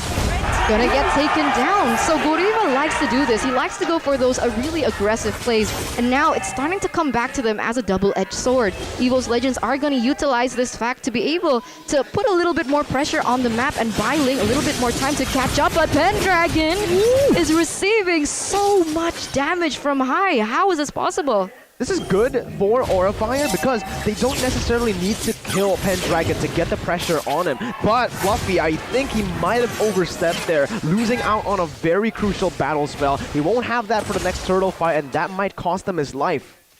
Might cost them their life there. So we'll have to see here. Another setup here in 30 seconds. Turtle is up, but it seems like Aura Fire with this lead it's evident that they can translate the pressure into the side of EVOS Legends. I mean, their main job now is to shut Clover down, which is what EVOS Legend is anticipating already, rotation topside. Yeah, a lot of emphasis onto Kabuki here. He's able to maneuver around that. The torn apart memory does pop off, but not enough damage just yet to build anything up elsewhere. But now Godiva is going to get a little bit punished, but the Cult Altar comes into clutch here, really saving his life as Godiva once again able to deal a lot of amount of damage, but my god, Clover, he's able to do so much. First it goes in for the kill. The Tempest Blade gets popped off as well, but he barely escapes as it is going to be Godiva taken down for the second time here in this game, and Aura Fire, they're still going to make a move on this objective. The typical Aura Fire aggression ends up with actually EVOS Legends getting the dub here, but look at this again. EVOS, they're not backing down. If you want to keep fighting, we will do it as well. EVOS Legends actually matching up that early aggression really well here, putting Aura Fire in a tough position. They are putting Aura Fire in tough position, so it seems like EVOS Legends slowly and steadily here, they are trying to claim more control in the map. They were trying to initiate top side, which, yeah, Aura Fire with the counter setup, they are ready, but another turtle fight might brew here, are brewing here at Tierna. Yes, rotations here coming in from Bajan onto Godiva very aggressively, and I'm not really sure if that's going to be the perfect target for them just yet, as Hai is on standby with that Retribution. The Cult Altar gets popped up, and so does that Tempest of Blades to take Fursic once again with that Retribution to be able to get that turtle as well. So EVOS Legends now 1-1 in terms of that neutral objective. The targeting from Aura Fire isn't on point. Every single time, notice how Hai's always used his ultimate on Pendragon, on Bajan, and that's because EVOS Legends have always positioned themselves in a proper manner. Link comes in the end when he knows he needs to go for the turtle, but if not, they don't risk their position. They wait in the back, and now it's time to take a look at the items. I mean, item-wise here, Carry is sitting at a comfortable gold here. It seems like DHS already secures here, so providing enough damage for a fight, but to add more depth, he needs that golden staff. Let's take a look at Eamon there, already with the Genius one, so expect a lot of damage, even though, especially from the side of EVOS Legends, there are no Athenas built just yet. It does seem like Godiva is going to be rotating and putting a lot of emphasis here in that top side, preventing Kabuki from being taken down or even ganked on. So now with the Killing Spree emblem that we also see Kabuki on, it does seem they are going to rely heavily onto Kabuki here in the mid to the late stages of the game. Well, in the mid stages of the game, it's going to be actually, I don't know, because both of the teams have proper... Yeah, I think both of the teams have an equal draft here when it comes to that mid game. Both teams getting that power spike basically around the same time, and with the Valentina Cult Altar Steel, he can provide the same amount of pressure, just like they're doing here. Yeah, Godiva is going to be the target of all, but the Cult Altar once again gets popped off and buys him a little bit more time. Is it going to be enough though? As Fursic is going aggressively into the backside, Godiva gets taken down by Fursic, as well as that Tempest of Blades to get him out of that sticky situation. Pendragon is going to be the next one to fall though, so it is still a 1-for-1 trade, a roamer for the EXP laner. Oh, perfect timing on that Tempest of Blade as well. The shards was about to hit the hands of Fursic, but with that Tempest of Blade, he was immune. It was 1-for-1 here. Again, the roamer for Pendragon, so I could say it's equal. But again, we can see here Fluffy being so aggressive on towards Fursic. This is the right move. This might be the right move here, as you can already see here. Hai already on standby here to be able to get this neutral objective. Godiva is going to be on standby as well, but this is now going to be an uncontested turtle, the third turtle of the game, into the hands of Aura Fire, now leading with 1,600 gold. Oh man, Aura Fire, with this gold lead, this is gonna get really good for them. I mean, they can get to those power spikes really, really fast, especially Kabuki here, who's already winning in lane. One level up on Clover. With Kabuki, mid-game is going to be much better from Aura Fire. The thing is, it was even up until that turtle. Now with Kabuki getting that slight lead, they can actually start to put pressure in the jungle. That is exactly what's happening here on screen. You can see Bajan going heavily against Godiva, trying to do a counter play here, but he's receiving a little bit too much of damage. Pendragon doing his best. They're buying time in that mid side as Facehugger gets taken down so low, but luckily he does still have the time to escape that situation. Luckily, Sprint was there for it was inside him. And yeah, take a look at Kabuki already with Ryo. Taz! Is he going to get taken down? The answer is going to be yes. Clover already dealing an immense amount of damage onto the members of Aura Fire now as they are forced to retreat. This is going to inhibit Aura Fire from being too aggressive. That was super fast though. Did you see how Taz reacted to that? He clicked on his Cold Ultra almost instantly as he saw High pop out of his stealth. And those little crazy wins is going to be so important as Kabuki just deals so much damage with that torn apart memory, and they're pushing the pace here, trying to siege out the base. Dajan is going to be the focus, and he is going to be the one taking down Aura Fire with yet another kill. Clover now caught in a bad situation here. Kai, unfortunately, is not yet able to take him down. A little stalemate here between... Oh my god, but what? Kabuki with the torn apart memory going to seal the deal onto Clover in that top side, giving once again Aura Fire a better lead here in the 10th minute. What an incredible display of crisp, clean decision-making by Kabuki. Even though EVOS had everyone up, he knows that no one was there to defend Clover. I almost miscalculating that. It could have been a blunder, but there was no EVOS members to capitalize. And now it's time for them to look for another fight. Cold Ultra is going to be popped here from the side of EVOS Legends as Taz is going to be the focus, and Killing Spree instantly is able to be taken by the side of Kabuki. Once again, that torn apart memory comes into clutch as two members now taken down. Aura Fire, they're not stopping. Gani, what happened? It felt like after that one team fight, Aura just took complete control of the game. Itemization, man. High already collected his Divine Glaive and Calamity Reaper, so the basic attack and as well as the penetration comes in. Percentile projection is there. And of course, Kabuki with that BOD, I mean, it's so evident, right? The damage is just so much. So much damage right now, as you can see that the Lord is already marching in that top side. Aura Fire gonna focus and take away that turret in that mid side, as High seems to be looking for a play on Kataz. He is going to be taken down, but look at this. Fluffy goes in for that Falling Star Moon onto two members. There is no follow-up just yet, as they don't want to gamble this one out.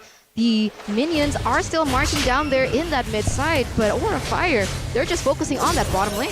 Yeah, they know what to take here. They're being disciplined about it. They don't want to force any crazy team fights. They know that the game is on their hands. With a 6,000 gold lead, all they need to do is keep on going for those crazy sieges. Maybe zone the enemies away. Oh, this might be a mistake here. Vent Dragon once again gets bursted down into the hands of Kabuki. Kabuki once again showing that he is the highlighted key player of Aura Fire with such an aggressive stance on that Brody. Man, this is a one-sided game. It's building up. It's shaping up to be a one-sided game. 7,000 gold here for the side of Aura Fire, and only the basters are left for EVOS Legends. Aura Fire, they are getting all of those structures here, and Facehugger adding another important item. It's the glowing wand. Ooh. Adding DPS. Adding DPS, adding dots as well to his composition of items right now, as we are going to take a look at the player head-to-head as well for and by the head of shoulders between Clover as well as Kabuki. And it does seem like when it comes to GPM as well as KDA, Kabuki wins those rankings. Yeah. You know, for the side of objective-wise, I mean, average turret damage, it is heavily leaning towards Clover. But in this game, it's the other way around. I mean, Kabuki winning in all four departments based on this game. And as of right now, Aura Fire, they are playing the slow move here. Seems like they do not want to overcommit on towards anything just yet. They are seeking for information, and Pendragon, who has been taken down 4 times this game, needs to be careful, man. Yeah, they need to be very careful. I think Aura watched yesterday's game where Bigatron Alpha had this kind of lead, but look at this. High getting caught. But the Cult Altar does get popped up. It does buy them a little bit more time as well, as Fluffy is going in for the gags. That Falling Star Moon connects on to 3 members. It is going to be EVOS Legends trying to disengage from the aggression coming in from Aura Fire, but once again, very smart maneuver by Aura Fire and really good defensive by EVOS Legends as well. It was amazing. They got 4 ultimates for only 2 of theirs, and there, oh my god, the damage from High, just way too much, able to almost burst Ling down, and now it comes down to how EVOS Legends maneuver around. Seems like now EVOS Legends, they are still hovering around the area here, but be careful. Be Fight my crew. careful is going to be something that they really need to take into consideration now. The calm before the storm as Aura Fire as well as EVOS Legends are looking for a setup, but on the corner, the Tempest Blaze has been popped off, but even without that, they were able to get one member from the side of Aura Fire down. This gives them a man advantage. Are they going to go for that Lord? EVOS Legends, this is exactly what they were able to accomplish yesterday against BTR. Waiting for that one moment, that one blunder from the enemy team, and look who they're targeting now. No, Fluffy is going to be the victim of it, but he does still manage to escape for now. But EVOS Legends already setting up to be able to take away this Lord Bajan to their hands. But look at this. Bajan might be in trouble for now, but he is very sustainable. But the damage goes in. Look how much damage Hai is doing as the Falling Star mode lands onto Pendragon. He is still able to maneuver around that. And once again, a disengage coming in from both teams. 7.7k gold lead though, Gani, with this. What does EVOS need to do to actually take control of the Lord Pit? I mean, it's quite interesting, right? They were a man out, but they could not commit to the Lord. And now, Aura Fire, they were the ones who initiated and get the Lord. So with this momentum build here, EVOS Legends, they have a low-key high ground, a good high ground here. With Valentina, with as well as Uranus, can provide fast clear, medium clear, but Aura Fire, with this Lord push, they might look for 2 base turrets. Take a look at the economy, right? 10,000 gold difference. They manage to give the farm towards a Kabuki, who is now on his way towards Immortal, so the second life could come in clutch. Immortal has been secured here by Kabuki, so again, expect aggressive plays from this guy. And another thing to add is Amen. Hai, he collected the Feather of Heaven. So again, sustainability. Glass Cannon for Hai right now, as that's going to be the Lord coming down to that top side. And Aura will try to utilize Kabuki's damage and his basic attack on Brody to siege down more turrets on the base. They need to look for an end very, very soon though, because if not, EVOS Legends can just stay in the mid, stay in the base until Clover is able to deal that much damage. Yeah, we can see here that already the Cult Altar has been popped because the damage has been placed as the Torn Apart Memory gets popped off as well. There is not much damage happening onto the side of EVOS Legends, as before that even started, Aura Fire was actually able to bait out that Tempest Blades coming in from Versik, with the damage coming in from Hai with his ultimate. Oh, Bajan, whoa. This might be a mistake. He gets popped out with so much damage, but look at this. It's actually going to be Taz taking away Godiva firsthand. Cult Altar is going to be placed once again to buy them a bit more time, but with one man down, even EVOS Legends, they don't want to commit onto this. And I really like how Valentina is playing, how Taz is playing on this Valentina.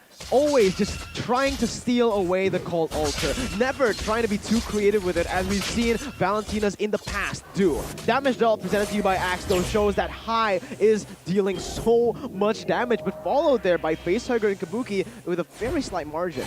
Yeah, I mean, 3 members from the side of Aura here is on top. So again, Aura Fire with their somehow items, of course, they can give maximum damage output here towards the side of EVOS Legends. That is what EVOS Legends need to be aware of. They need to build a defensively, but take a look at Fluffy here, taking a chunk of HP from Clover here. But EVOS Legends, they can breathe a sigh of relief for now, even though they are down 10k. But it seems like they are not really defending their base. They can still explore, they can still look for pickoffs here. So Aura Fire, they need to be more proactive here, especially in the next 2 minutes when the Lord is up. Yep, the Lord is up right now, and Aura Fire are still grasping onto that gold lead. With the gold lead and with the obviously base, well, the turret lead that they have, they can actually just have this complete push all around every single time, even without them micromanaging the waves. And because of that, Aura can just invade in the jungle. Versik's slow buff is going to be taken here. Yeah, it does seem like that is going to be the case, but look at this. It can be fluffy here, taking an immense amount of damage. The Cult Altar has been placed as well, but look at Versik. He goes in straight into the middle of everything with the Tempest of Blades, but Hai still has another chance. Actually, he doesn't, as Hai, one of the most important members from the side of Aura Fire to be able to contest this next neutral objective, is going to be taken down. Will they go for it as the minion waves in that bottom side is pushing? This is where the wave pressure is going to be insane. It's going to be big for Aura Fire because with the waves, they can actually buy more time for Hai to come back. And in the 19th minute mark, the death timers aren't that punishing yet. It's still Hai now on a 20-second death timer. They can buy time for this, but they need to play it right. EVOS Legends on the Lord, but Aura, they need to force them back. We can feel the energy coming in from the audience right now, but look at this. Versik is going to be in trouble here. The Tempest of Blade is going to be forced to pop up. There is the Cult Altar right now, but look at Kabuki. Kabuki is going to try the end the game. The tower is going to be the target, and without the Lord, no problem. Aura Fire is going to take game number 1 against EVOS Legends. Exactly how I said it. The minion waves will be massive in that moment where EVOS are forced to take the fight, to push onto the Lord. That desperate play in the end after getting high was what tunnel visioned them to the Lord and what enabled Aura to get the end. But man, Kabuki, the map awareness, the sheer crazy, again, decision making from this man to end the game. Oh, Kabuki with the MVP there, seeing that slight window, take the opportunity and take it home for Aura Fire. 1-0 here is the scoreline, but man, what a display of resilience coming from the side of Aura Fire. I'm amazed, right? For several different reasons. Sure, the Kabuki was crazy as well. That was what won them the game, but I'm also very surprised on how Aura Fire played that game. No tank meta, no problem. Did you see how much damage Hai was doing? So much damage. A lot. Hai built Glass Cannon, technically, with the Divine Glaive as well in the end. A lot of penetration. So even onto the Uranus, even on to Bajan, on that Pakshia, it does so much. It chunks them for so much HP. I do have to say though, that was a valiant effort by EVOS Legends. Even while they were so behind, they were able to force a lot of plays to happen. Aura is way too clean with the decision making. Noticing that base wide open, sending Kabuki over, and going for the fight to distract. Well, what a good game here. Oh, take a look at Bilar here. PH, shout out for you guys. But yes, it is going to be 1-0, 1-0 for side of Aura Fire here. As, man, that was a tough loss. I feel the momentum was for side of EVOS Legends. Kabuki saw a very small opening there in the mid side, and he grabs it. So I'm speechless. Yeah, it was really unfortunate that EVOS Legends was unable to replicate the same success like they did against Bigatron yesterday, because it was starting to look like that. I think you mentioned there in that mid-game there, Miracle, where it was a little bit deja vu for EVOS Legends. They were losing all the objectives on the board as it was so controlled by Aura Fire from that early towards that mid. They were able to get those rotations and those neutral objectives, but yesterday EVOS Legends was able to find that one moment, that one triggering team fight that Aura Fire never gave. And I thought that moment would have been when Hai died, but it turns out that was all just a distraction, a bait for Kabuki to go in head first into that tower. And again, this is something that I kind of foreshadowed actually in the draft. We mentioned that EVOS Legends, how they were playing against Bigatron Alpha, letting Bigatron Alpha do everything, take every single turtle, take every single objective. They could come back against BTR yesterday, but up against Aura, up against Facehugger, the man who knows exactly how to execute the game, how to close it off. If they play in a similar fashion to how they did against BTR, they're not going to do well against Aura. And that's exactly what we saw in game number 1. Letting Aura take all the objectives all the way till they were able to collect the 10,000 gold lead. They went for the desperate play like they did against BTR, but Aura with the decision making to send Kabuki over to the base. Yeah, I mean, again, pure decision making there was played by the side of Aura Fire. And to add to that, I feel like EVOS, they played a good game. They hold the defense very well. Remember, their base was exposed, what, in minute number 16, and they managed to somehow stay in the game and look for more chances. Remember, they were down 10K at 1 point, but it seems like that Aura Fire could not close the game out until that opening. So let's take a look at the item build here for game number 1. 8-8, rather even scoreline, kills for EVOS and as well as Aura Fire. That was what? Almost 20-minute game? Yeah. I feel like that was a... We'll see. Yeah, 20 minutes. Almost 20-minute game here by EVOS Legends and Aura Fire. But what distincts from... nothing really stands out apart from that, of course, high building Genius won early. Why? Because remember, in the early game, most members from side of EVOS Legends, they have 0 Athenas. And after that, after some Athenas were built, he immediately builds that Divine Glaive. So again, more damage power, more percentage magic power as well from this Amon. Even though he's only 115, as we all know, earlier we saw the damage dealt, he was at 50k and only what, 13 minutes? So again, already a lot of damage was put from the member to the members of EVOS Legends. But to add to that here, let's take a look at the numbers post game between EVOS Legends and as well as Aura Fire. It's interesting to see the carry, Sandbag, as well as the Forgotten One is actually from EVOS. Yeah.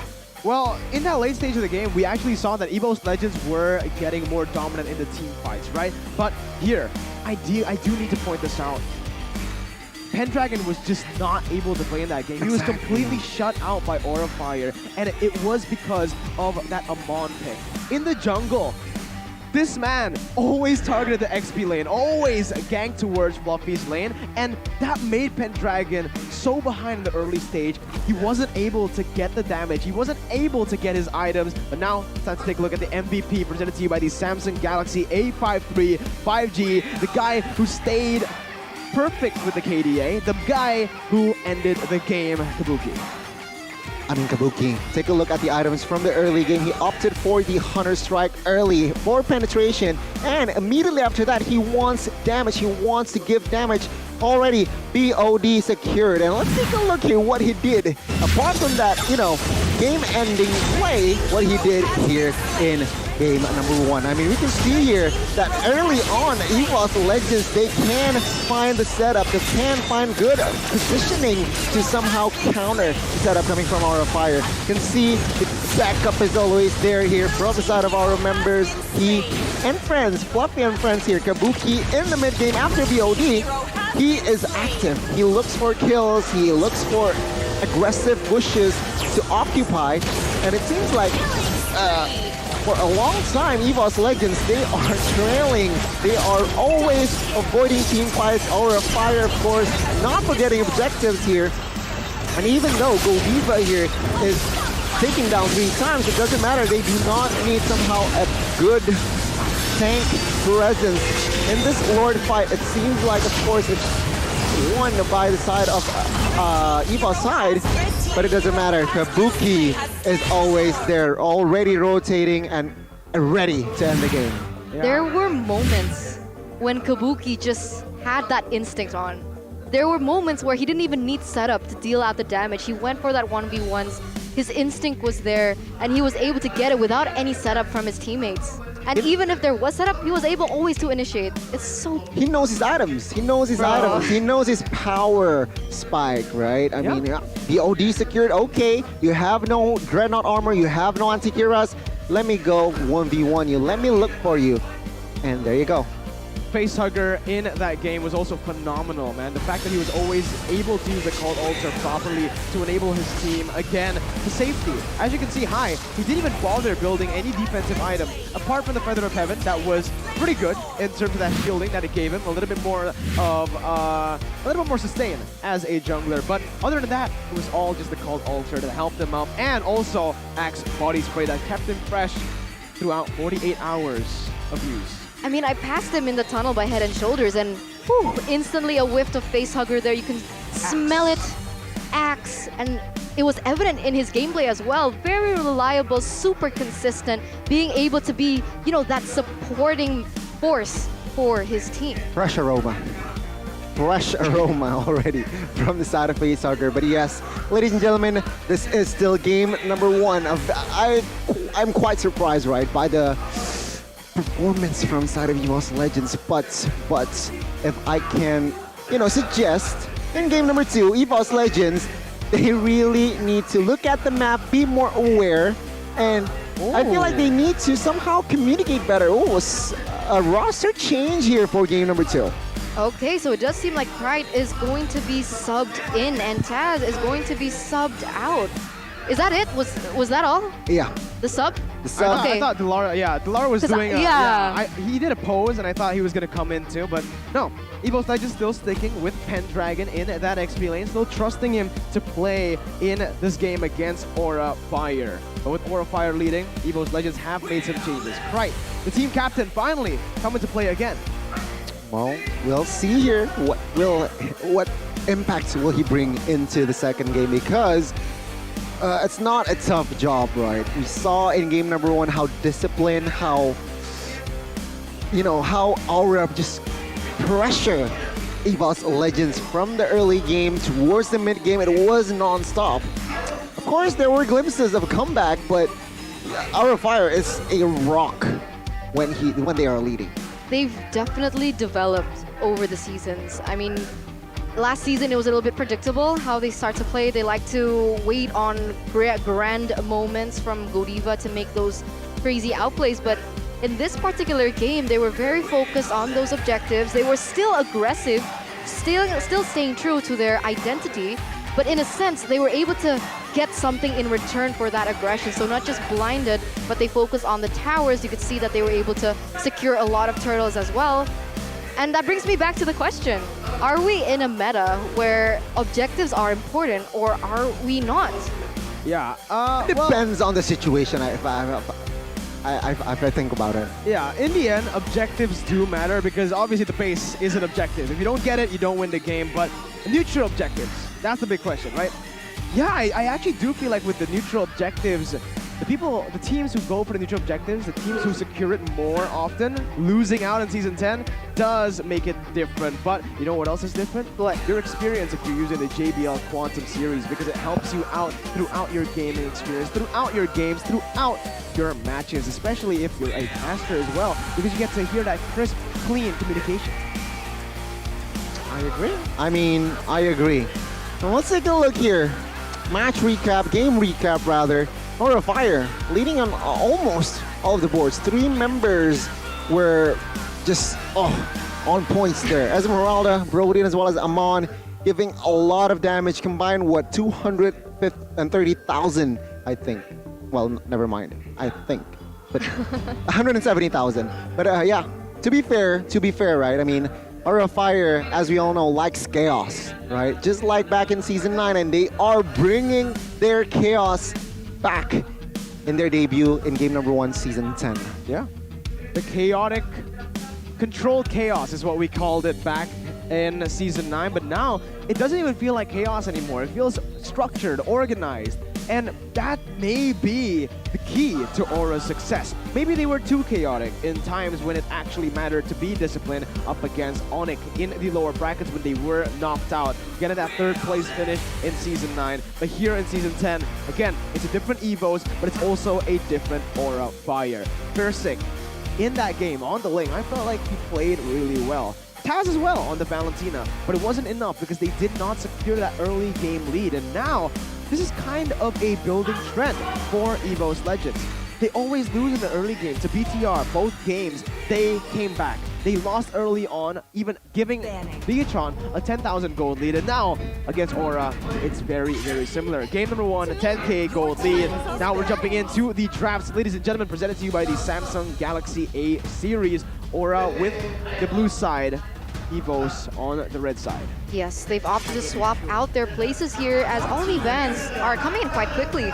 We see a Fanny as well as a Valentina ban coming through, as maybe the Valentina wasn't the best fit for them in game number 1 against Aura Fire. So now Aura Fire with the response has opted for that Akai as well as that 1-1 ban. So still very similar bans on the line. The Beatrix is still available as well as that Claude. Well, it seems like still very similar bands here. Well, same bands here, apart from that Valentina. So EVOS, they are already shaking things up here, realizing that they are second pick. So Aura of Fire now still same bands, even though they are in the first pick. So what heroes are they going to prioritize, right, is the question. I feel like Aura of Fire, with their identity, it seems like they might go for another Faramis here if EVOS Legends do not ban it. They need to ban it. They banned out the Valentina. They need to ban out the Faramis. The only way I see a Faramis opened up is if the Valentina is also let go. Yeah. So that both teams can just trade Valentina for Faramis. But now it is going to be the Faramis ban that comes through from EVOS Legends, noticing that they have banned that Valentina. Aura, Fire, banning off that Claude and 1-1. They will pick up the Yves first here. Also, this hero has been picked 10 times, still sitting at a 40% win rate. Still a really huge prio pick for the side of Aura Fire, though. We know how much Facehugger can do and can deal as being that sustainable source for Aura Fire. But once again, we have a comment here by NYX Lionheart. Aura is very powerful. The gameplay and their brains are like Filipino players. How do we feel about this, Gonny? I don't know. Let's jump into the drafts here. EVOS Legends with the 2 picks that they can pick here. What do they need to prioritize here? Masha can be the answer here for Pendragon, as the Uranus in the first game not looking good. But it will be Beatrix and Esmeralda, a very popular pick, even though Esmeralda is sitting at a 44% win rate. Yeah, the win rates of the prio heroes haven't been too successful. Valentina, again, she was sitting at a 25%. After that loss, it's going down again, all right? So Aura Fire now with the 2 final picks in the first phase. They want to try to secure something powerful, and they go for a Dairoth instantly. Every single time we see an Esmeralda pick, Dairoth is always banned in the second phase. But here, Aura not letting that happen, putting it onto the hands of Fluffy and getting the kill pressure in the XP lane. Meanwhile, now, final pick, it is going to actually be the Kadita. Godita is in the building. Up against EVOS. Once again, you can see that Aura Fire, if things go successfully, they're gonna start shutting down Pendragon in that EXP lane. With the Dairoth going 1v1 in that laning phase, it's hard to see how much of an effect the Esmeralda can have. But sure, we've seen times where the Esmeralda can outplay, so it all becomes a matchup in terms of skill. So now with Kadita already secured, it's not as flexible as we like to see Aura Fire draft with. Usually the first 3 picks are a little bit of a question mark, like who goes where and who's gonna play what. But now EVOS Legends has a really good read of what type of heroes and what type of gameplay Aura Fire is planning to bring here in game number 2, and they are going to respond with Kright's power pick in Sicilian. We saw how much damage the Sicilian is on the hands of Kright, though, because on the hands of other players we haven't really seen it being successful. Even on BTR, one of the signature picks from BTR on the Sicilian. Yeah, I feel like here in this meta, right, the Sicilian is an okay hero, but I do want to point this out though. Sicilian rather early. Perhaps they have chosen the Sicilian rather prematurely here, and that might, Aura might exploit this one. Yeah, they can definitely exploit it by going for more dive heroes. They already have the Kadita, which is Dairoth. Yeah, it's a very good counter up against the Sicilian. If you're able to just dive that to that back line, deal the damage with the help of the Dairoth and the range that is provided by Yves, it actually fits very, very well. EVOS Legends, though, knowing that Kabuki on that Brody was the main problem for them in game 1, they will respect it, banning it out here. And for their last ban, I think they just need to go for another ban onto Kabuki. Don't go for a ban onto High. We know he picked up an Amon out of nowhere. This hero hasn't showed up in MPL since season 8. Suddenly, since right? season 8, and this man just picked it up and won on it. Don't like try to ban him. Like it's nothing. It's nothing. Like it's nothing. And well, Aterna here, we are now entering the last ban from side of EVOS. Perhaps they want to again limit Kabuki's hero. I feel like that is the way to go. But do realize this though, High has yet to pick up hero as well. Perhaps EVOS will commit here to a gold lane. And looking at the compositions though, Aura Fire, they are again sticking to their identity. They are really strong team fight composition, especially after level 4. I have a question. What do we think about a Cho in the gold lane for Kabuki right now? Exactly. That's why I feel like EVOS Legends just need to narrow down his hero pool. Force him on something like the Cho. A Cho on the hands of Kabuki is solid, an amazing pick, deals so much damage, but it is punishable. Yeah. On the Brody, on the carry, it felt like he was just untouchable with his positioning, with the way he spaces in the team fights. But now with the Franco ban coming through from Aura, EVOS Legends will need to pick up a jungler and a roamer. I gotta say, You're right. I think they needed to somehow prioritize the jungler first here and just go with the roamer last pick. But EVOS Legends, with their current lineup, I feel like they can somehow bring something new. Esmeralda wants to die. If Beatrix can provide the backlines, enough manpower with Cillian, they need another frontliner. And what is good against Eve and as well as Kadita Akufa perhaps, but no, it is actually going to be that Baxia once again for Bajan. Even though in game number 1 it wasn't a success, but it seems like they are still confident with this Baxia that might interrupt the real-world manipulation here with that shield unity coming from that Baxia. And you know what the Baxia pick signifies? It signifies that they don't want Aura to pick up a Cho in the gold lane. It signifies that they do not want to let Cho or any of the fighters open. They want Aura to pick up a marksman to deal with a Baxia, to let the Sicilian and Beatrix have more space in the team fights, because they know if Aura goes for that Cho, it's going to be a big problem, and that's exactly what Aura go for. They pick up the Yuzong. What? And Natan. Natan jungle, Yuzong gold, or Yuzong Dairoth jungler, Natan I feel gold, or Dairoth jungle, Natan gold, Yuzong XP. See, there's a lot of combinations when we're talking about Aura. A lot of combinations. We don't even know. This is the same thing that we experienced last season. They go in with crazy random heroes and we're not sure, and it becomes a mini game for us casters to, figure out who goes where. Absolutely. It is a, we'll see. We'll see who goes into which lane.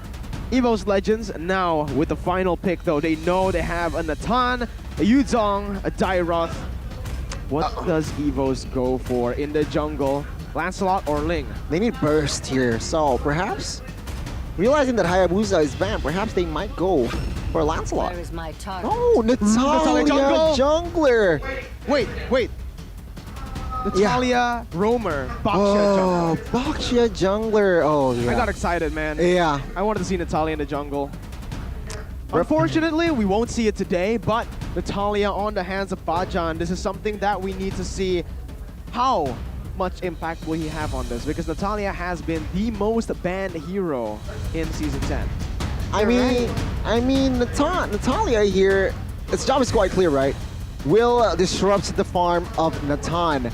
But remember, the composition from the side of Aura Fire, they are always ready to they are ready to re-engage here. So we'll have to see here the results. We have to see the results here as both teams have set their composition in stone for game number 2. The question is, will Aura Fire be able to take it 2-0, or will EVOS Legends be able to force this into a game number 3? Only time would tell, as both teams with their different winning conditions as well as playstyles are going head-to-head as we dive into the Land of Dawn. I told you, it's Natan jungle! It's Natan jungle! It's Yuzong in the gold lane, I believe, or is it Dairoth? Oh my god, wait, let me just see. All right, yes. You gave me a heart attack. But you I didn't thought expect something happened. Natan in the jungle. But we saw the Natan on high already in that but still, last phase. I didn't want to believe it. Natan in the jungle up against a Baxia who can clear so fast, and let's see how it works out. We'll see how it works out. First here already trying to annoy, but man, first he's stuck. He's stuck and he's going to be taken down. Pendragon might be the next one to go, but luckily he is still able to survive. If we're talking about how effective it is, it's quite effective at these gankings as Aura Fire once again with the early game lead. Oh my god, the kill pressure is what we were scared of from Aura, right? If you're an EVOS player, you need to be very wary of the kill pressure. Coming from Godiva on that Kadita, Yu Zong, and the Dairoth in lane. And Versik, he didn't respect that damage enough. He went in to the enemy jungle thinking that, okay, it's just the Natan, I can counter jungle, but you need to pay attention to the side lane.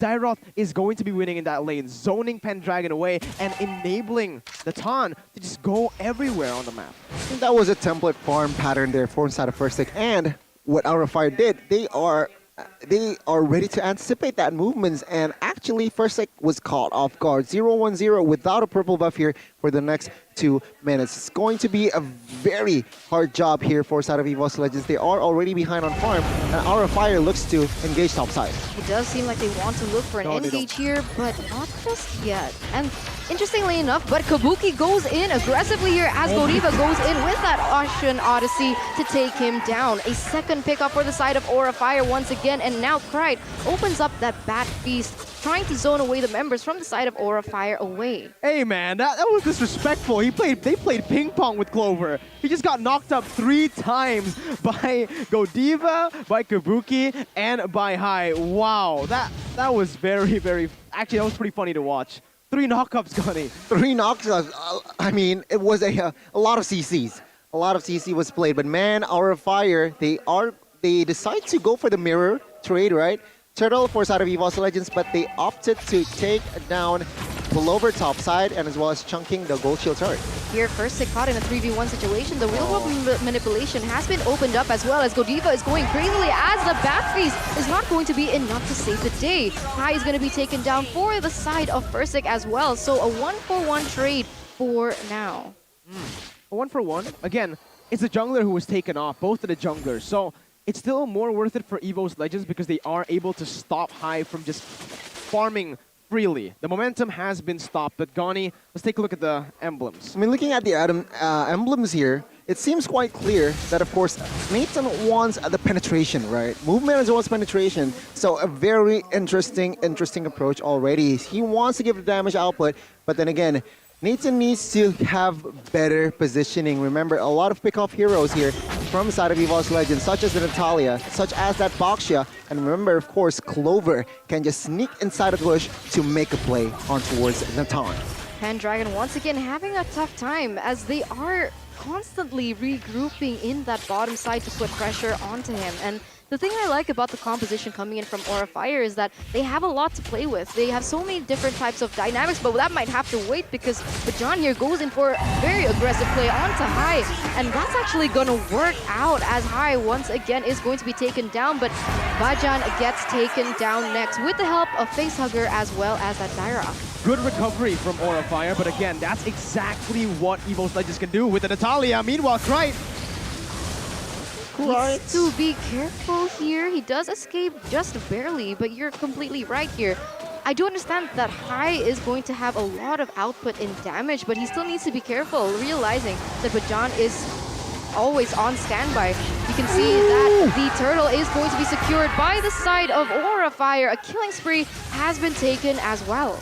Well, First Stick here on this Boxia, not a good game here at Ternan as well as Mirko. 0-3-1 to his name, but take a look at this. Another play perhaps with Aura. He just wants the top side. He doesn't care. They don't care. Yeah, and with Hai on the Natan, he can actually get the turret really, really fast. They can just take it very, very easily. Meanwhile, though, down below, EVOS Legends are already desperately looking for a trade. Not really going to be able to do it, though, or to get anything here down below onto Fluffy, but they can punish the turret. It seems like here tempo has gone down for both sides, Aura Fire as well as EVOS Legends. Seems like Aura is still in control, though. I mean, First Stick, he needs the farm, right? I mean, he is under farm here.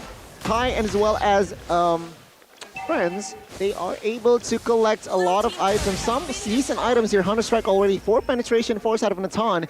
Meanwhile, take a look at Yu Zong here already with that War Axe here. So already, perhaps they can make a play here on towards that Krite and as well as Clover. But topside Clover goes down in a 2-for-1 situation. A lot of ultimates have been bursted down as First Stick is not going to let this go without anything in return.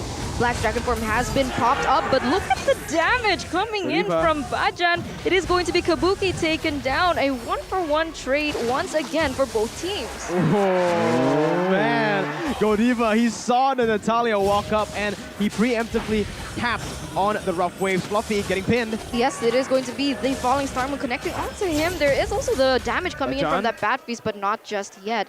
Bajan looking for the kill here. Is he going to get it? The answer is no. Slick movements coming in from Bajan as he is trying his best to give his team a little bit more, pressure so they can take this next neutral objective in that turtle. That's a very intelligent read from Fluffy to actually walk all the way to base. He knows that there's a Natalia, and these small things could be the factor. Here comes Firstick, but the real-world manipulation will come first, as it is going to be once again the turtle slain here by the Samsung Galaxy A series. Godiva barely makes it out alive. He gets up there in clutch. No one gets taken down just yet, but it is going to be that turtle taken.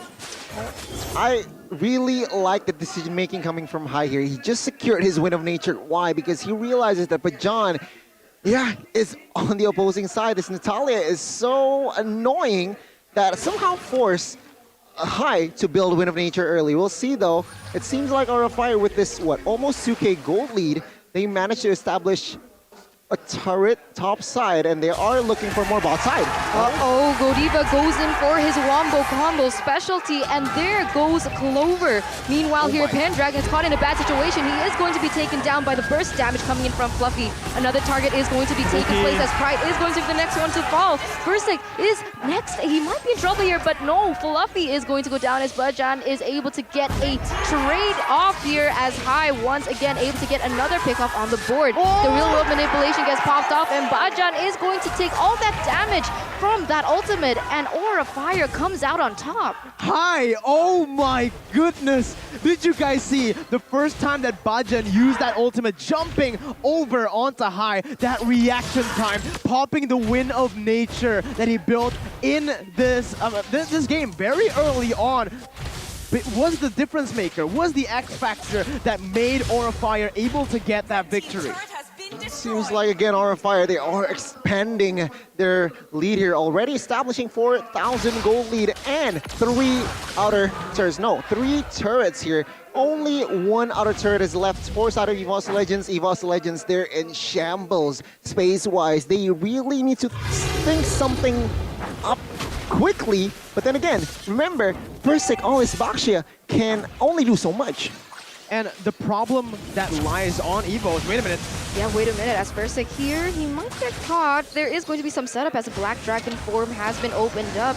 He does try and look for a dive, but he's not going to risk it this early, as they do both want to be able to contest this lore. But look at this. Firstick is going to be the first one to fall. This is the perfect setup that Aura Fire could actually have. Real world manipulation gets popped up. Pendragon is trying to try his best, but look at Kabuki. Once again, taken down this time around. It is a 2-for-3 trade, still in favor of Aura Fire, but unfortunately, they may not be able to get more out of this, but I might be wrong. High goes into the backside, already dealing so much damage onto Pride, but look at the damage he is receiving as well. Pendragon trying to do his best in a 2v1 situation, and he actually is able to take High down. Oh, Pendragon living with a sliver of HP, but Aura Fire coming out on top again. There is an applause from the crowd. What a play by Aura. What a play by Aura, and it seems like now it's... Aura Fire, they are in full control here, in full effect as well. With Lord Push here unenhanced though, they are going to look for another base turret bot side, but it's so hard for Clover to make a play, even though he's on the Spiritrix. Their only hope is for Cry to keep upgrading his stacks, to improve his stacks and provide the comeback from Cry himself. Like I said, man, like I said, the dive composition that Aura has will be super, super tough on the backliners of EVOS Legends, Clover and Cry. That's why you can see their scores right now, and it's 1-4-0-2. Who has the kills? It's Natalia. This is the bargain. This is the gamble that EVOS Legends went with in the draft. They could have picked a defensive roamer to maybe peel, but they went for the Natalia, and now Firstick once again going to be the target of all the damage coming in from Aura Fire, and he is going to be the first one to fall once again. You can see Clover trying to dish out the damage onto Facehugger, but unfortunately, it's not enough to take him down. Aura Fire yet again secures another turret in that bottom side, and Kabuki is starting to sniff out that, and he doesn't want to take gambles here, understanding that Bajan is going to be waiting there, hiding, looking for his next target in those bushes.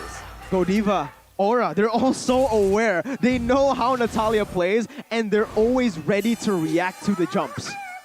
Man, I'm right now. I'm still digesting the Aura Fire's movements. Right, they're so disciplined. They're so well coordinated. Now, EVOS Legends, they are dismantled at this point. It seems like Aura Fire now still establishing a very healthy gold lead. They might be able to translate to the next Lord here. So again, EVOS Legends, they really need to somehow contest the next Lord. If not, their base will be more exposed, and potentially, if EVOS Legends makes another blunder here, they might actually end the game. Let's take a look at the items here. Ooh, Yeef building full utility, Enchanted Talisman already, and the two wands here in that Ice Queen wand, and as well as Glowing wand, providing the slow effect and as well as burning effects all in one hero. And apart from that, man, Kadita, as his Roman, he does not care, right? Clock of Destiny, but immediately with Divine Glaive, realizing that a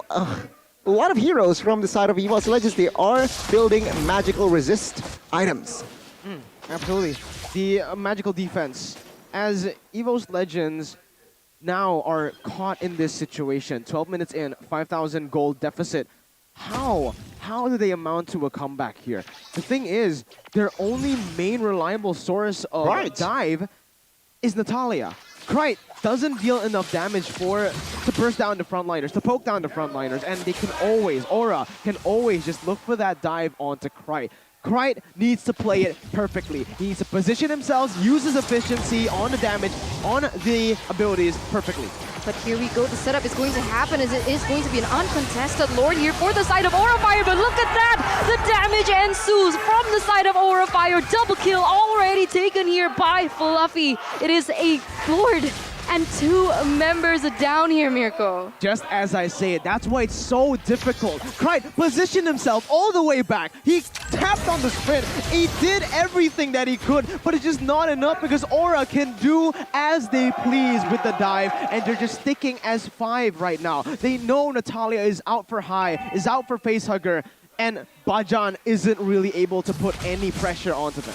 We'll see what happens. I mean, the Lord already marching in that bottom side here, Gani. It seems like Lord will march bot side, and with this wave manipulation that is now displayed by the side of Aura Fire, they actually might expose the game. But take a look at the positioning by Bajan here. He is having a tough time because remember that Facehugger will always be covered high here. Very, very aggressive here, realizing that items. Oh, the claws connects onto two members from the side of Aura Fire. You see that the real world manipulation gets popped off as well. They need to stay focused because Bajan is in the midst of it all. Will he be able to get anything? But no! Killing spree instantly taken by Godiva. They're taking Bajan's life, and that might be the last thing that they could do. The reaction time was unreal, Eterna. The wind of nature by High. Oh my goodness, the reaction time. How fast was that? He saw the exclamation mark on top of his head and he instantly tapped on the Wind of Nature. My goodness, that was fast. That was fast. And now Aura Fire again already exposing the two base turrets here in the side of Land of Dawn. Take a look at the damage dealt by X. Krite still being the top one here. But apart from that, it's just all Aura Fire members. Real world manipulation has been opened up. It does seem like Fursic is looking for something to land onto. Unfortunately, the base is going to be the target for Aura Fire as of yet, but we'll see what happens as Pandragon here caught in a 1v1 situation with Kabuki. Is he able to sustain all the damage output as he does use that Falling Star to connect onto 3 members? There's not much follow-up just yet as High once again, but off camera here, Clover gets caught by Godiva, and this is the opening that Aura Fire needs. The next person to fall down is going to be Pendragon. They've already been able to secure that tier 1 turret in that top side. They're gonna go all for it as the main damage dealer is gone, but look at this. Oh, Aura the minion Fire. waves. has actually opted to go back. Yeah, no mini waves up top. They decide to move over to the mid lane with the minions pushing in, and they decide to go for the turret. But John already in that back line trying to look for a dive turner. Real world manipulation has been opened up, but this time around, Facehugger's Immortal gets popped up, but nothing happens, as it is going to be Fursic as well to take them down. Aura Fire still pushing the limits here. He goes in for the background. Kabuki gets Clover once again. Not the best shade on EVOS Legends right now, as it is going to be the base to be the target. Bright all alone is able to get a triple kill. One member left standing. Kabuki, will he be able to do it? The answer is yes. Oh my God! EVOS Legends lose a 2-0 upset against Aura Fire. One cannon minion was not cleared out. They instead focus on the Aura Fire members, letting that minion dish out the damage. Pendragon, he went in for Kabuki, and that sealed the deal. Winions. Minions that just wins you the game. And ladies and gentlemen, Aura Fire just defeats EVOS Legends 2-0 with that display of, I gotta say, it was a one-sided game. In second game, I mean, EVOS Legends, they have little to zero chance to bounce back. And it was all because of Aura, their synergy, the way they move, the way they draft as well. They had a better preparations, and the coach's vision was translated by the players here. They were playing as a unit. EVOS Legends has zero chance in bouncing back. And that, ladies and gentlemen, is how you play Mobile Legends. Is it just me? Or did Aura Fire get so much smarter? Yeah, like I said, it doesn't even feel like it's controlled chaos. Not anymore. It's organized. It's not chaotic anymore. It's amazing to see the progression that they've had since Season 9. I personally doubted Aura Fire. I said that Season 9 might be their peak as a team, but we are wrong. Aura Fire silenced not just the haters, the doubters, but everyone in the arena. What a performance by Aura. Again, solidifying their place at the top of MPL ID. The best closing to week number 1, as well as I'm curious to see what was happening in the background there with the side of Aura Fire. Oh my God, the way that they were able to move as a unit, even better than last season. Like how? How are they always able to improve every season? Do we need to remind you of the journey that Aura Fire has gone through over the seasons, Mirko? Season 7, 0-14, not winning a single match. Season 8 making it to the playoffs, 9 top 3. Is it the time for Aura Fire to capture that MPL title in Season 10? Still a long way to go, but seems, yeah, there is a possibility. And man, oh man, Go Diva and Facehugger, their synergy is just so immaculate in this second game. I mean, the Kadita and the Yi. Any member from side of Aura Fire members can initiate, can dive. Apart from that, Eve, of course, but Natan Hai is so aggressive as Remember that Hai won first team jungler last season, and the coach also won best coach last season as well. So that's already saying something, already showing the potential that Aura Fire had even since Season 9. You can see the passion as well in the backstage, the player room. Well, we're going to take a look at the interview with our lovely host. Wow, Aura Fire membara di Land of Dawn dengan kemenangan yang tak terduga. Dengan strategi yang mereka siapkan, inilah dia kemenangan pertama di match pertama Aura Fire dan Bunda Clara Mongstar. Udah bersama dengan Kadita God atau Kadiva. Halo Kadiva. Juga udah. Kadita God. Hoki Kadita. SSS merendah bisa aja. Tapi congratulations, gimana kembali ke MPL season yang ke-10 nih Aura? Match pembukaan. Tegang sih soalnya kita baru main minggu kan. Jumat kan udah ada match, tapi kita baru dapetnya minggu. Jadi rada tegangnya dapet. Oh bukan lebih santai karena bisa ngelihat semua tim dulu. Tegang tetep kan match 1, tegang aja. Tetap tegang ya. Memang kalau di panggung itu menegangkan. Semua player mengakui hal itu walaupun kamu udah berseason-season main, tapi tetap aja ya. Tiap awal season selalu deg-degan. Berarti ini belum full power kalian dong? Insya Allah masih bisa lebih lah. Wow, penasaran banget nih Godiva tentang kemenangan kalian yang dramatis banget di 2 game tadi. Game pertama, kalian tuh lagi war, terus tiba-tiba kok bisa ujuk-ujuk split push sendiri. Itu emang kalian rencanain suara dari mana ketika ada Kabuki yang sendirian muncul di base musuh, di base-nya EVOS Legend? Itu mungkin EVOS-nya tuh kayak ke bawah hype dia. Soalnya kan dia pengen comebackin game kan. Cuman dia kayak kelupaan ada minion mid. Itu aja sih. Jadi kita hoki doang itu. Sebenarnya game-nya dia bisa balikin. Tapi dia lupa minion mid jadi kita yang menang. Wow. Terus Kabuki ambil kesempatan itu. Itu emang Kabuki inisiatif apa emang kalian udah kayak ayo Kabuki itu kosong? Kabuki inisiatif. Wow, keren banget ya ini Aura Fire tapi game kedua nggak kalah dramatis. Minion MVP. Ya minion MVP. Kalian emang mau maksa itu push terakhir? Ya, kita mau cepet-cepet end sih, soal udah malam pengen pulang. Bener sih, bener ya, udah malam ya. Matahari sudah terbenam. Dan ngelihat match kalian yang pertama, 2 kemenangan dramatis tadi. Boleh dikasih tahu nggak sih, sekarang di MPL Season 10, apa sih yang kepengen kamu mungkin gapai atau raih dari Godiva sendiri? Kalau buat regular season, tetap kita pengennya playoff dulu.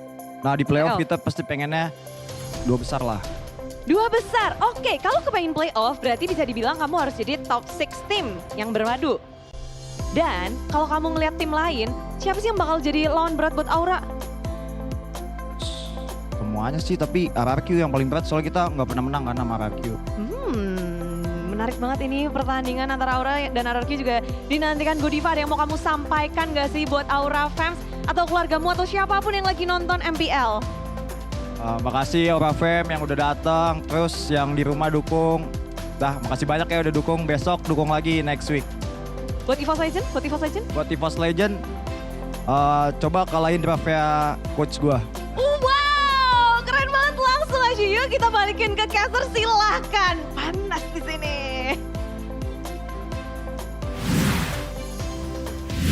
New patch, no problem for the side of Aura Fire as they were able to get a 2-0 victory against EVOS Legends. And in that interview, Godiva getting spicy there with that statement. What did he say, Mirko? For EVOS Legends, you can try to beat our coach at drafting. Sheesh! Try, underline try. Adding sauce and spice, but let's take a look at the item builds here. Well, it was a clean-cut victory here. I mean, it was one-sided from the early game. Their rotation is just so good. Perhaps item-wise, of course, it was a one-sided as well. Take a look at Godiva. He does not even care. He builds Holy Crystal as a roamer, right? As on a Kadita, of course, but like his damage is just so on point. And finding the right targets, finding the right momentums as well.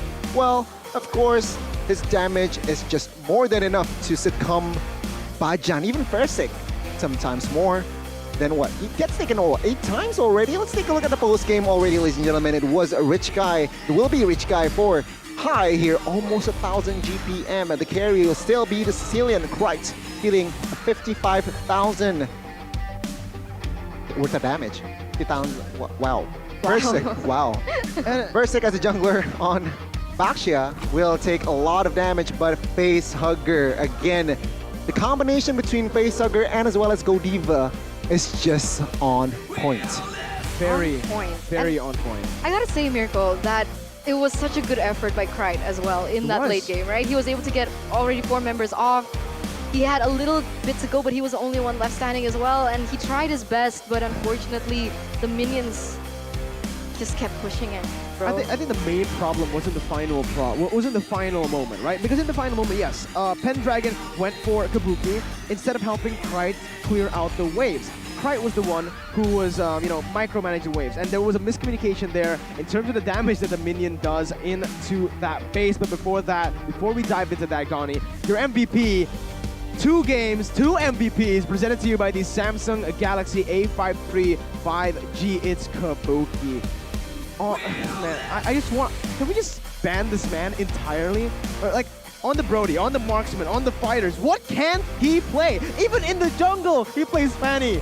He can play anything, man. Get this man out of here. It's too good, Gani. He is too good, and I honestly can't wait to see the replays to witness again what he did to deserve that MVP. I mean, 6, 2, and 10. 10 assists on a youth song. Remember? Gold lane youth song. Gold lane youth song.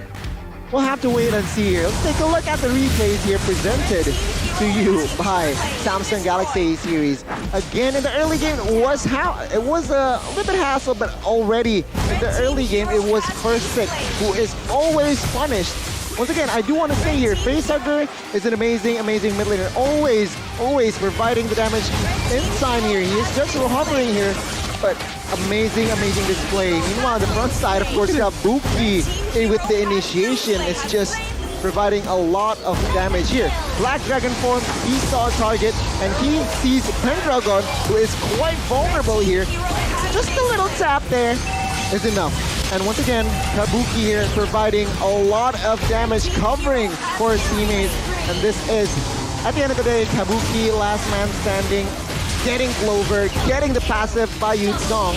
And here, in the end, even though Kreitz gets the triple, the minion was ignoring, actually.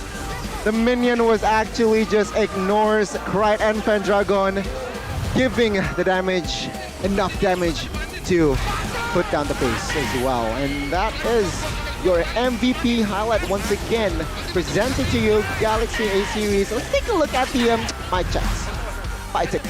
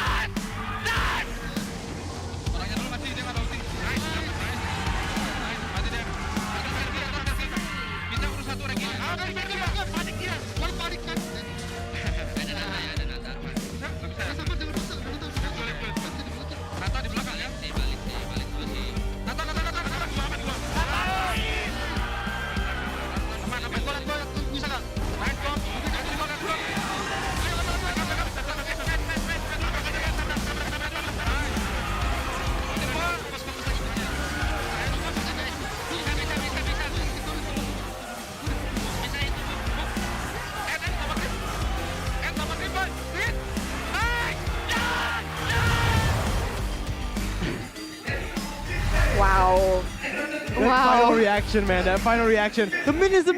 And they all just started laughing. I mean, that one minion ignores Kreitz and Pendragon. The MVP. Man, the minion. That last minion, he wasn't a minion. He was a winion. It was a winion.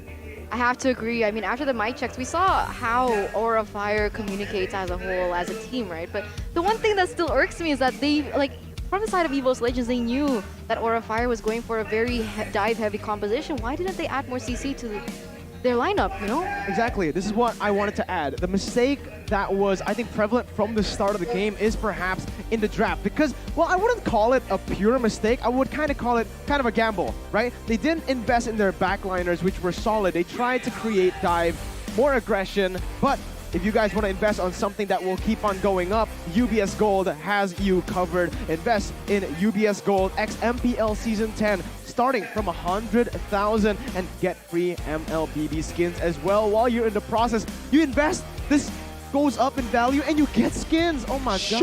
Sheesh. How do you do it? Yeah, skins. Wow. You want to know how to buy it though? How? UBSLifestyle.com or UBS Lifestyle e-commerce with Blibli UBS Lifestyle. Wow. So simple. It's so simple. Yet so effective. So effective, so simple, and yeah, long-term wise, intelligent play. Intelligent play. And there you go. That's the thing. That's the point that we want to bring out here from the EVOS Legends composition. It was a gamble that Zace went with, putting that Natalia on the roamer instead of going for a more tanky roamer or just, a more disengage heavy roamer. Doesn't necessarily have to be pure tank. Mathilda could have worked out just to give the option for Krite to maneuver out of those dive situations. But that's the gamble. If they were able to use the Natalia properly and shut down high from the get-go, it would have been good. Yeah, Unfortunately, it didn't happen. I mean, key to success here, in a nutshell, disciplined game plan set up from Aura. Again, next level chemistry was just displayed in game number 2, especially Facehugger as well as Godiva. Sheesh! Perfect map control and map awareness was also displayed. So, not just micro, also macro. Micro, was just macro, miracle. Miracle. That is the trinity of Mobile Legends. The trinity of Mobile Legends. Well, I can't argue with that. I don't think anyone disagrees with that. You keep mentioning Kabuki, you keep mentioning Godiva as well as Facehugger, but clearly the picture was Kabuki. Come on, give the man some acknowledgement, bro. Here's the thing, I agree. Good. Don't mention Kabuki. He's too good. Too good. Stop. No. Kabuki, you're too good. Okay? You're too good. I mean, Kabuki played a part. He played a part. Aura's did he carry the today. game? Maybe. But did he? Yeah, okay, he's just too good. All right, you know what? Yeah. Please. He was too good. But let's take a look of how week 1 has developed over the 3 days. As now we're going to take a look at the standings here, presented to you by Samsung Galaxy A series. It does seem now that RRQ Hoshi has actually gone to that top place with Onyx Esports following not far behind, and as well followed by Aura Fire. This is so close to last season's standings here. Presented to you by the Samsung Galaxy A series. RRQ still at the top with Onyx Esports and Aura Fire. So the top 3 remain the same, Gandhi, and the bottom 2 as well. The bottom 2 as well. Bottom 2 as well. So not in the same order though. So there's some changes. Geekfam was 8th, Rebellion 7th, but now it's so it's perhaps we will see transformation in week 2. Well, not perhaps, surely we will see transformation, because I feel like Onyx has a chance to sit there in top 1 next week. I don't know, I'm just saying. Still 7 more weeks ahead of us, and the question is, are we gonna get tired? Are we gonna get tired? What kind of question is that when you're sitting on the best chair in the world? The official gaming chair partner of MPL ID Season 10. Take a look at this. Fully adjustable, not just the armrests here that you can see, but also the pillows, the head pillows, the best comfort from this cool foam. Look, I put it, look, okay? It goes back normally, natural position, as well as a backrest system that can be fully adjusted. Adjustable is the #1 form of luxury, and you guys can adjust this to your pleasing. Secret Lab. But, you know, when you're sitting on your chair, when you're gaming, you need something to help you out, not just comfort. You need a good device, Eterna. Of course, and that's why I have the Samsung Galaxy A series here, Mirko.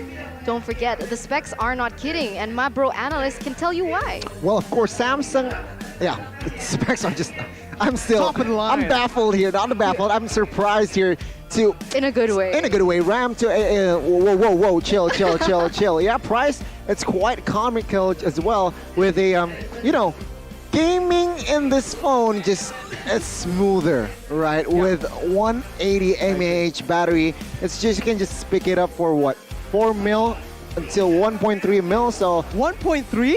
It's so...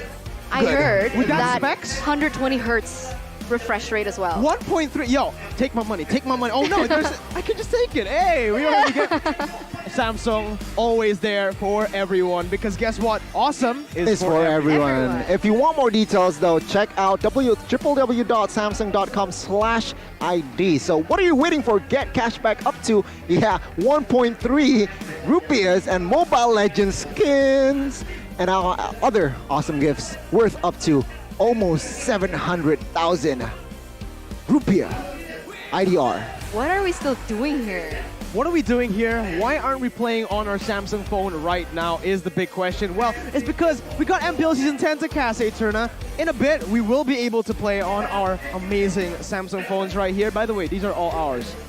Hopefully, amen. Thank you, Munsa. Fun fact. But yes, after an incredible weekend at MPL ID, and this is just the first week, And I gotta say, the theme of this weekend is 2-0. For that one exception in that first game. But let's forget that. Let's forget that. You're absolutely right. Aside from the opening game, Geek Fam and RRQ, every game has gone 2-0. But it's felt like it is the most competitive season because the games have always gone to 20 minutes and beyond. Even here, game 1, 20 minutes. Game 1 of the first match, RRQ Alter Ego went all the way to 27 minutes. Almost hit it. Wait, no, 30 minutes. 30 minutes, bro. Sheesh! There's a lot of time duration in these games because of how competitive it is in the drafts all the way to the execution of their game plans. And that's what we have in Season 10. What an amazing season. What an amazing start to the season. Can't wait to see what next week holds. I'm wondering if the standings are going to shift a little because we see all these teams really step it up. Rebellion has yet to step up though. I'm waiting because last season they were looking very strong. There was a lot of changes happening to their roster as well, and it doesn't seem like they found their footing. But I'm excited to see if they can crawl out of that and actually finally make their way into the playoffs, like the way that Aura Fire has really just shaped themselves up over the seasons. I mean, I expect both teams, RBL and as well as Geek Fam, to really step up in the second week.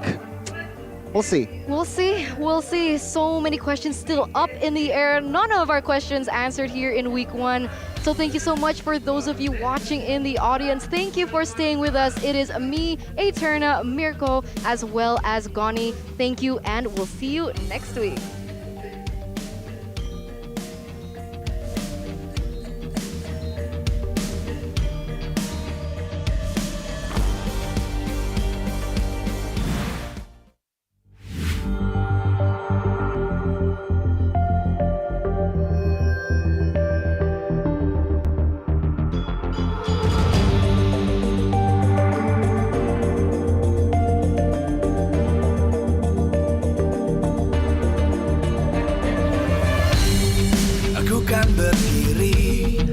Terus berlari, terus ke arah puncak tertinggi. Ku takkan berhenti, hanya sampai di sini. Kemenangan abadi menanti. You know we won't miss if we unite our focus. And if you haven't noticed, we'll nyalakan apimu, hadapi semua tantangan. Serangan jatuh bukan halangan. Bakar semangatmu, janganlah engkau menyerah. Kita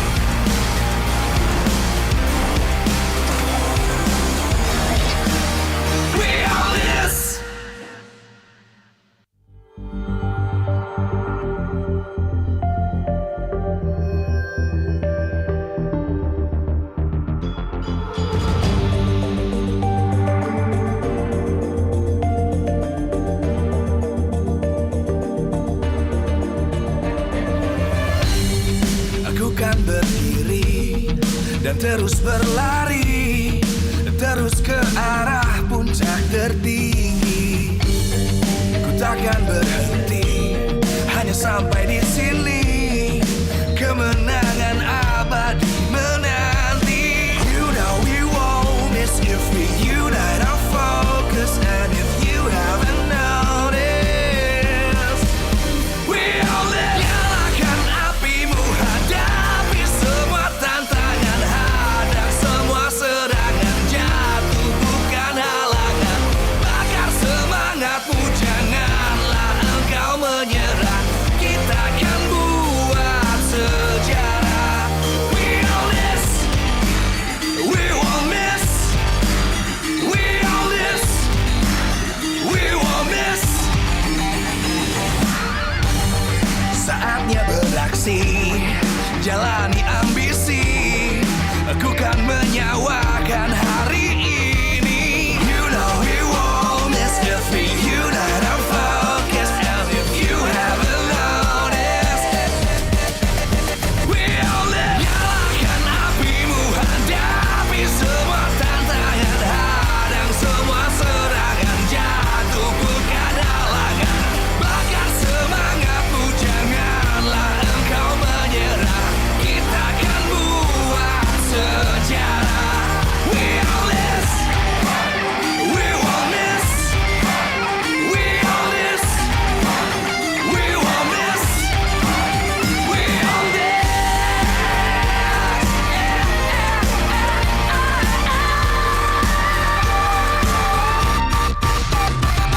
Nyalakan apimu, hadapi semua tantangan, hadang semua serangan, jatuh bukan halangan. Bakar semangatmu, janganlah engkau menyerah. Kita akan buat sejarah. We all this.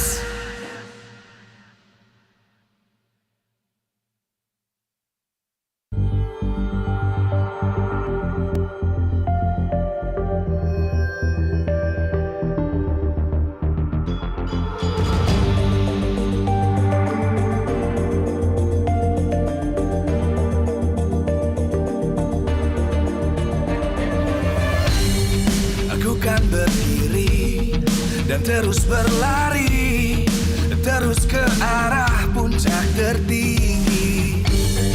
Ku takkan berhenti, hanya sampai di sini.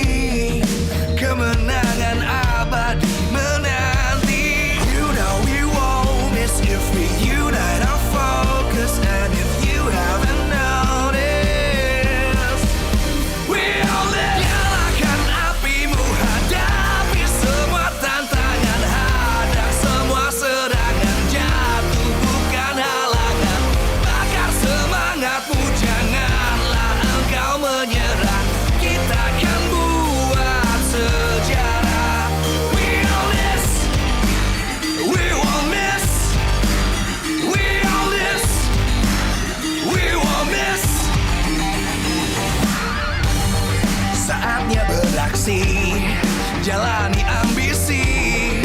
Aku kan menyawakan hari ini. You know we won't miss if we unite our focus. And if you haven't noticed, we all live. Nyalakan apimu, hadapi semua tantangan, hadang semua serangan, jatuh bukan halangan.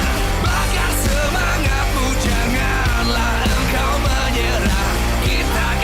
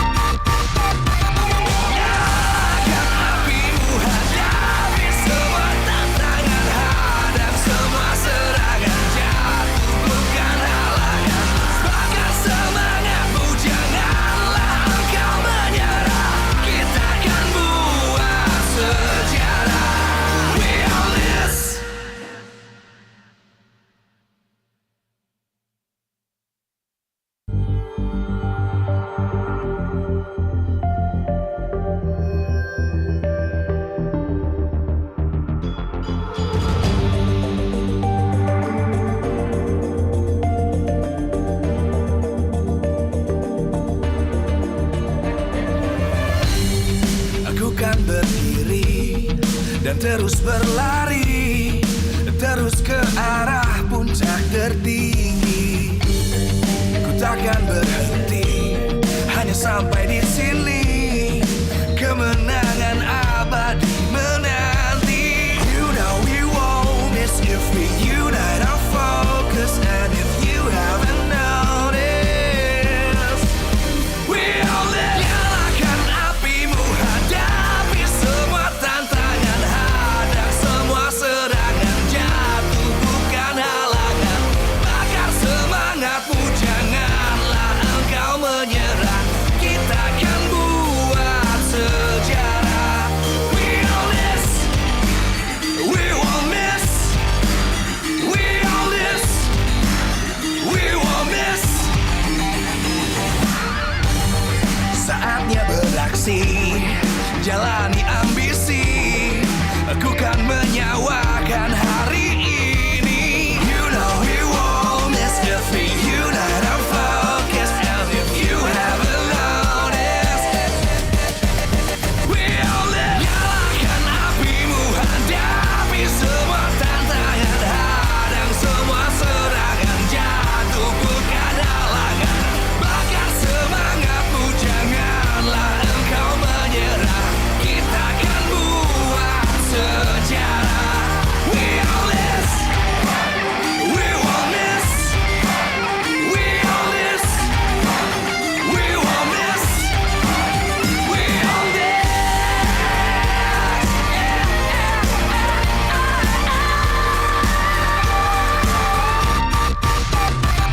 Nyalakan apimu, hadapi semua tantangan, hadang semua serangan, jatuh bukan halangan. Bakar semangatmu, janganlah engkau menyerah. Kita akan buat sejarah. We all this.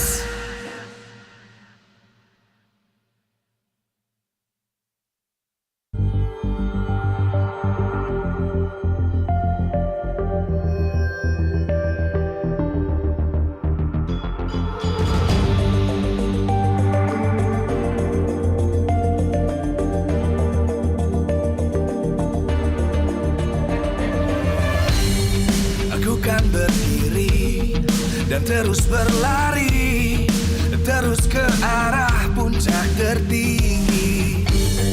Ku takkan berhenti, hanya sampai di sini. Kemenangan abadi menanti. You know we won't miss if we unite our focus. And if you haven't noticed, we all live. Nyalakan apimu, hadapi semua tantangan, hadang semua serangan, jatuh bukan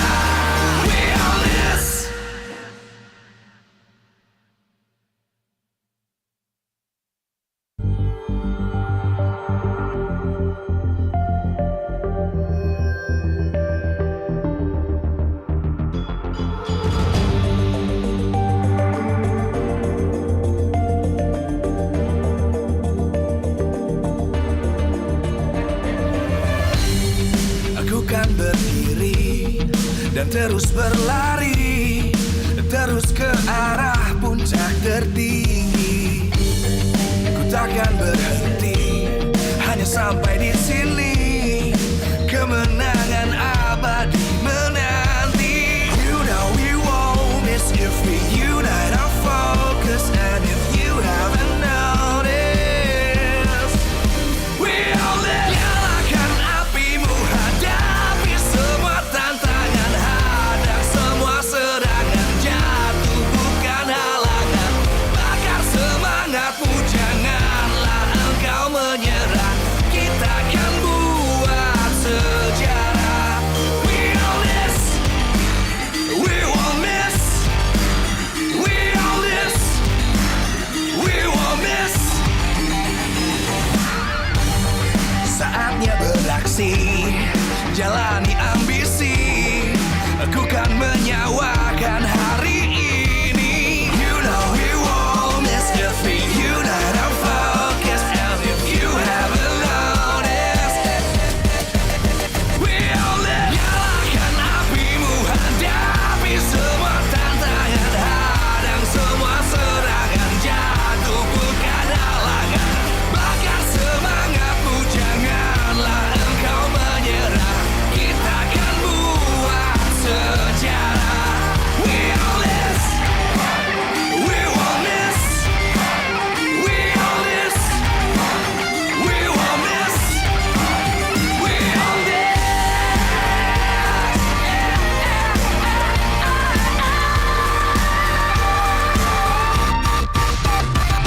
Nyalakan apimu, hadapi semua tantangan, hadang semua serangan, jatuh bukan halangan. Bakar semangatmu, janganlah engkau menyerah. Kita akan buat sejarah. We all this.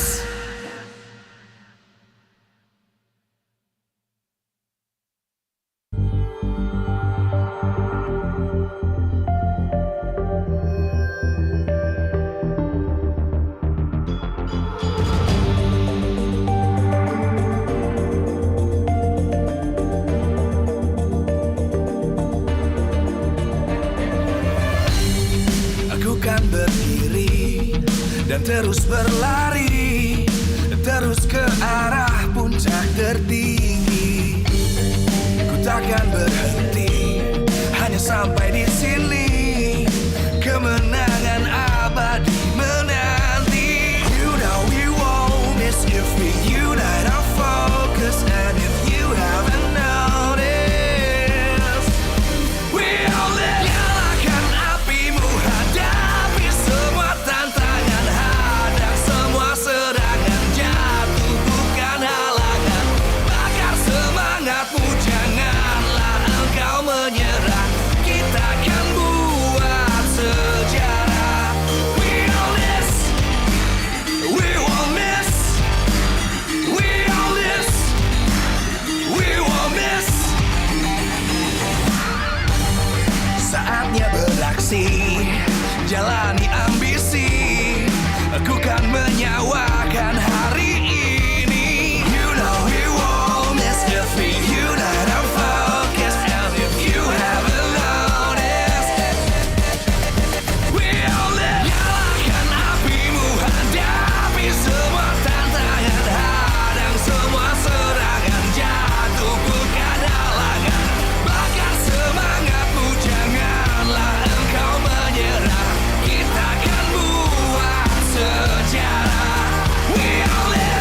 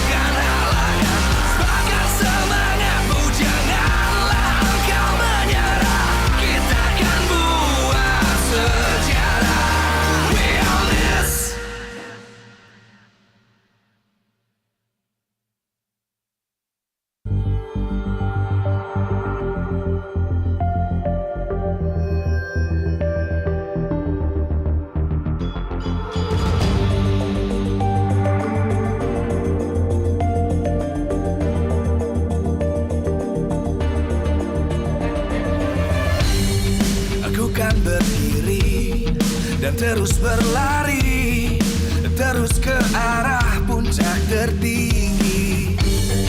Ku takkan berhenti, hanya sampai di sini. Kemenangan abadi menanti. You know we won't miss if we unite our focus. And if you haven't noticed, we all live. Nyalakan apimu, hadapi semua tantangan, hadang semua serangan, jatuh bukan halangan. Bakar semangatmu, janganlah engkau menyerah. Kita akan buat sejarah. We all this, we won't miss. We all this, we won't miss. Saatnya beraksi, jalani ambisi. Aku kan menyawakan hari ini. You know we won't miss if we unite our focus. And if you haven't noticed, we all live. Nyalakan apimu, hadapi semua tantangan, hadang semua serangan, jatuh bukan halangan. Bakar semangatmu, janganlah engkau menyerah. Kita akan buat sejarah. We all this, we won't miss. We all this, we won't miss. We all this.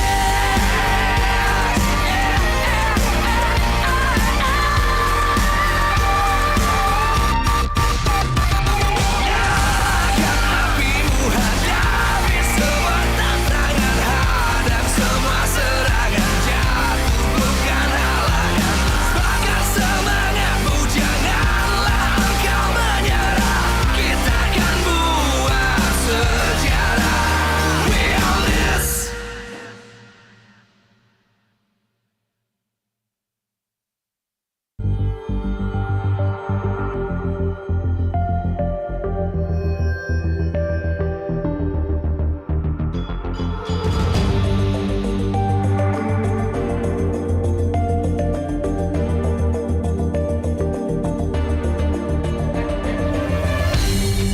Aku kan berdiri dan terus berlari, terus ke arah puncak tertinggi. Ku takkan berhenti, hanya sampai di sini. Kemenangan abadi menanti. You know we won't miss if we unite our focus. And if you haven't noticed, we all live. Nyalakan apimu, hadapi semua tantangan, hadang semua serangan, jatuh bukan halangan. Bakar semangatmu, janganlah engkau menyerah. Kita akan buat sejarah. We all this, we won't miss. We all this, we won't miss. Saatnya beraksi, jalani